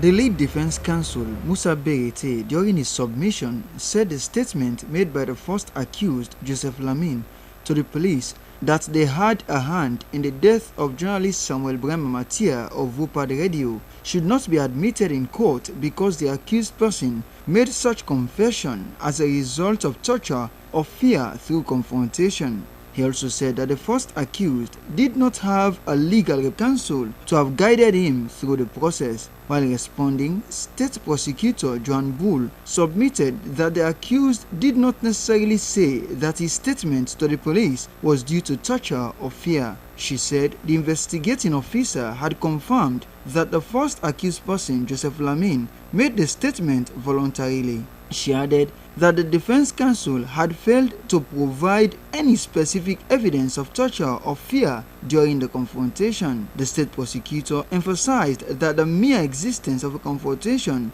did not inherently imply that the accused was subjected to torture or fear. She also countered a legal authority relied on by the defense team, stating that the said legal authority did not support the defense's position. She also responded to the defense team's objection that the accused person was not represented by a legal counsel. She argued that the rights of the accused were respected. She said the investigating officer made it clear that the statement was obtained after the accused was informed of his rights, including the rights to a legal practitioner. But the accused, according to her, voluntarily proceeded with the investigation without a lawyer, which in itself was a decision that the accused person was entitled to make under the law. She added that the fact that the accused person signed his statement further confirmed that the process was conducted fairly. For SLBC, Mohamed Koma reporting.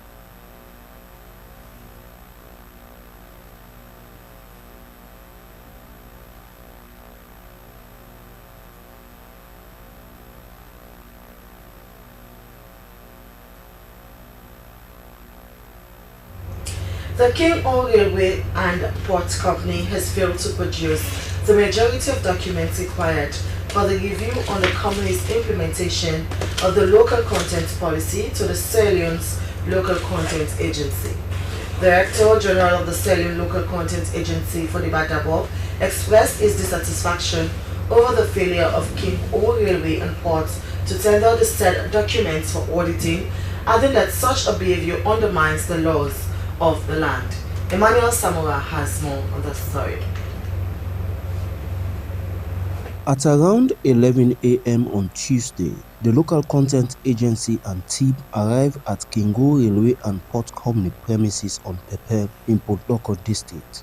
The initial interface with the local content team and the company was somewhat not friendly, but the dust was later settled. Before the commencement of a process that lasted for about 8 hours, the Director General of the Sierra Leone Local Content Agency, Fodeba Dabo, told the Kingo management in Pepel that the auditing exercise was to ensure the full implementation of the local content policy. General Manager of Kingo Railway and Ports, Charlie Chen, informed his guest that the company he is leading is a subsidiary to Leone Rock Metal Group. Charlie Chen was boastful about their company's implementation of the local content policy. Look, we always value ourselves in complying all the national and local laws of Sierra Leone. Not only the local content law, but also all the other laws.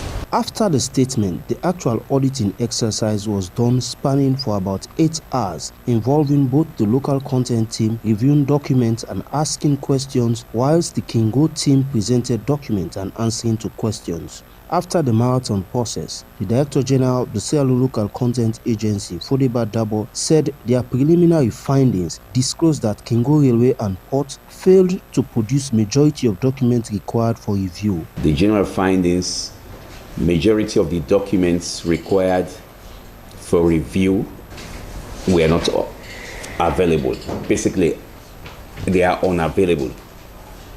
Limited supports in documents to validate evidence of key projects and activities presented.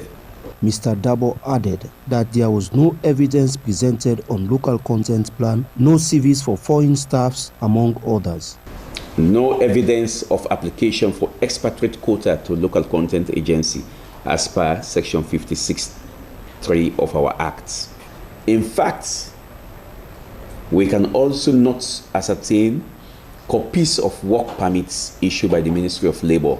No record of training, evaluation, feedback, and no raw data provided on records of promotion and transfers of local staff. There is evidence of training records such as certificates and attendance, but the training programs presented are not too essential for local capacity developments, considering local workforce developments. Having listened to the preliminary findings of the auditing exercise, the compliance manager of Leone Rock Metal Group, Samuel Kamara, noted the filings highlighted and promised to make improvements as time progresses. Say thank you for the audit, not only for auditing, but also to provide guidance, as he actually said, for us to continuously improve on several areas. And I do believe management is, of course, we report this to them primarily. And later, when we have the feedback from the final report, we also forward it to management for their consideration and, of course, onward action in terms of improving on areas that we have some few gray areas. The Sierra Leone Local Content Agency is an institution mandated by law to supervise, monitor, appraise, and evaluate the development and compliance of the local content policy across different sectors in society. Emmanuel Samura, SLBC. In continuation of medical supplies to government hospitals, the Managing Director, National Medical Supply Agency, Jatu Abdullahi, has disclosed that the agency would, in this cycle, distribute drugs and consumables worth $2.5 million to all public facilities across the country. Madam Abdullahi was updating newsmen during a news briefing in Freetown. Ibrahim Samura was there and now reports. The National Medical Supplies Agency, according to the Managing Director, Jatu Abdullahi, the agency was the sole responsible body that procures, warehousing, and distribution of all medical commodities to public health facilities on behalf of the government. In February this year, the agency commenced the fourth cycle of supplies of integrated and free healthcare commodities to all government hospitals in all the 16 districts. For the integrated distribution, we are issuing commodities for HIV, malaria, and TB patients. So we started in mid-February and we were able to distribute these commodities to all 24 government hospitals around the country. We were also able to deliver to all 16 district medical stores, one for each district around the country. And in due time, these commodities from the district level will be repackaged into smaller quantities and sent to all the peripheral health units. Madam Abdullah continued that in weeks to come, the agency will supply essential commodities, including nutrition and family planning commodities. The worth of the health commodities was $3 million, and this is just the first distribution of 3 more to come downstream during the year. As it relates to the free healthcare distribution, we have commenced the free healthcare with the first facilities receiving the commodities PCMH and Oladuru within the Freetown municipality, and we commenced on the 28th of March, which was just last week Friday. In the coming weeks, it will span the entire April to mid of May. We will be sending free healthcare commodities that consist of essential commodities. Now, these are the drugs that are used to treat common illnesses like cold, infections. Alongside, we will also send nutrition products. We will send family planning and reproductive health products to these facilities as well. The Foreign Commonwealth Office, UNICEF and the World Bank, among others, are the major funding partners to the National Medical Supplies Agency.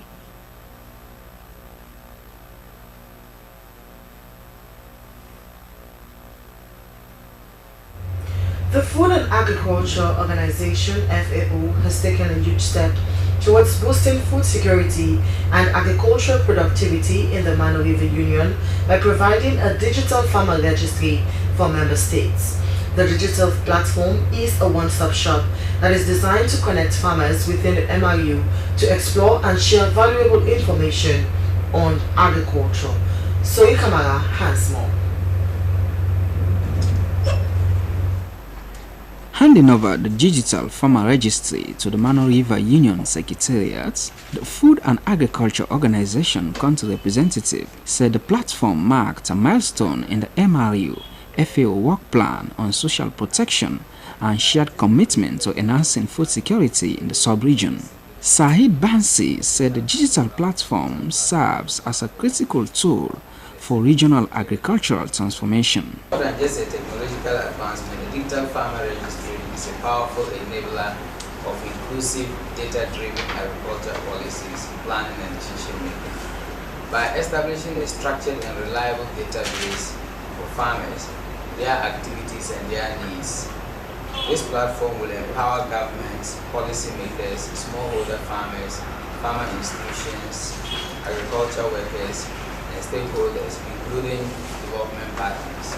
The digital farmer registry comprises 5 components showing farmers' registry, farming institutions, food commodities, national agricultural plans or policies, and service providers in each of the 4 MRE member countries, Liberia, Guinea, Ivory Coast, and Sierra Leone. The platform makes it easier for a person who, for example, wants to know the number of registered farmers in Sierra Leone, including farming organizations, areas where food commodities like rice, cocoa, or coffee are produced in the country. For example, the Ministry of Agriculture, they use this data to see how they can support the farmers in the areas of tools, fertilizers, as the case may be. So this will be a good platform across the region to also help us see how we can compare notes with our other countries and see what the other countries are doing and how we can borrow examples from them.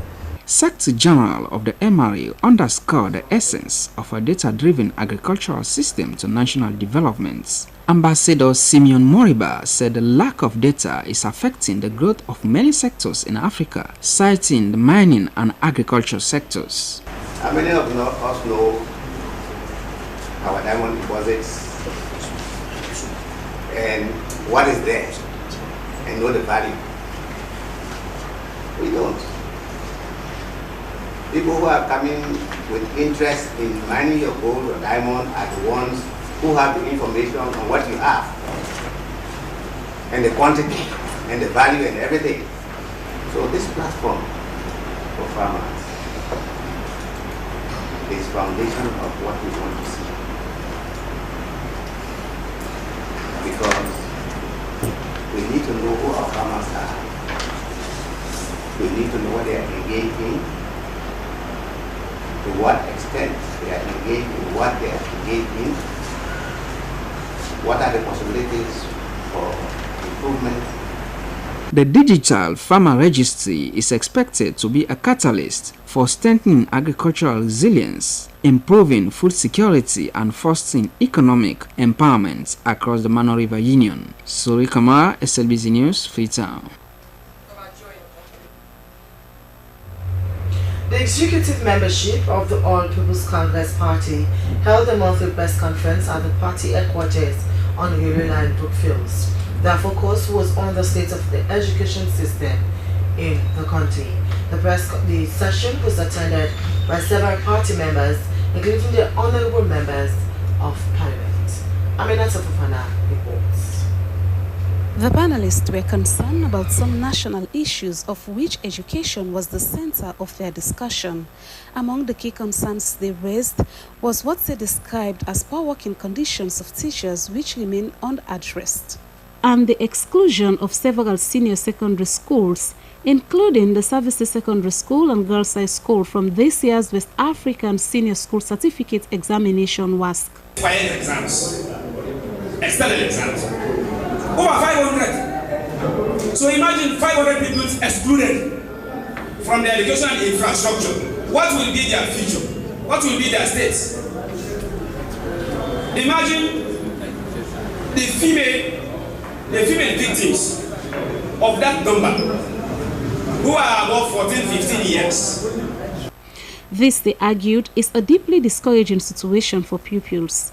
The MPs further emphasized that the subsidies allocated to government schools are insufficient to address the myriad problems plaguing the sector. Payment of school subsidies, it don't become a perennial issue at the school state. All over the country, you hear cries from school authorities that the government not pay school subsidies. Sometimes it can take a whole year, sometimes a 1 quarter they pay. So how you they expect school authorities for manage the school state? So what's in the apple? This they put a strain on the school authorities state. The discussion extended to tertiary institutions, where the panelists highlighted the dilapidated condition of students' hostels as a matter requiring urgent attention. As efforts to change this narrative, the APC members of Parliament presented a series of resolutions aimed at addressing the identified shortcomings within the education sector. They called for a comprehensive overhaul of the system with a focus on improving teachers' welfare, adequate subsidies, and infrastructural developments. The party pledged to continue advocating for meaningful reforms to restore the former glory of Sierra Leone's education system. SLBC News, Aminata Fofana.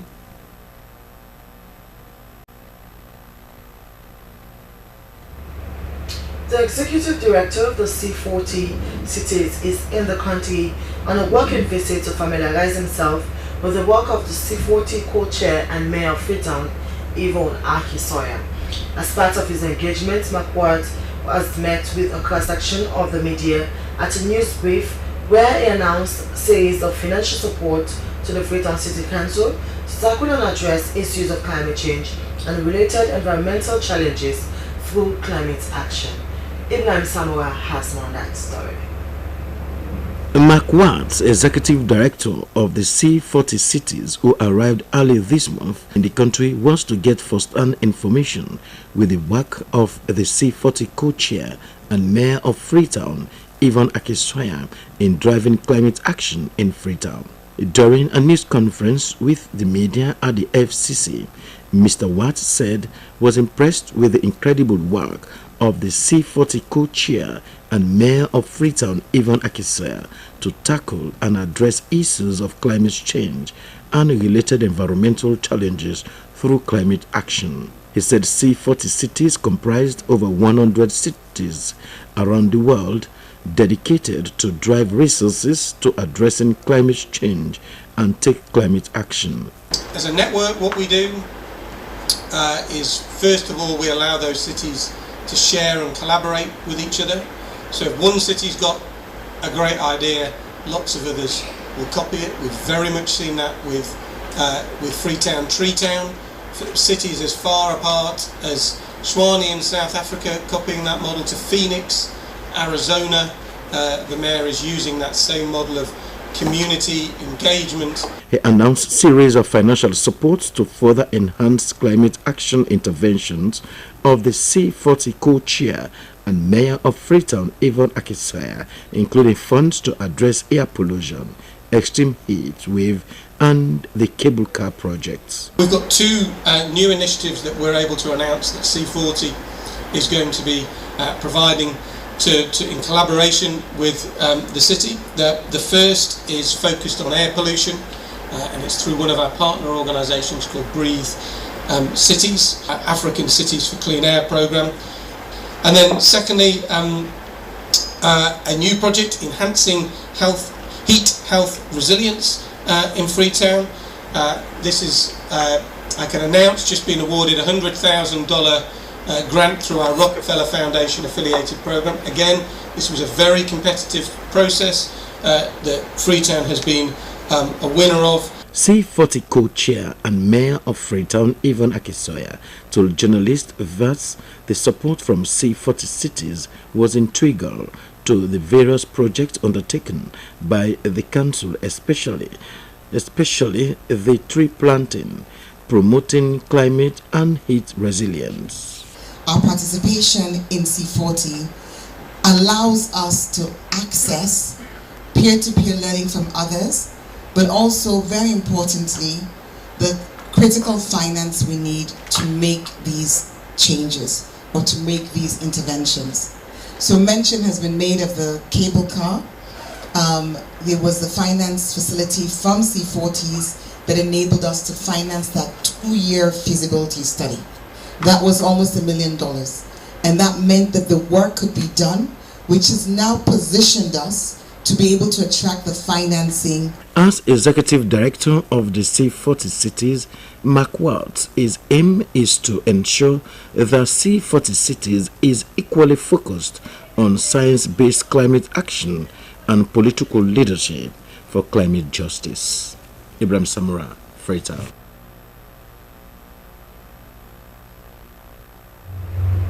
If you're just joining in, this is news that coming to you live from the Sierra Leone Broadcasting Corporation from Freetown. We continue with more stories.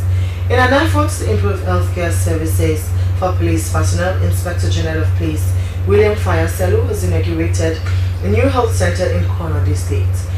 In addition to enhancing medical access, IGP unveiled 2 brand new motorbikes aimed at assisting the medical team in the district, which serves 2 police divisions. The newly established health center is designed to provide essential medical services not just to police officers and their families, but also to the surrounding community. During the inauguration ceremony, IGP Selu underscored the vital link between the welfare of police personnel and effective service delivery. He acknowledged the historical challenges, including Lunge, Matu, and now Kono. He affirmed his commitment to enhancing the health and well-being of police personnel nationwide. From there, All Prince William's Association USA branch has donated 500 sets of chairs and desks to their school amid the centenary celebration. According to the president, All Prince William's Association America, Ayodele Robertson, the move was to give back to the institution, which contributed immensely in shaping their future. Moses Conte reports.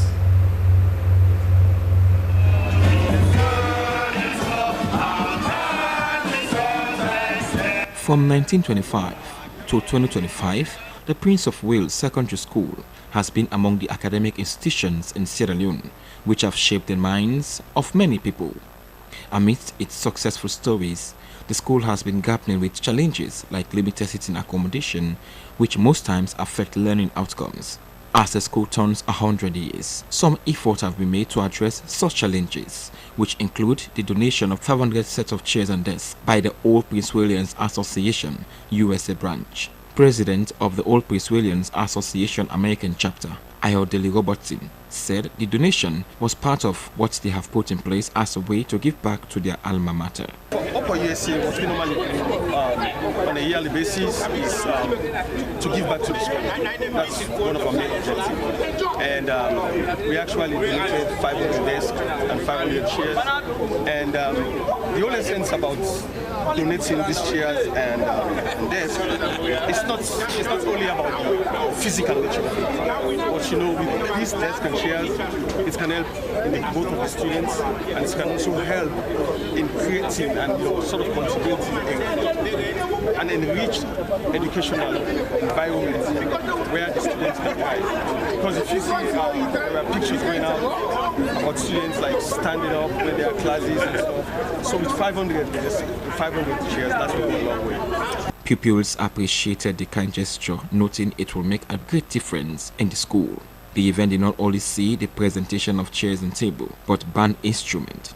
The event ended with unveiling of plaques having the names of Old Prince Williams, who have dedicated their lives in serving the school, and presentation of awards to winners of various competitions including debate, public speaking champions, centenary essay competition, among others.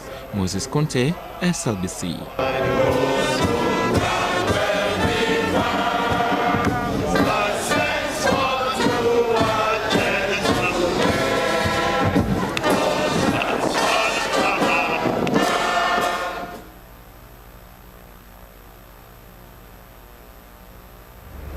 Ahead of their 100 years celebration, the Centenary Magazine Committee of the Prince of Wales Secondary School has officially launched a magazine titled The Prince William. It contains inspirational words, the school's long journey, and its impact on society. Sulaiman Babatouye witnessed the ceremony and now reports.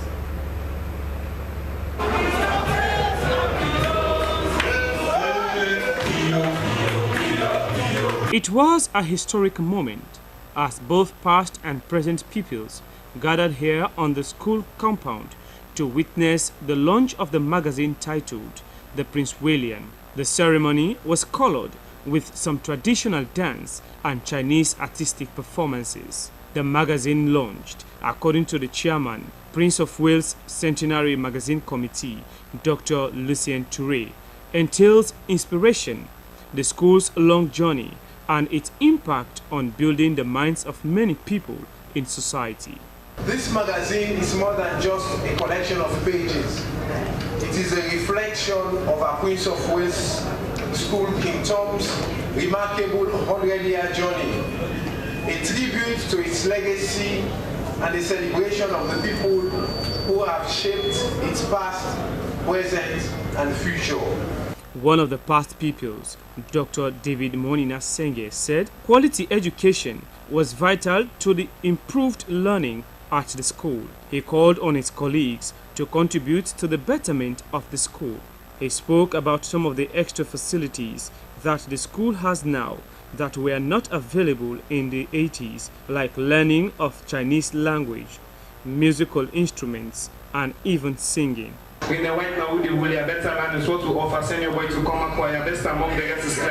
Dr. Sylvia Blyden emerged as the highest bidder for the magazine on the individual category with $500, followed by other bidders. On the classes category, the class of 2000 were the highest bidders with $1,000 bid. SLBC News. Sulaiman Babatouye reporting.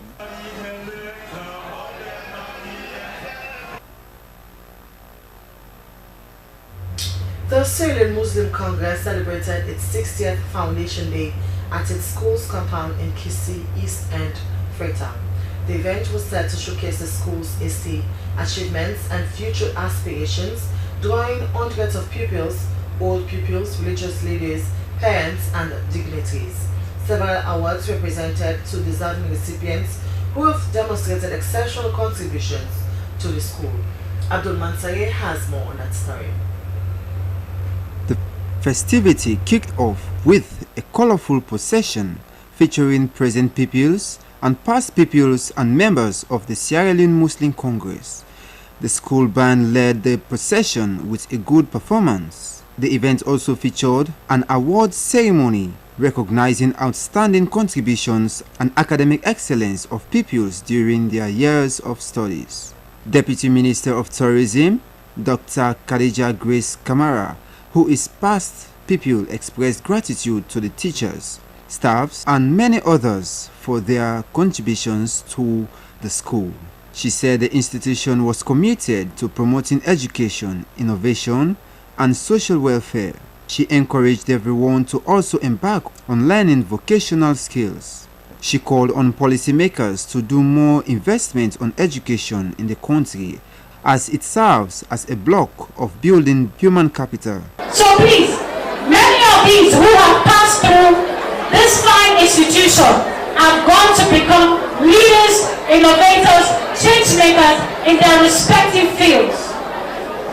I am sick and tired of yours holding conventions and can't speak. I want to see schools actually getting neck deep into training programs. A board member of the school, Sheikh Abubakar Conte, said he was among one of the first pupils enrolled in the school in the 60s with an admission number 006. He encouraged those present to uphold the school's legacy. Acting Principal Sierra Leone Muslim Congress School, Alpha Jallo, made a significant report on the school's academic performance. In 2023-2024 academic year, 474 candidates were entered for the basic education certificate examination or BECE. 11 were absent and 464 actually took the BECE. I'm happy to report that all 464 candidates that took the BECE last academic year passed in 5 credits and above, equivalent to 100% pass. He added despite the school's successes in the past years, the school has been facing serious challenges like grabbing off the school land by encroachers, and late and insufficient school subsidies have hindered them from doing more. The event also included a special Islamic song, surah, and poem recitation led by pupils of the school who prayed for peace, unity, and prosperity in Sierra Leone. Head boy SLMC Mukhtar Sise said he was excited to be part of the 60th anniversary. Mukhtar appealed to his colleagues and even the teachers to do more in their academic work to leave a legacy. We need what we call passion. Some teachers are teaching but they do not have the passion. Passion in the sense, you should not be tired of teaching because that is your own professionalism. The 60th Foundation Day ceremony of the Sierra Leone Muslim Congress was also a call for solidarity to develop the school along with the community and the government of Sierra Leone. SLBC News, Abdul Mansari reporting.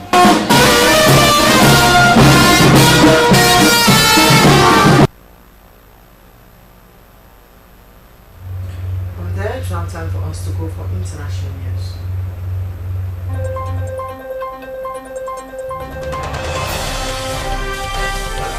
Welcome to the international news, and I am Stella Bangura. Wisconsin voters have elected a Democratic-backed judge to serve on the state Supreme Court, according to projections following the most expensive judicial election in U.S. history. Susan Crawford is on course to beat conservative rival Brad Schimmel, which would keep intact the 4-3 Liberal control of the Midwestern state's highest court. President Donald Trump's billionaire advisor, Elon Musk, was a prominent fundraiser in the campaign and was the subject of Democratic attack. With the majority of ballots tallied, Crawford had won about 54% of the vote, and Schimmel had around 45%, according to the BBC's US partner, CBS News. Addressing the fundraising by Musk, Crawford told supporters in a victory speech, Wisconsin stood up and said loudly that justice does not have a price. Our courts are not for sale. After giving his personal backing to Schimmel, Tuesday's result was a setback for Trump in a crucial swing state that he won by less than a percentage point during last November's presidential election. Myanmar's military opened fire at a Chinese Red Cross convoy carrying earthquake relief supplies on Tuesday night. The Tang National Liberation Army, an armed rebel group, said that military troops shot at the convoy of 9 vehicles with machine guns in eastern Shan State. The convoy was en route to Mandalay, the hard-hit city near the epicenter of the magnitude 7.7 earthquake that struck last Friday. No injuries have been reported. China's foreign ministry said on Wednesday that its rescue team and supplies were safe, adding that it hoped all factions and parties in Myanmar will prioritize earthquake relief efforts. Myanmar has been gripped with violence amid a civil war between the junta, which seized power in a 2021 coup, and ethnic militias and resistance forces across the country. The country's humanitarian crisis has worsened significantly after last week's massive earthquake, which has killed more than 2,700 people by the government's estimates. Niger's junta has announced on Tuesday that it's released 50 people linked to a 2010 coup attempt in the country. The announcement comes just 2 months after General Abdurrahmane Chiani was officially sworn in as Niger's president at the National Conference for a 5-year transitional period, following a new charter that replaces the existing constitution. A recommendation was made at the February conference calling for former ministers, a diplomat, a journalist, and soldiers to be freed.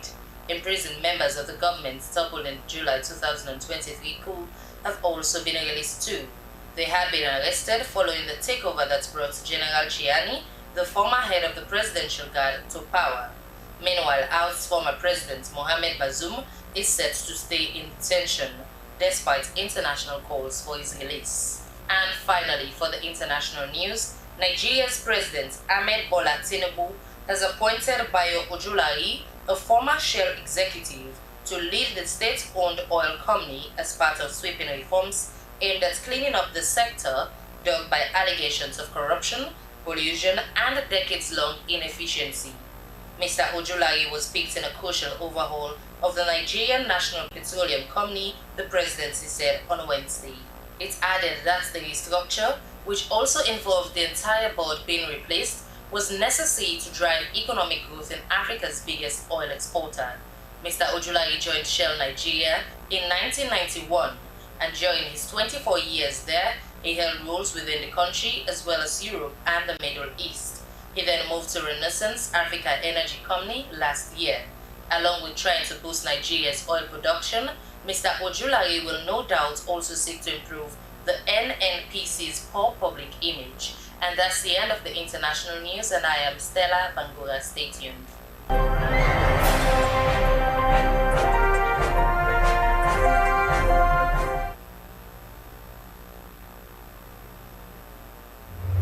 And thanks there to Stella Bangura for the latest in international news.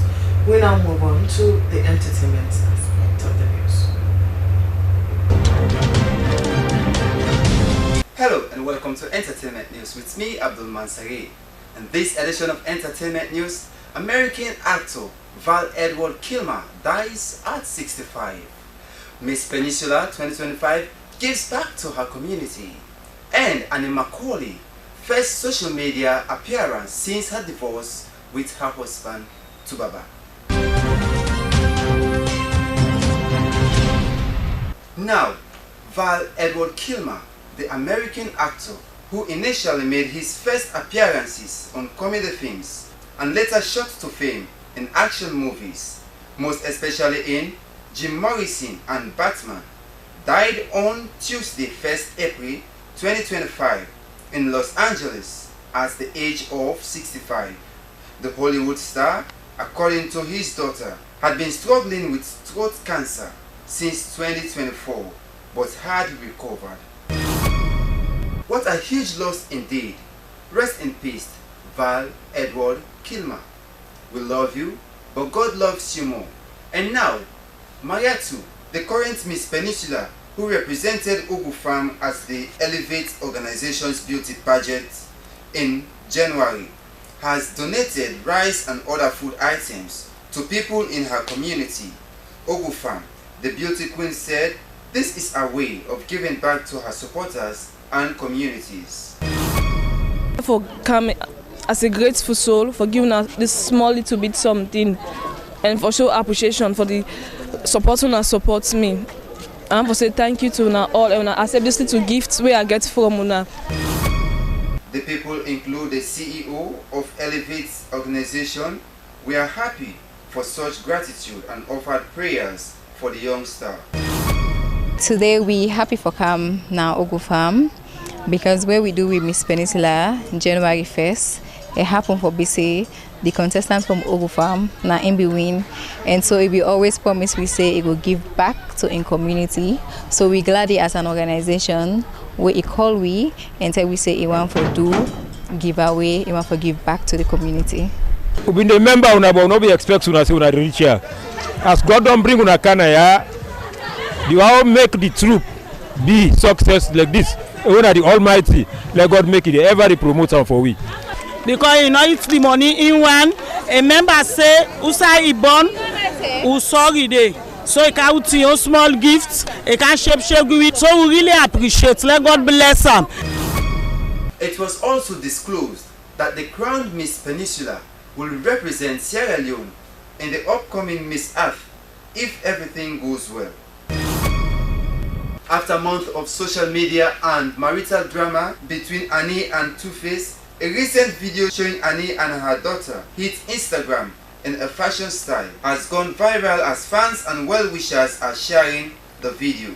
Fans were happy, especially when that was her first appearance since her marital saga with Two-Face. That was a great recovery appearance. We wish her well. Well, that's all we have in this edition of Entertainment News. And I have been your presenter, Abdul Mansari. Bye-bye.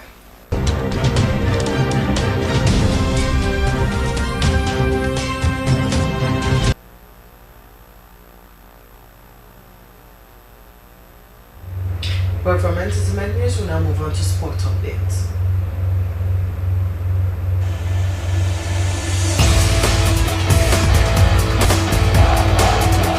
And welcome to Sport Update on the news with me, Mohamed Lamintu. In this edition of the update, the Sport Writers Association of Sierra Leone (SWASA) has called on the Premier League board to take action against the persons involved in the alleged assaults on the chairman of SWASA Northern Region, Alusain Remy Wilson. The alleged attack had occurred during the match between Wusum Stars and Bow Rangers at the Wusum Field in Makini. Here is the report. SWASA on the 31st of March 2025 issued a firm condemnation stressing the urgent need for better protections for media professionals. The association called on authorities to conduct a thorough investigation, hold those responsible accountable, and implement measures to prevent future attacks. During post-match interviews at Wusum Stadium, Wilson was allegedly attacked by some Wusum Stars supporters, leaving him injured and emotionally distressed. This incident raises serious concerns about the safety of journalists covering sporting events in Sierra Leone. Always said it that there is no place we will not accept in any form or shape, any form of violence against any journalist while executing his duties. So that is why you saw that press release from us. Besides the press release, we'll be engaging the authorities of Wusum Stars, and they have also put out a press release, I'm sure you've seen it, condemning the act, but that is not enough. We want more to be done.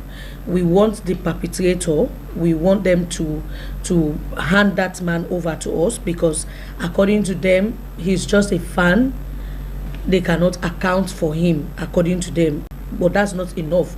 Later, in an official press release, Wusum Stars management denounced the violence at Wusum Stadium, describing it as unprecedented act. The club pledged full cooperation with any investigation and issued an apology for the incident. The attack has sparked widespread concern within the media community, with journalists and advocacy groups calling for strict safety measures to protect reporters. So for me, I'm expecting an urgent disciplinary action from the point of the Premier League board against Wusum Stars. The press release alone they came out with indicated that they are guilty of what went wrong. They talked about their supporters. They said that their supporters, the behavior they put on is uncalled for. And fortunately, our colleague in the north, the chairman of the Northern Region Sport Writers Association, who is very dedicated to his job. He's a young gentleman. He has been in the field for the past 10 years, giving his best. We are not paid for our job. The salaries we are receiving from our different institutions make no better difference. We are sacrificing ourselves to give out credible information to the public. So I'm expecting a good decision from the Premier League Board, urgent one from the Premier League Board. Also, the Sports Writers Association executive should continue to monitor the situation. Wilson allegedly assault adds to a disturbing thread of violence against sport journalists in Sierra Leone following recent attacks on Frances Bernard and Esther Marie Samoa. This incident highlights the urgent need for stronger protection and accountability measures. SLBC Sports, Mohamed Lamentu reporting. Well, that's the update. Thank you very much for joining me, and goodbye. I am Mohamed Lamentu.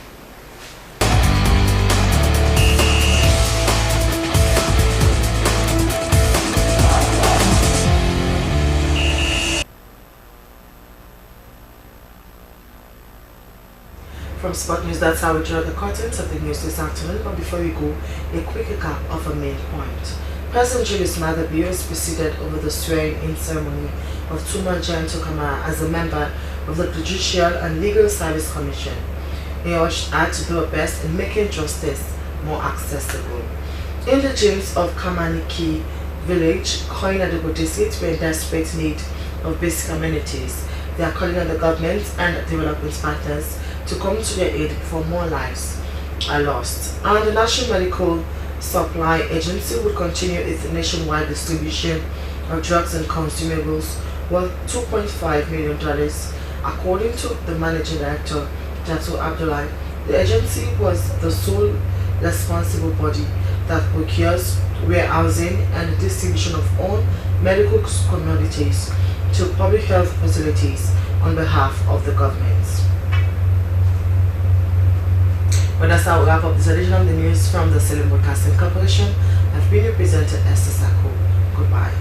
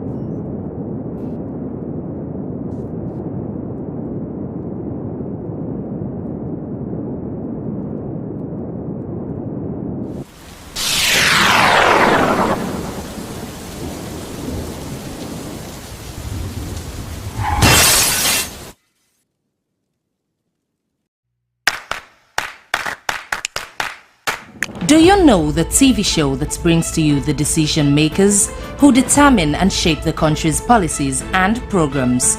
Bottom Line is the show to watch. Well, join Asmi Uba as it brings to the table movers and shakers of society and policymakers whose decisions have direct impact on your lives. Bottom Line comes up every Thursday at 7 p.m. on SLBC TV, Channel 31 with Asmi Uba.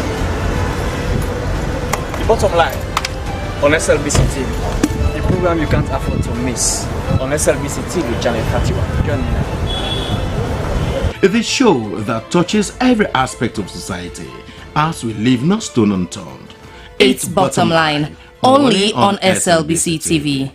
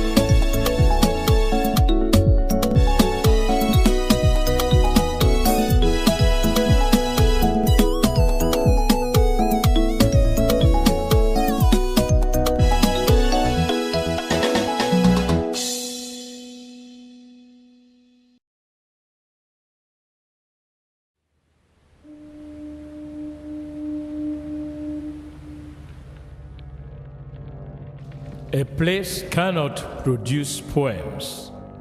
It can only not prevent them. And Freetown is good at that, for Freetown has its own sudden elegances. People are slow to leave it, quick to return. And there are others who come for a year or two and stay for a lifetime, sensing that they found a city that is in the world, yet sufficiently on the edge of it to have a different resonance. Let me tell you something about this city. All of us, we're all just passing through, and we've all been here forever. Those who came, those who stayed, those who never returned. Tides turn, seasons change, we've waited and we've watched. But we've always been here.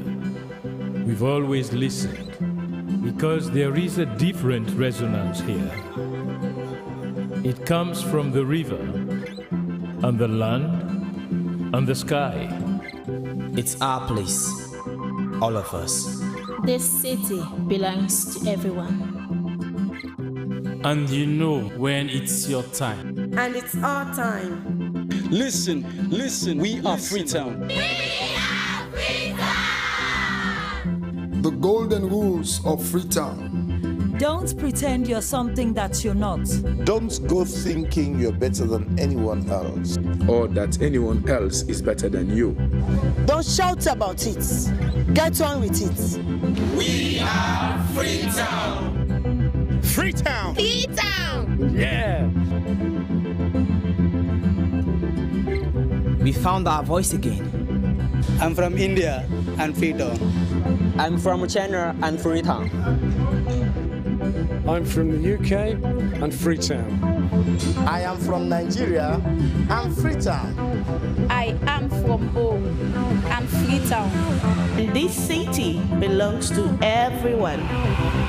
The fishermen, The taxi driver, The barber, the drummers, the dancers. all of us. All of us, everybody, we are Freetown. The past is ours. The future is ours. It's our time again. and this city belongs to everyone. The playwright, The greengrocer, The teacher, the dog. This space is ours. this light is ours. the beaches are ours. The rivers now we own. The roads are ours. The bridges now we own. We are Freetown. We are all visitors and we've all been here forever. We've got the mightiest river. And the biggest sky. And there's a resonance again. Freetown. Freetown. We are proud of this place. We love this city. And we want you to love it too. We are proud of this place. Na pass we all dey pass like stranger dem, but we all don dey here from ten.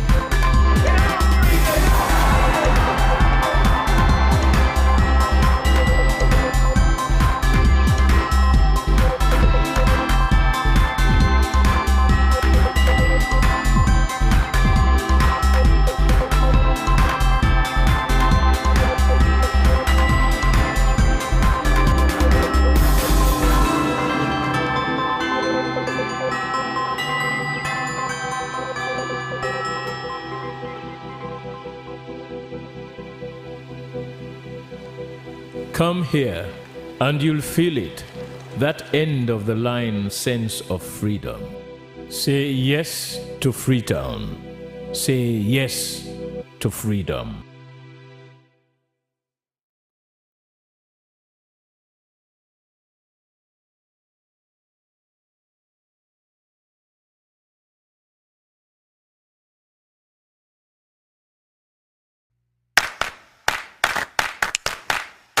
Do you know the TV show that brings to you the decision makers who determine and shape the country's policies and programs? Bottom Line is the show to watch. Well, join Asmi Uba as it brings to the table movers and shakers of society and policymakers whose decisions have direct impact on your lives. Bottom Line comes up every Thursday at 7 p.m. on SLBC TV, Channel 31 with Asmi Uba. Bottom Line on SLBC TV, the program you can't afford to miss on SLBC TV, Channel 31. Join me now. The show that touches every aspect of society as we leave no stone unturned. It's Bottom Line, only on SLBC TV.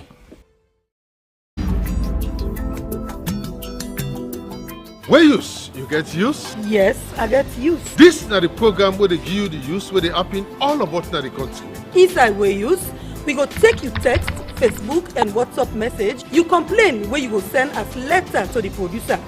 We dey announce about team them working loss and plenty more. We are there all about the country. But you self PF for being the use that you area. Where use? The original program where they give you updates. Where use? You get use? Yes, I get use.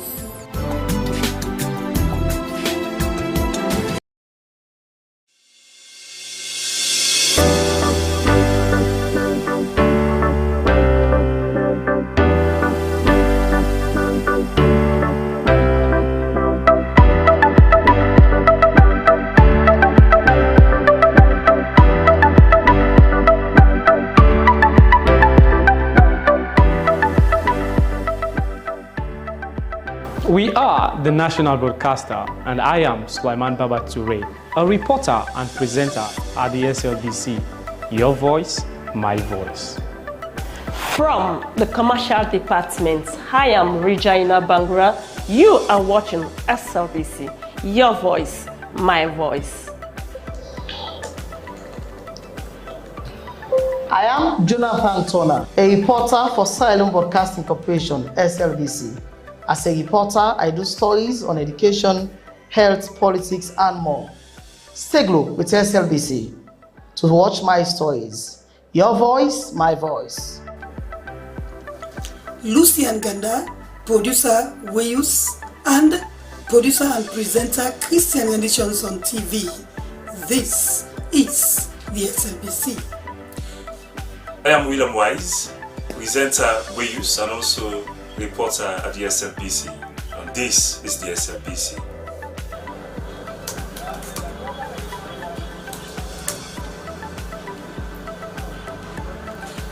I am Salma Tabak, television executive producer. I produce programs on both radio and television. I'm a news anchor, a presenter, an announcer on radio. I enjoy what I do because I serve a public service broadcaster. It's a pleasure to work with the SLBC. I am Tilly Koma, Head of News and Current Affairs Unit, Sierra Leone Broadcasting Corporation. Our news hour now covers several segments.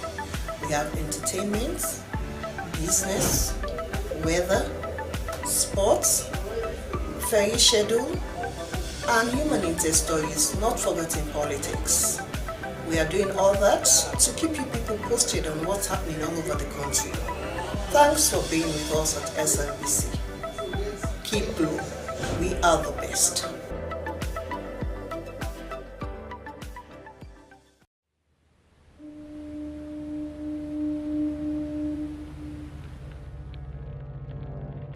A place cannot produce poems.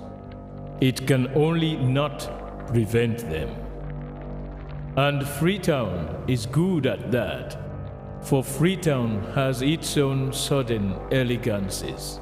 People are slow to leave it, quick to return.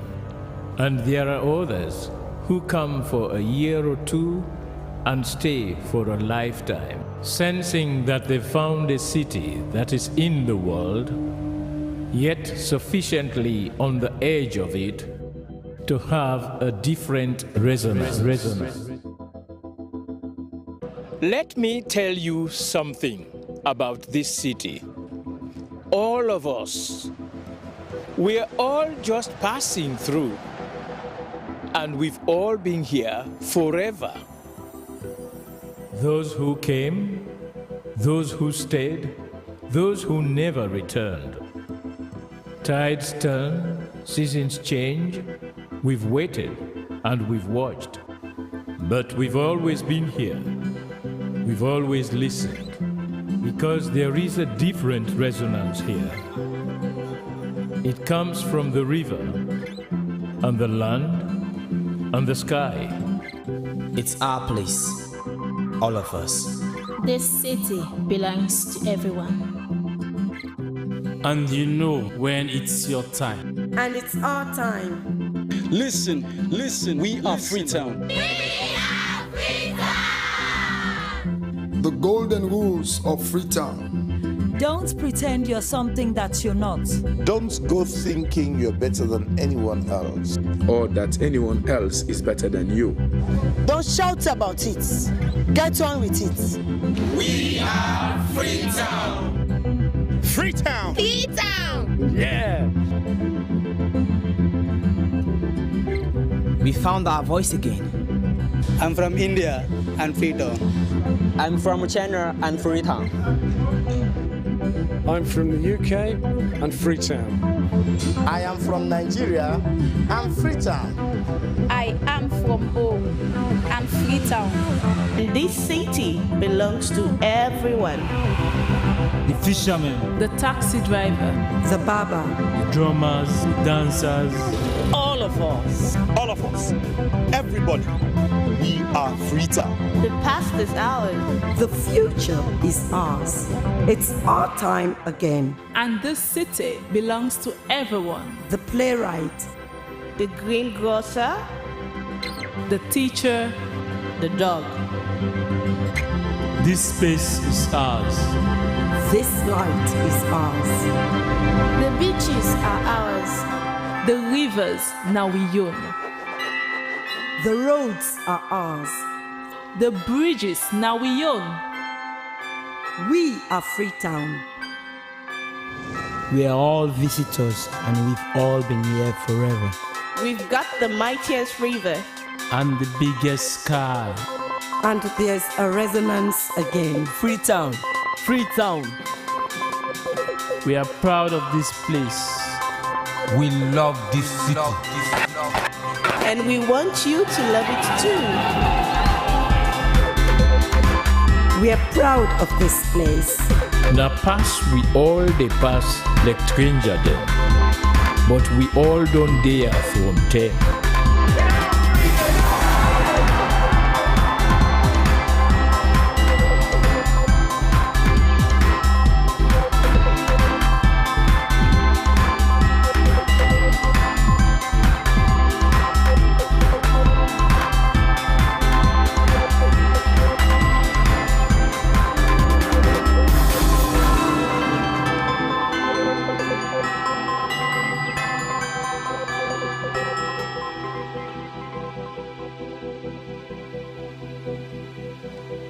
Come here, and you'll feel it, that end of the line sense of freedom.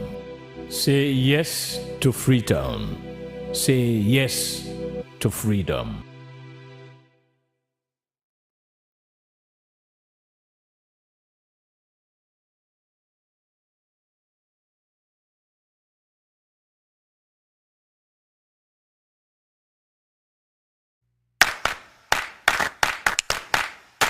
Do you know the TV show that brings to you the decision makers who determine and shape the country's policies and programs? Bottom Line is the show to watch. Well, join Asmi Uba as it brings to the table movers and shakers of society and policymakers whose decisions have direct impact on your lives. Bottom Line comes up every Thursday at 7 p.m. on Slbc TV, channel 31 with Asmi Uba. Bottom Line on Slbc TV, the program you can't afford to miss on Slbc TV channel 31. Join me now. The show that touches every aspect of society as we leave no stone unturned. It's Bottom Line, only on Slbc TV. SLBC, Papa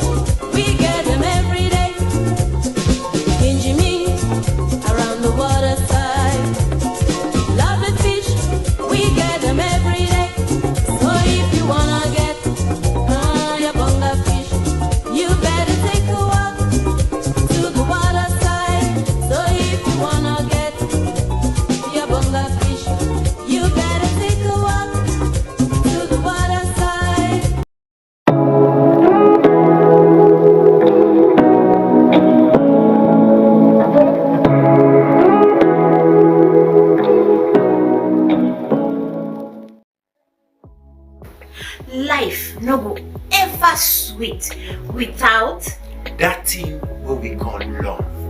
Now that make Love Factor a very good program where any big person can look and enjoy. Now the kind program we for spend time for watch. Now the kind program we for spend time for sit down for look. And this program it me around land for my and I wonder you say for life. The Love Factor show is about family, love, counseling, relationship. So we dey build and maintain relationship. This na program so we dey counsel you, for let you know how for deal with your partner, let you know how for settle dispute between you and your heart to heart. Well, you do hear it for yourself. Join the Love Factor team every Sunday, 10 p.m. for help make we all enjoy love and peace.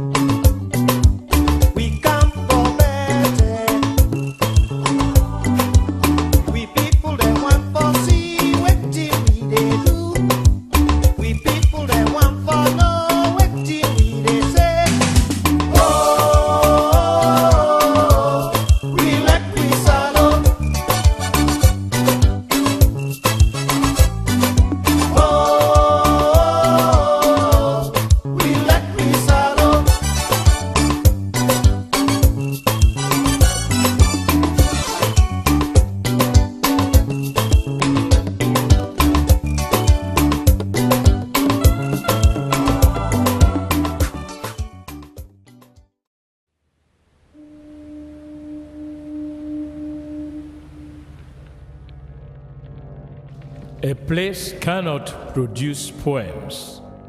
It can only not prevent them. And Freetown is good at that, for Freetown has its own sudden elegances. People are slow to leave it, quick to return. And there are others who come for a year or two and stay for a lifetime, sensing that they found a city that is in the world, yet sufficiently on the edge of it to have a different resonance. Let me tell you something about this city. All of us, we're all just passing through, and we've all been here forever.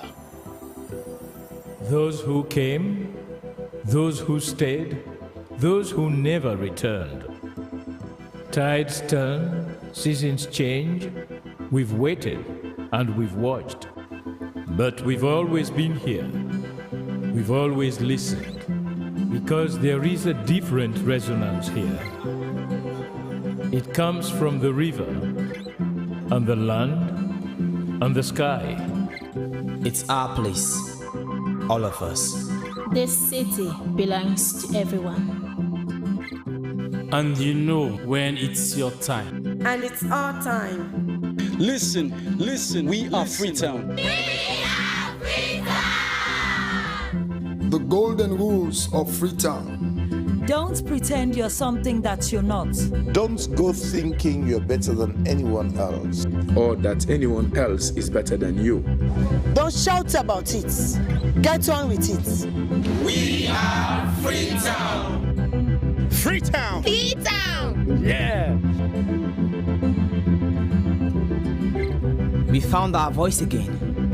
I'm from India and Freetown. I'm from China and Freetown. I'm from the UK and Freetown. I am from Nigeria and Freetown. I am from home and Freetown. This city belongs to everyone. The fishermen, The taxi driver, The barber, the drummers, the dancers. All of us. All of us. Everybody. We are Freetown. The past is ours. the future is ours. It's our time again. and this city belongs to everyone. The playwright, The greengrocer, The teacher, the dog. This space is ours. this light is ours. The beaches are ours. the rivers now we own. The roads are ours. The bridges now we own. We are Freetown. We are all visitors and we've all been here forever. We've got the mightiest river. And the biggest sky. And there's a resonance again. Freetown. Freetown. We are proud of this place. We love this city. And we want you to love it too. We are proud of this place. Na pass we all dey pass like stranger dem, but we all don dey from ten.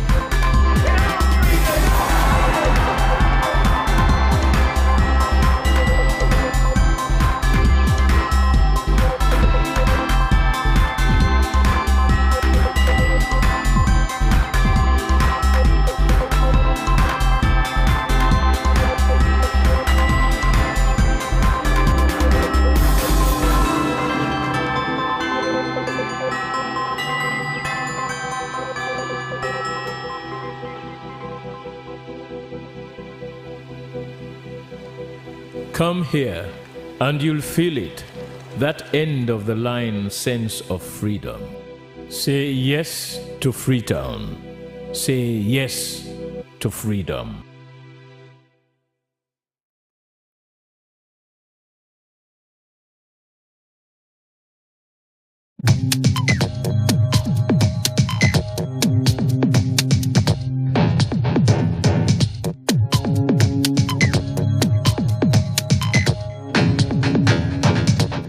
from our archives, the Billy Graham Classics.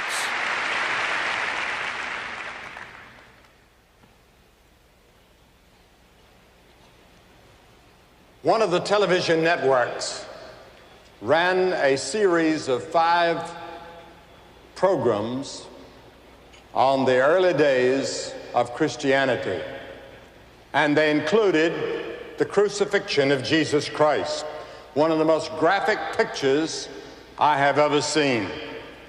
And among all the emblems of the world, none is admired, glorified, and worshiped as the cross.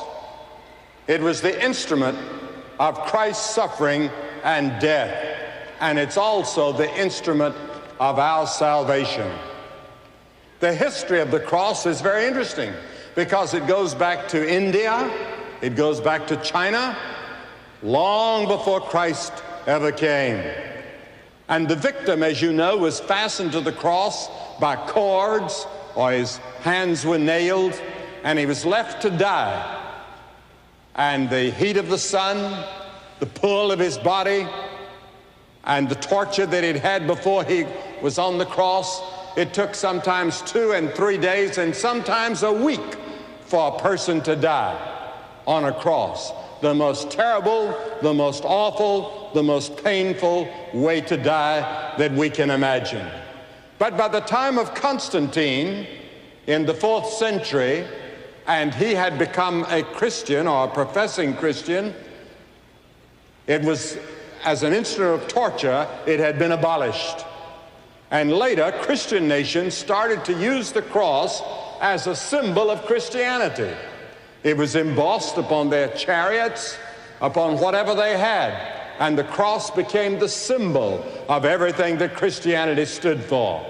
And through such organizations as the Red Cross, it's become an international sign of goodwill and help to other people.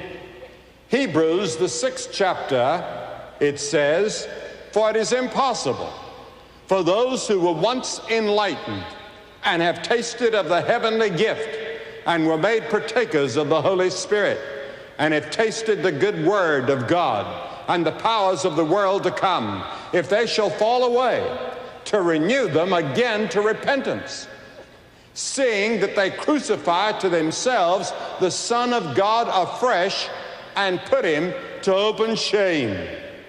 Every time the gospel is proclaimed, those who hear the message and receive Christ as Savior come by the way of the cross. But if you neglect or refuse God's offer of love and mercy from the cross, you help crucify Jesus Christ. That's the reason it's wrong to say that the Jews crucified Christ, as Christians said, especially in the Middle Ages, and they used to try to make Jews converts at the end of a sword, or point a gun at their head, or a knife at their throat to try to make them converted, because they said they were Christ killers. They did not kill Christ. Do you know who killed Christ? All of us. We all had a part in his death, because his death was planned before the foundation of the world, because of sin. And the Bible says we've all sinned and come short of the glory of God. There are 4 dimensions of the cross that I think about when I talk about it. I think about the breadth of the cross. The love of Christ is manifested in the cross of Christ that includes everybody. God's love extends to Africa, to Asia, to Latin America, to Russia, to China, to America, to Canada, to the whole world. It includes you, whoever you are, whatever your religion, or if you have no religion. God loves you, and he says from the cross, "I love you." Then there's the length of the cross. It has no measure. It extends from eternity to eternity, from everlasting to everlasting. When Noah built the ark, do you know how long it was? 450 feet long. When Solomon built the temple, you know how long it was? 60 cubits. If you build a shed for garden tools, you can measure the lumber with a ruler. But how can you measure the end to end of God's love in the cross? The Bible says, Paul said that God's love surpasses knowledge. There's no way that our finite minds can even begin to understand the love of God that would give his son on the cross to die for you. Because you and I deserve that death. We deserved hell and judgment. And then I think of the height of the cross. It extends to the throne of God. It doesn't matter how high heaven is. Through the cross, God draws all men to him. And you have to make a decision about Jesus Christ. Scientists are looking out into space further and further and further, but they can't get away from God. The subject of astronomy and the subject of the space frontier is very exciting to me. There are scientists here tonight who know far more about the height of the universe than I can ever explain. But heaven is out there somewhere. We don't know exactly where. You say, do you believe heaven is a place? Yes, I believe it's a place. I believe I'm going to see the golden streets and walk on them.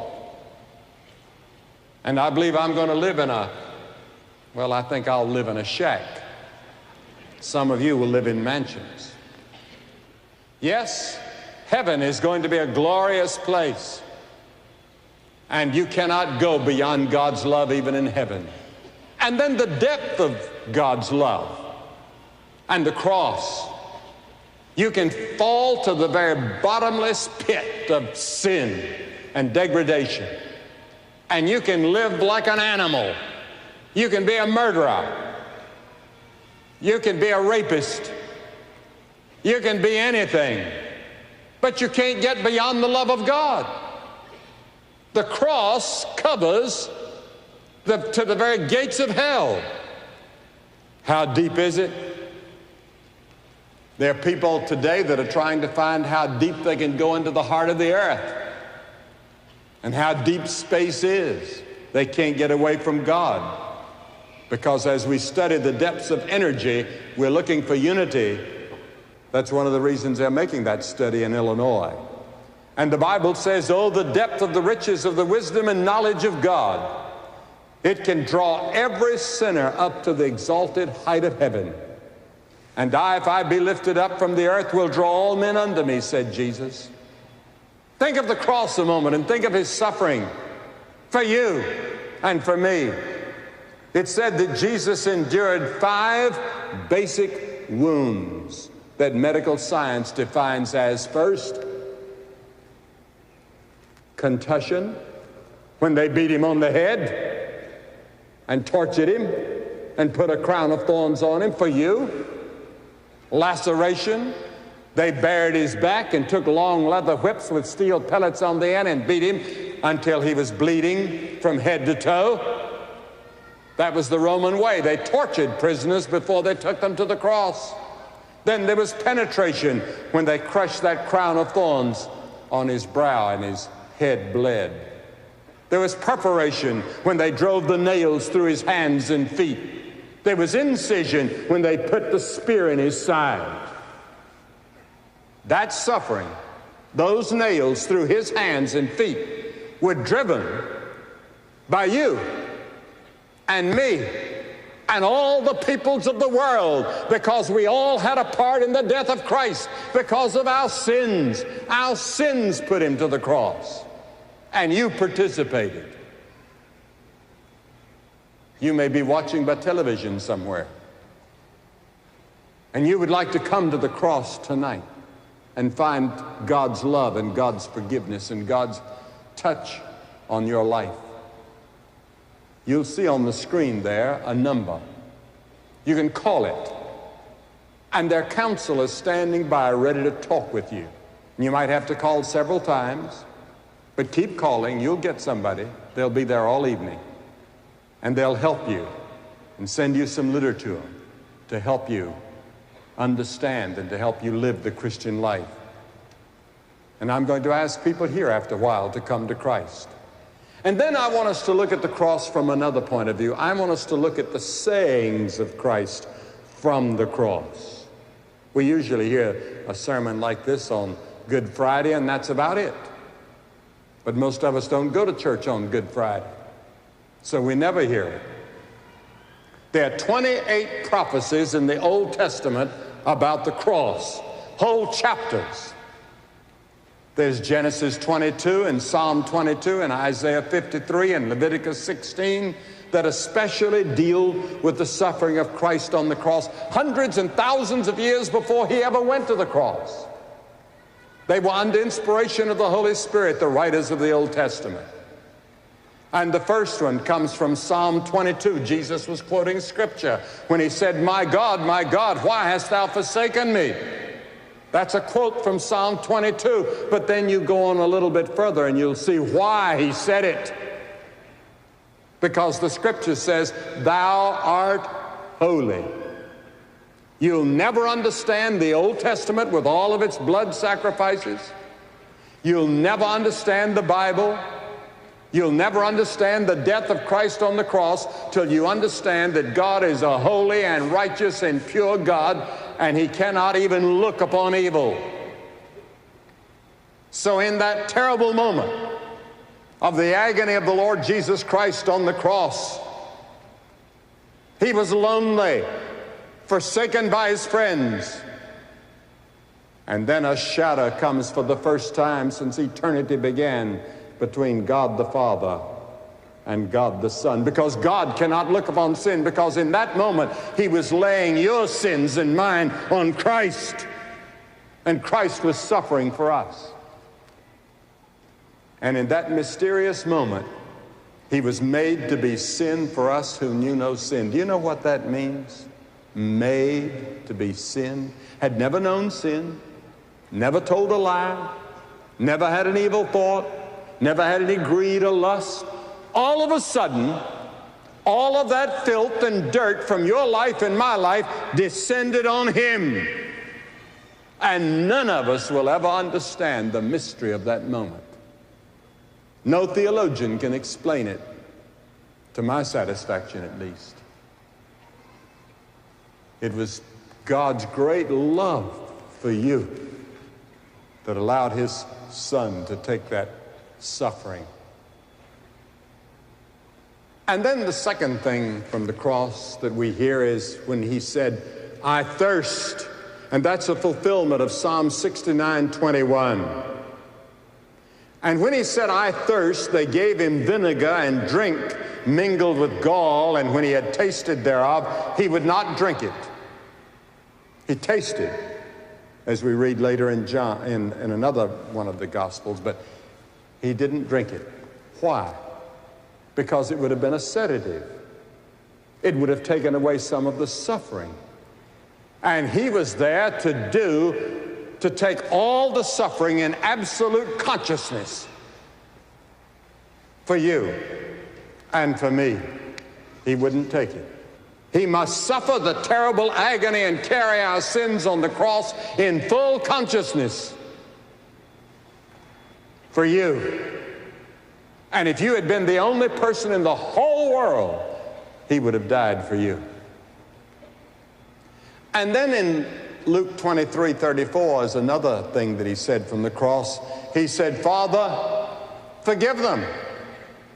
They don't know what they do.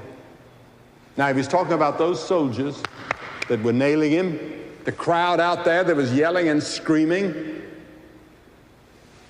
at him. 72,000 angels pulled their swords ready to come and rescue him. And he said, no, I'm doing it because I love them.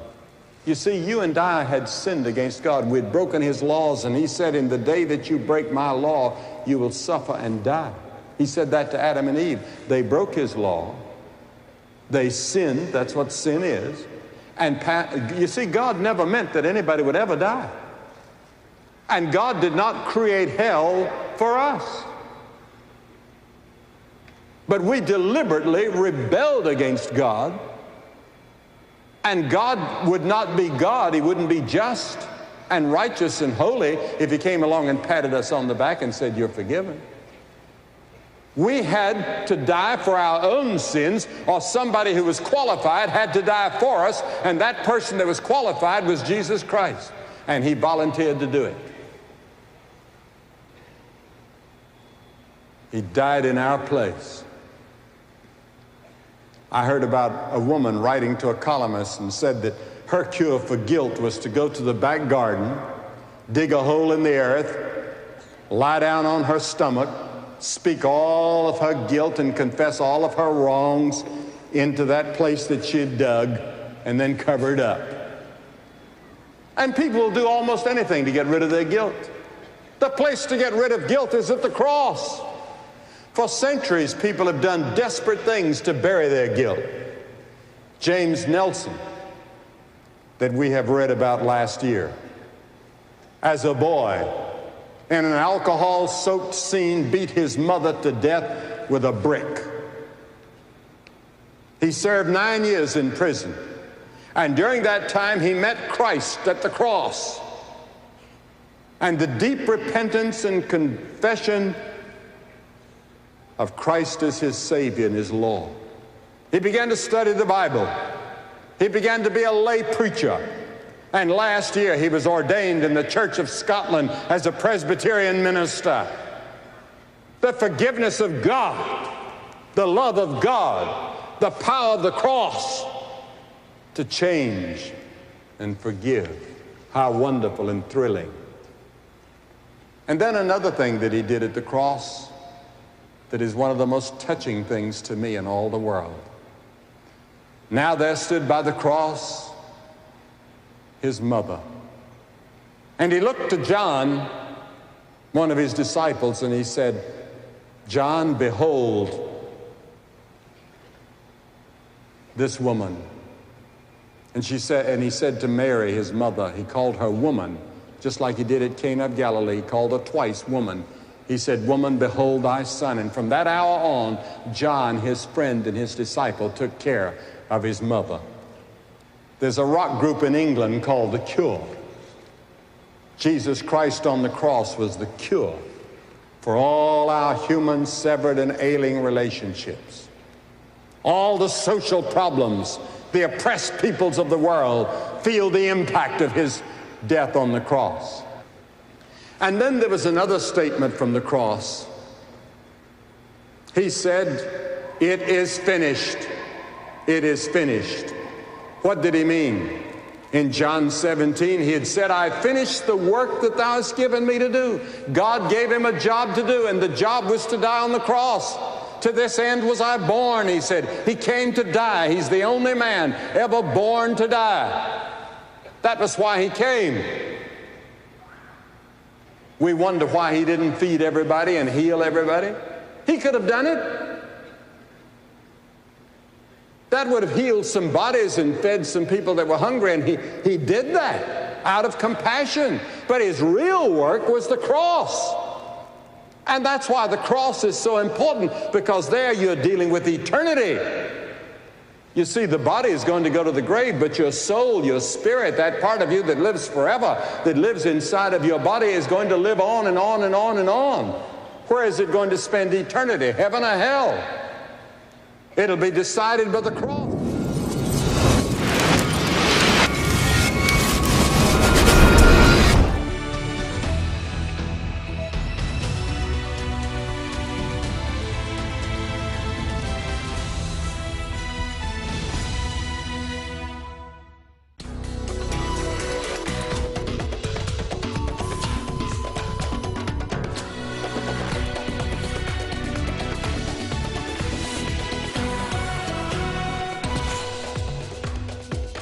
Africa reacts after being badly hit by U.S. President Donald Trump's new steep tariffs.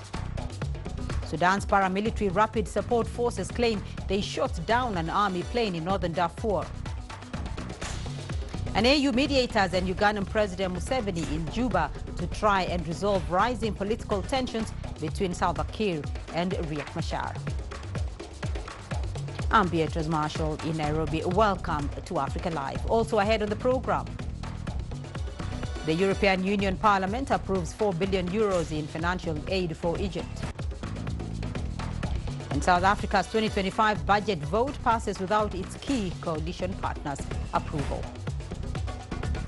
We start with U.S. President Donald Trump's decision to impose a baseline 10% tariff on imports from all countries, with many analysts saying it spells the end of America's widely popular African Growth and Opportunities Act.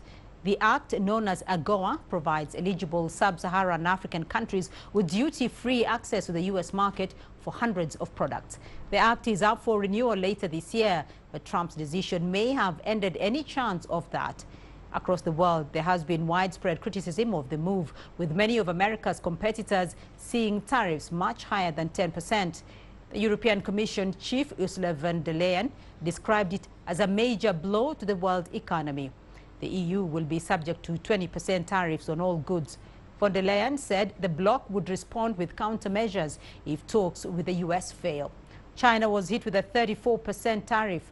Officials in Beijing also said they would respond with countermeasures. Trump justified the move, calling it a reciprocal response to duties and other non-tariff barriers put on U.S. goods. He argued that the new levies will boost manufacturing with the U.S. and help the American economy to flourish.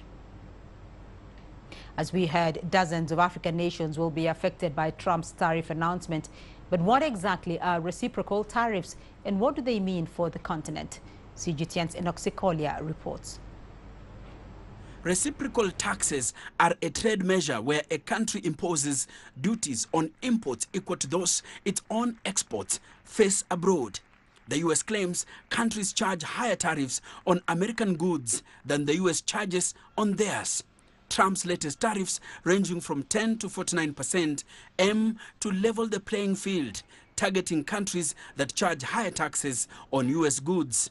With the European Union already declaring Trump's move a major blow to the world economy, where does Africa come in? From Nigeria to Kenya, South Africa to Egypt, African economies that rely on trade with the U.S. now face new challenges. Countries like Madagascar, Mauritius, Botswana and Lesotho will see tariffs of up to 50%, impacting key industries such as textiles and agriculture. For South Africa, a 30% tariff could spell trouble for its automotive and wine sectors. While the long-term effect may include the breakdown of supply chains established over decades, the more pressing issue is the increased risk of recession for most African countries.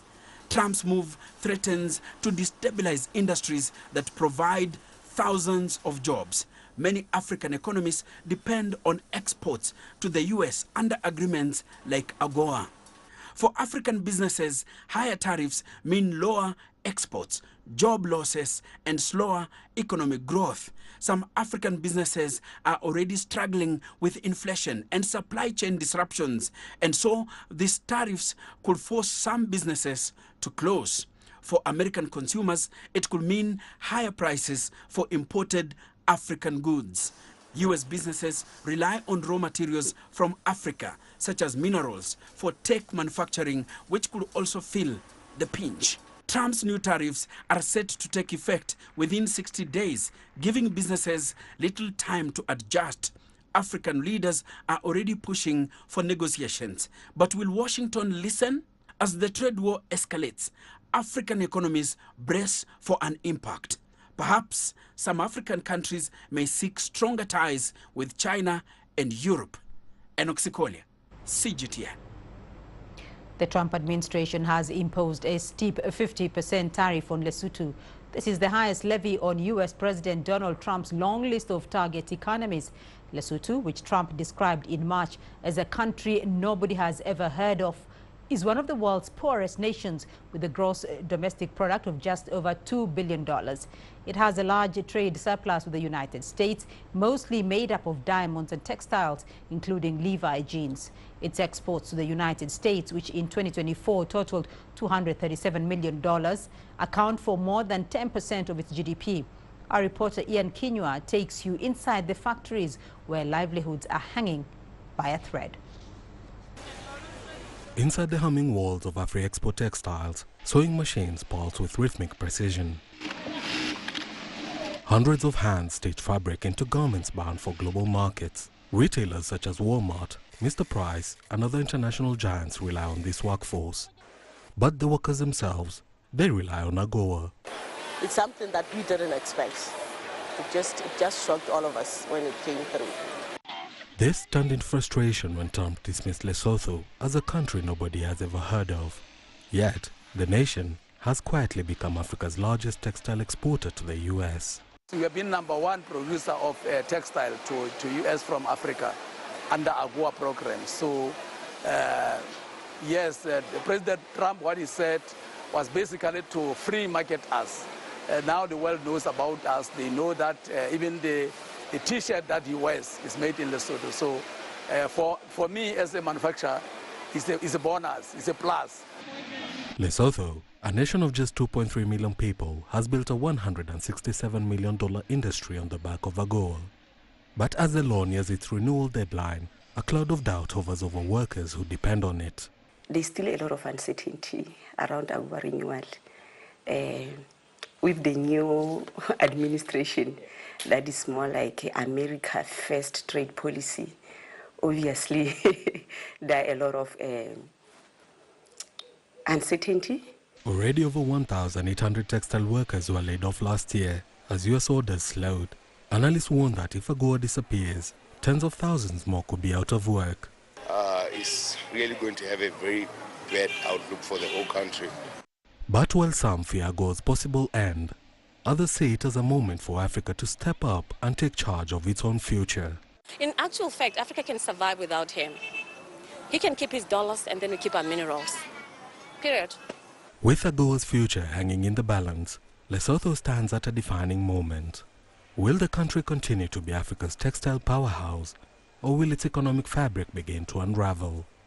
Ian Kinywa, CGTN. South Africa is one of the countries set to be affected by the announced tariffs.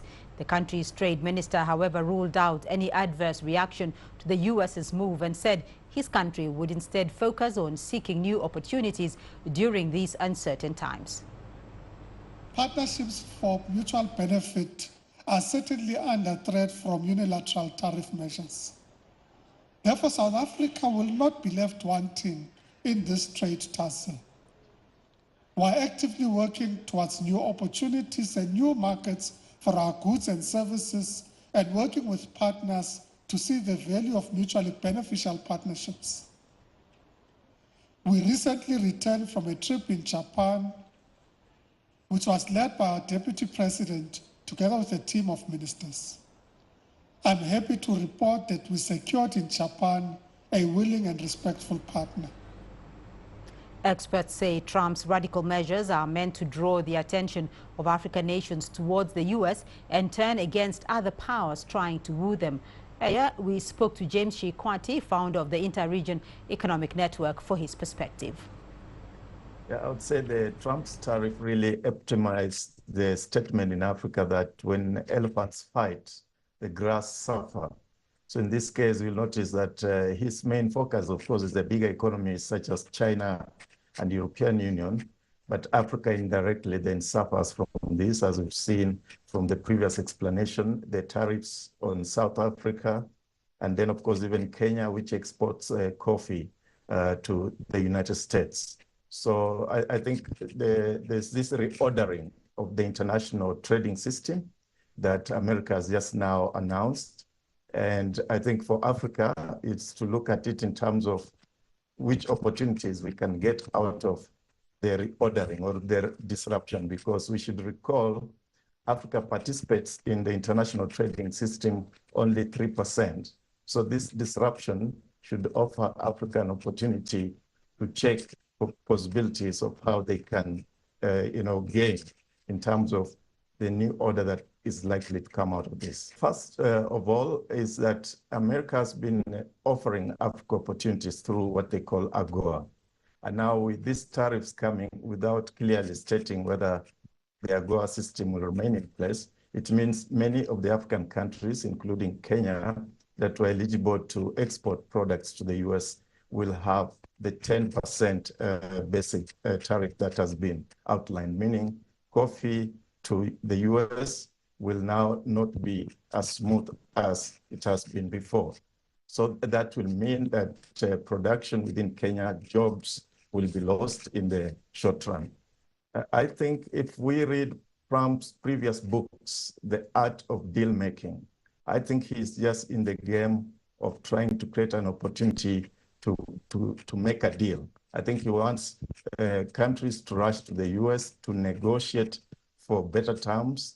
And I think the overall goal, he's looking at the emerging markets that are threatening the dominance of the United States. And therefore, he's creating an opportunity for deal making so that he can either talk countries such as those in Africa out of engaging with others such as China, so that they can go back in a big way to engage with the United States of America.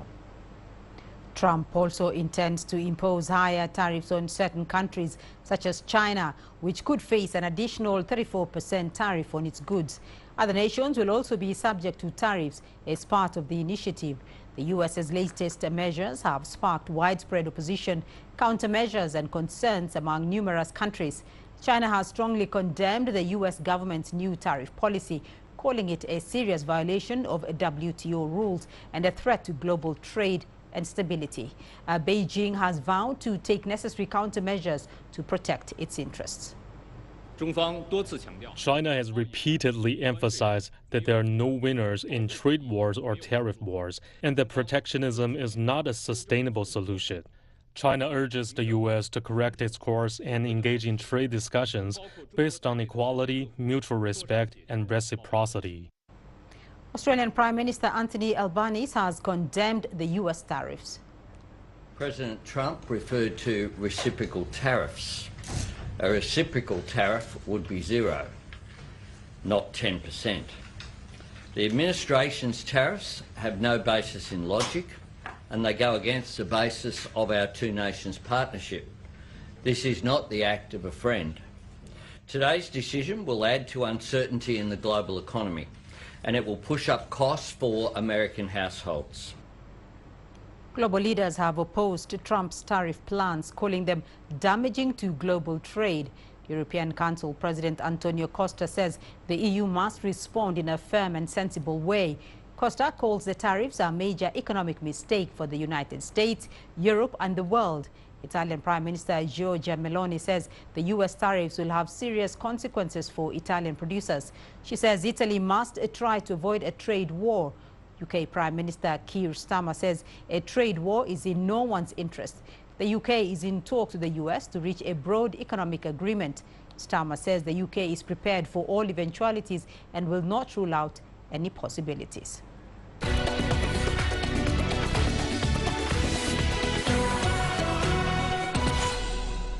Let's now go to Sudan, where the paramilitary Rapid Support Forces says they shot down an Antonov military plane belonging to the Sudanese army in northern Darfur, releasing a video of the alleged wreckage. The Sudanese army has not responded to the claim. Despite his troops being pushed back from the capital Khartoum last month, RSF leader Mohamed Hamdan Dagalo has stated that the conflict with the army is ongoing and that his forces intend to return to the capital. The RSF, which has its stronghold in Darfur, has been forced out of Khartoum by the army in recent weeks. The Sudanese army has retaken control of most parts of Khartoum and Omdurman in its latest offensive against the RSF. Meanwhile, the United Nations Human Rights Body reported on Thursday that it has received accounts of widespread extrajudicial killings of civilians in Khartoum. Spokesperson Saif Magango highlighted credible reports of summary executions based on suspicion of collaboration with the rival Rapid Support Forces. UN High Commissioner Volker Turk is calling on Sudan to conduct independent investigations into these incidents in accordance with international law. We are appalled by reports of widespread extrajudicial killings of civilians in Khartoum following its recapture by the Sudanese armed forces on 26 March. The UN Human Rights Office has reviewed multiple horrific videos posted on social media showing armed men executing civilians in cold blood and documented a disturbing rise in online hate speech and incitement to violence, with lists of individuals accused of collaborating with the RSF posted online. We urge the commanders of the Sudanese armed forces to take immediate measures to put an end to arbitrary deprivation of life. Ugandan President Yoweri Museveni has arrived in South Sudan amid rising tensions in the country following the arrest of first Vice President Riek Machar. His visit comes hours after African Union mediators arrived in the capital Juba on Wednesday for talks aimed at reconciling the two leaders and averting a new civil war. Machar's supporters argue that his arrest violates the 2018 peace agreement and undermines the power-sharing arrangement between the two leaders. This situation threatens the peace deal that ended a 5-year civil war. Museveni, the first head of state to visit since Machar's arrest, stated his intention to strengthen bilateral relations but did not address the ongoing conflict or Machar's detention. The situation stems from a dispute between Kiir and Machar, worsened by violence in Upper Nile State earlier this year. Clashes have been reported in parts of the country, including near Juba, where Machar's party denounced strikes against its forces. Groups loyal to the vice president also condemned attacks in recent days in Upper Nile and southern central Equatoria, saying they had caused panic among civilians. President Museveni's arrival follows that of the African Union mediators who landed in the capital Juba on Wednesday for talks with Kiir. That's according to the South Sudanese presidency. The African Union says it wishes to meet both leaders, but Machar's detention may prevent that. The mediation team will also meet other crucial players in South Sudan, including the UN mission in the country and the National Election Commission. Kenya's former Prime Minister was also in the city last week to help de-escalate tensions. He met the president but was unable to see Riek Machar. The fighting has already displaced more than 60,000 people, according to the UN.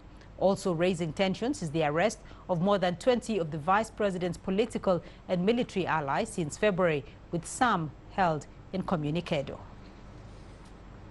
The U.S. State Department has appointed Masad Boulos as its senior advisor for Africa, in addition to his role as senior advisor to the president on Arab and Middle Eastern affairs. Boulos, a Lebanese businessman with a professional background in Nigeria, is recognized for his advocacy for peace in the Middle East and is expected to strongly represent U.S. interests. He and Deputy Assistant Secretary of State Corina Sanders will undertake a diplomatic mission to several African countries, including the Democratic Republic of Congo.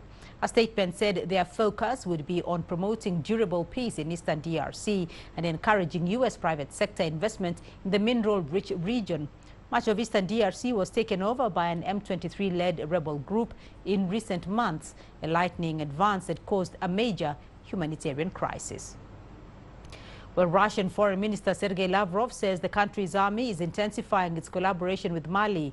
This effort is a part of Russia's strategy to increase its influence in Africa amid the ongoing conflict in Ukraine. It is currently hosting foreign ministers from Mali, Burkina Faso and Niger, collectively known as the Alliance of Sahel States, who are in Moscow for their 2-day official visit. These nations, which have severed ties with their former colonial ruler France, face similar challenges, most notably with violent militant insurgencies. According to a joint statement, talks with Russia will be focusing on political, economic and security cooperation, including discussions on regional stability and defense. Reports say the three countries have already signed a defense agreement and established a cooperation with Russia in the energy and mining sectors. You're watching Africa Live, still ahead on the program. Zambia's health minister says the government is stepping up efforts to stem a rise in mpox cases.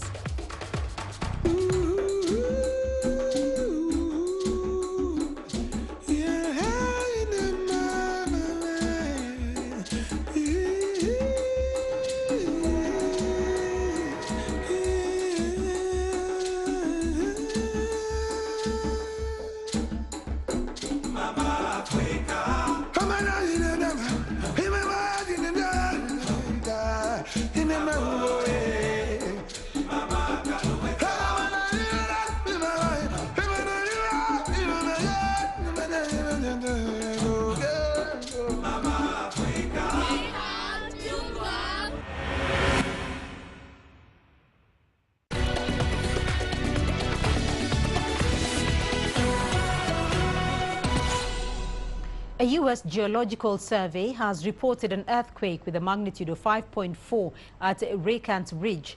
The tremor occurred on Thursday at 18 GMT. However, the agency has confirmed that there is no tsunami threat from the earthquake and that there is a low likelihood of casualties and damage. The death toll from last Friday's earthquake in Myanmar has risen to over 3,000, with more than 4,700 people injured. At least 340 people are still missing. Buildings in Myanmar are continuing to collapse, creating dangerous conditions for rescuers. Chinese teams are continuing search and rescue operations in hard-hit Mandalay, having so far rescued 9 people from the rubble. Meanwhile, the second batch of emergency humanitarian aid dispatched by the Chinese government has arrived in Myanmar.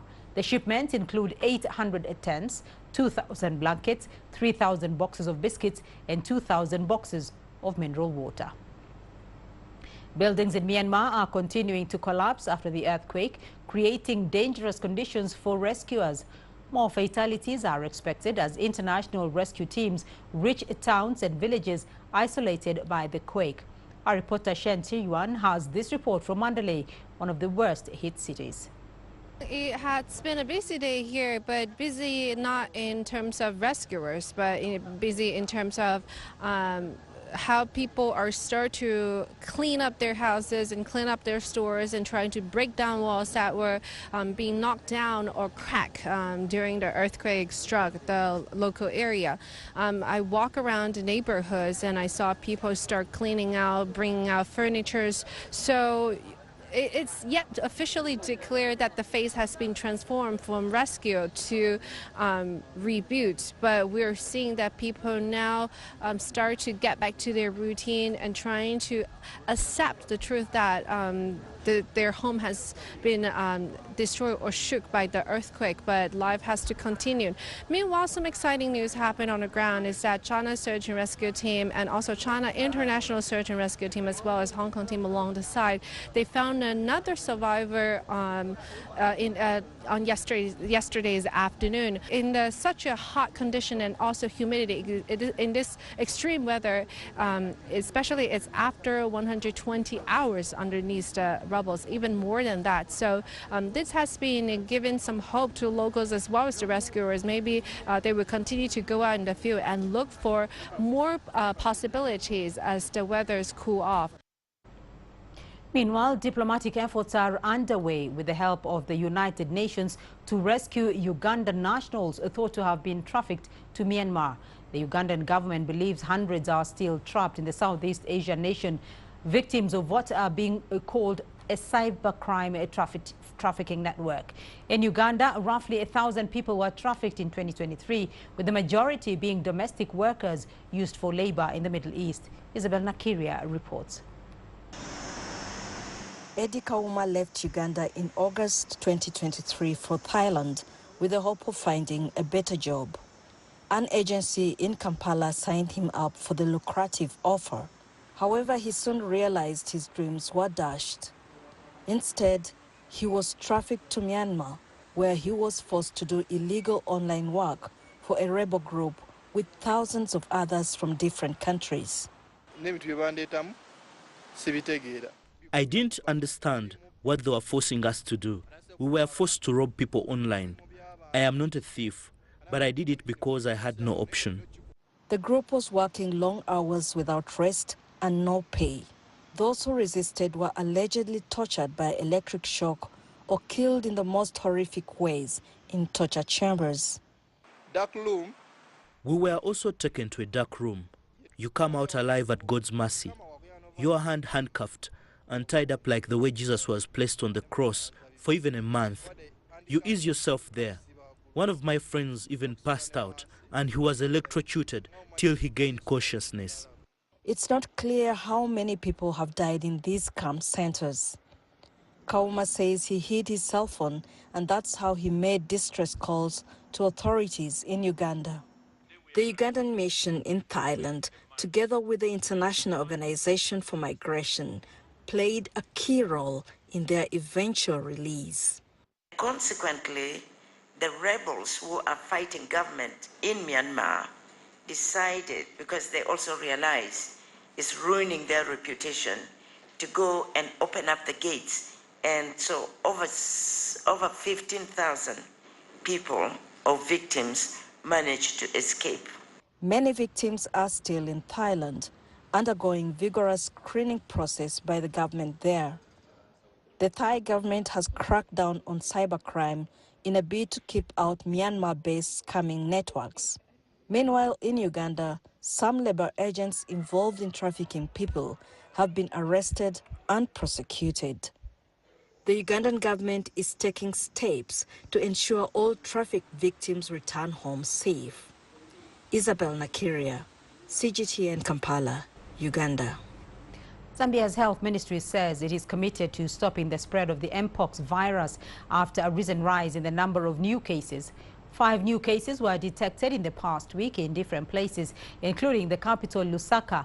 They take the number of overall cases in the country since an outbreak was first announced in October to 36. Many have already been treated and released from hospital. The Southern African nation has one death, an 8-year-old infant. It comes as Zambia also battles a cholera outbreak. While the ongoing conflict in the Democratic Republic of Congo has forced many to flee their homes and seek humanitarian aid. However, some in North Kivu province have decided to return and are keen to rebuild their lives despite the dangers. CGTN's Wanja Mungai looks at how they are coping with the constant terror and upheaval. 56-year-old Adija Kanyere tends to her garden in Kibumba village near Goma in Eastern Democratic Republic of Congo. This was her source of livelihood until 3 years ago, when she and her family were forced to flee due to conflict.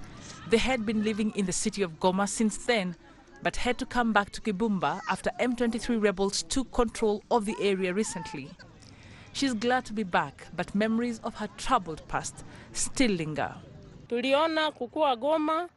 We agreed to return home because we were also suffering a lot in Goma. We had been mistreated. Our daughters were raped.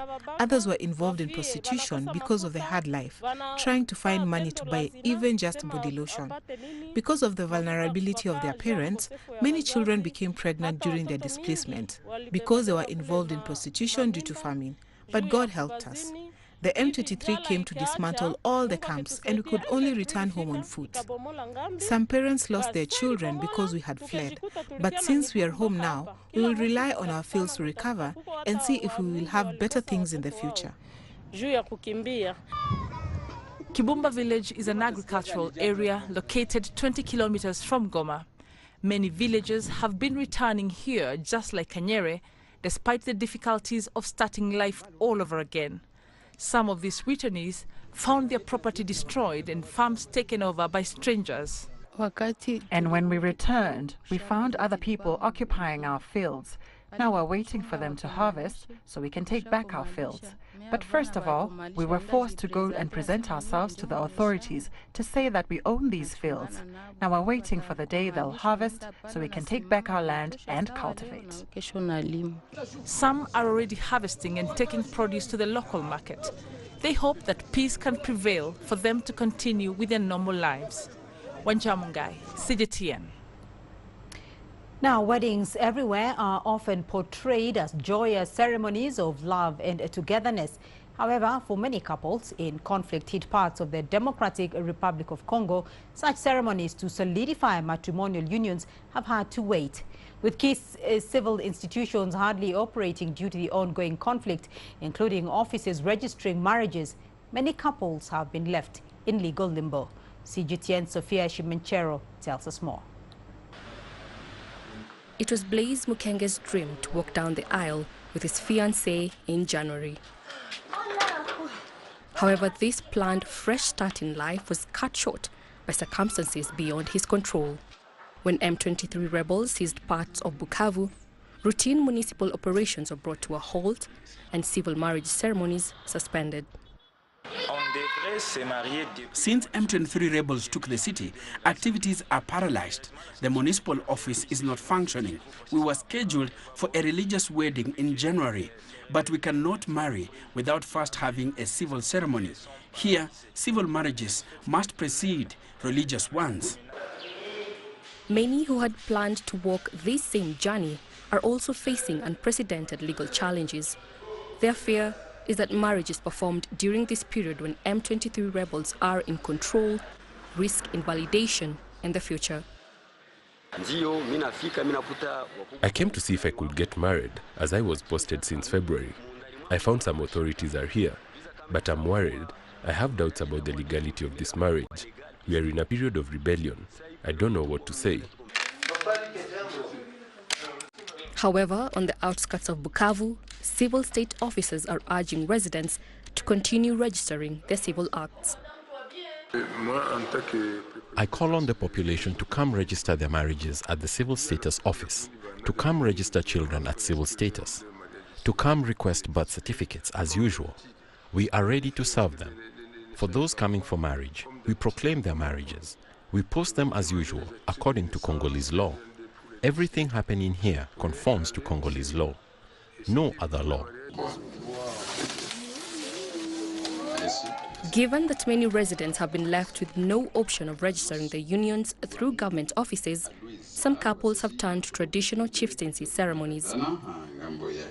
Others have, however, chosen to continue exchanging vows despite the challenges they face and the odds stacked against them, as they insist on beginning their new lives even during these uncertain times in Eastern DRC. Sophia Shimechero, CGTN. And Ramanyang will be here with the business news. Here's what's coming up. The European Union Parliament approves €4 billion in financial aid for Egypt. And South Africa's 2025 budget vote passes without its key coalition partners' approval. When you look at Africa, what do you really see? Do you see fast-growing, endless deserts and parched earth? Or do you see the biggest opportunity for an agricultural revolution in a generation? Do you see crowded, unplanned cities or vast, untapped markets? Do you see a population at risk, or do you see a billion-strong opportunity to grow the next wave of multi-billion-dollar firms in Africa? When you look at Africa, what do you really see? Join us in Global Business and see Africa through our eyes.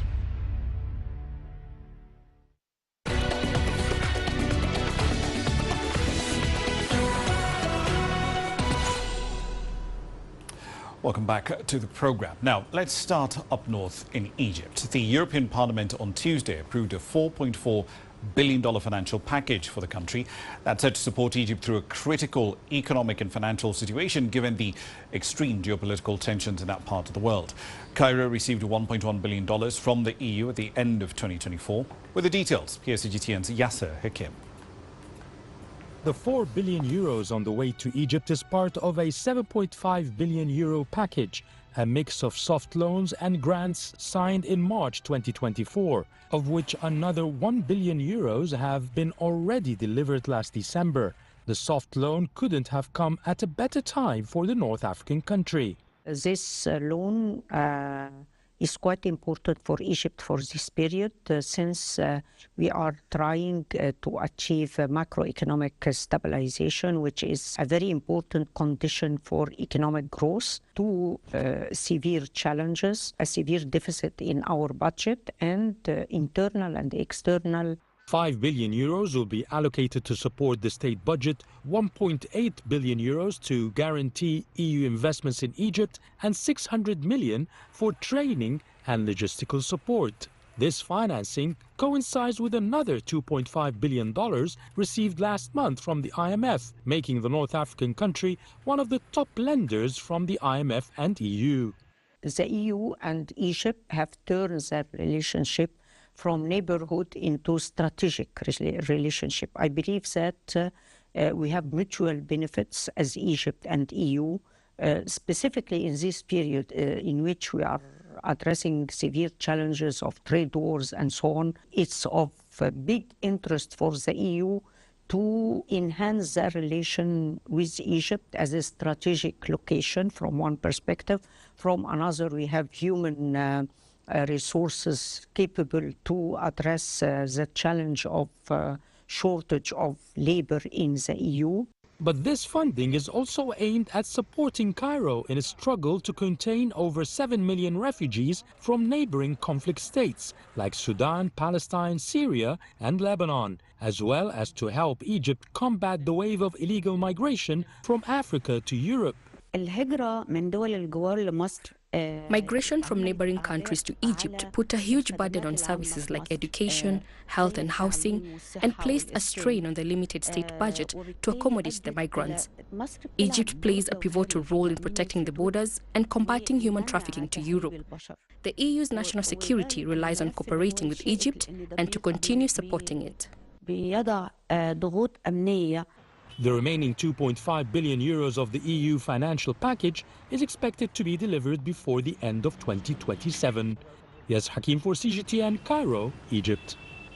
On to the opposite end of the continent now. South Africa's parliament finally adopted a fiscal budget framework for the 2025 fiscal year. It was a highly contested proposal that was passed and approved by Parliament on Wednesday without the support of the second largest party in the coalition government, that's the Democratic Alliance. And as you're about to see, they are not happy about it. Analysts say that the power-sharing government now could be on a collision course, with lawmakers threatening legal action to overturn the passing of the budget.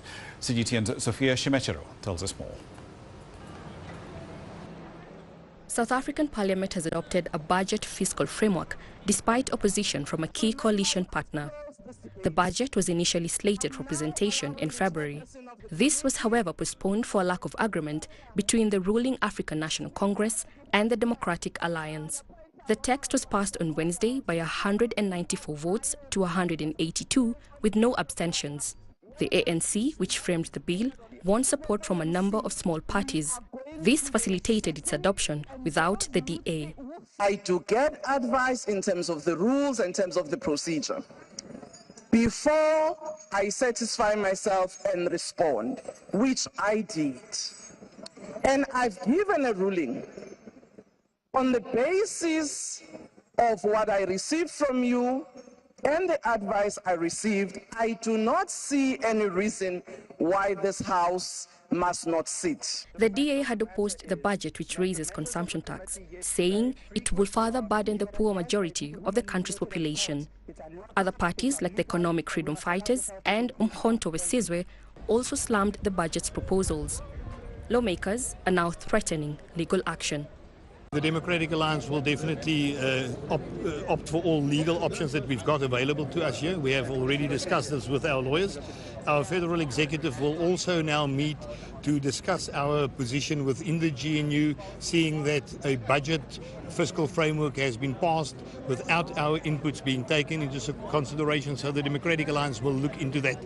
There was never a time in the committee where the chairperson asked whether we are accepting the fiscal framework and revenue proposal or we are amending it. The disagreements over the budget are the latest string of spats between the main parties of the broad coalition government. The Government of National Unity was formed last year after ANC lost its parliamentary majority. Sofia Shimechero, CGTN. On to East Africa. In Dar es Salaam, Tanzania, the public transport system is set for quite the upgrade. The UDART Rapid Transit Public Limited Company has announced the arrival of around 100 new gas-powered buses by the end of the year. Now, the initial trial bus is expected to arrive in April, with a complete fleet set to be operational by December. Here's CGTN's Daniel Kijo with the details. The roads of Dar es Salaam are no stranger to long queues and crowded buses. But change could be on the horizon. As UDART prepares to roll out a fleet of modern gas-powered buses, commuters hope for a smoother, more efficient ride. These 100 buses are coming to add on and replace some of the old buses. The current buses we have are old and, over the last 7 to 8 years, have been heavily used. They work almost around the clock, almost 24 hours a day, from 4 a.m. to midnight. The company has faced growing pressures to improve services, with calls to simplify access to fare cards and reduce transportation delays. For passengers, the upgrades promise a more comfortable and reliable journey, one that could transform daily travel for thousands. The buses are always full, and sometimes you may wait for hours. So if these new ones come, I hope it will be better. The heat is too much inside the buses now. If they bring air-conditioned ones, it will be a big relief. Commuters have long complained about overcrowding and breakdowns, issues UDAT says the new fleet will help address. Beyond cost savings, the shift to gas is expected to cut emissions, contributing to cleaner air in Tanzania's largest city. CNG au gesi. It will reduce our costs. CNG gas is cheaper than diesel, and there are many global studies that prove this. You can save up to 40 or 45% of the money spent on energy by moving to gas from diesel. Also, the new buses will be a higher spec. It will be a full AC full-time and have screens inside. At one point, Dar es Salaam's rapid transit system was hailed as a model for African cities, praised for its efficiency and affordability. However, aging infrastructure and rising demand have strained the network. Now, UDAT hopes this major investment will restore confidence in public transport. With these new buses, UDART is betting on a greener, more efficient future for Dar es Salaam's public transport. But as commuters await their arrival, the real test will be whether this investment delivers a change they've been waiting for. Daniel Kijo, CGTN, Dar es Salaam, Tanzania. Now then, could African economies become the next frontier for esports?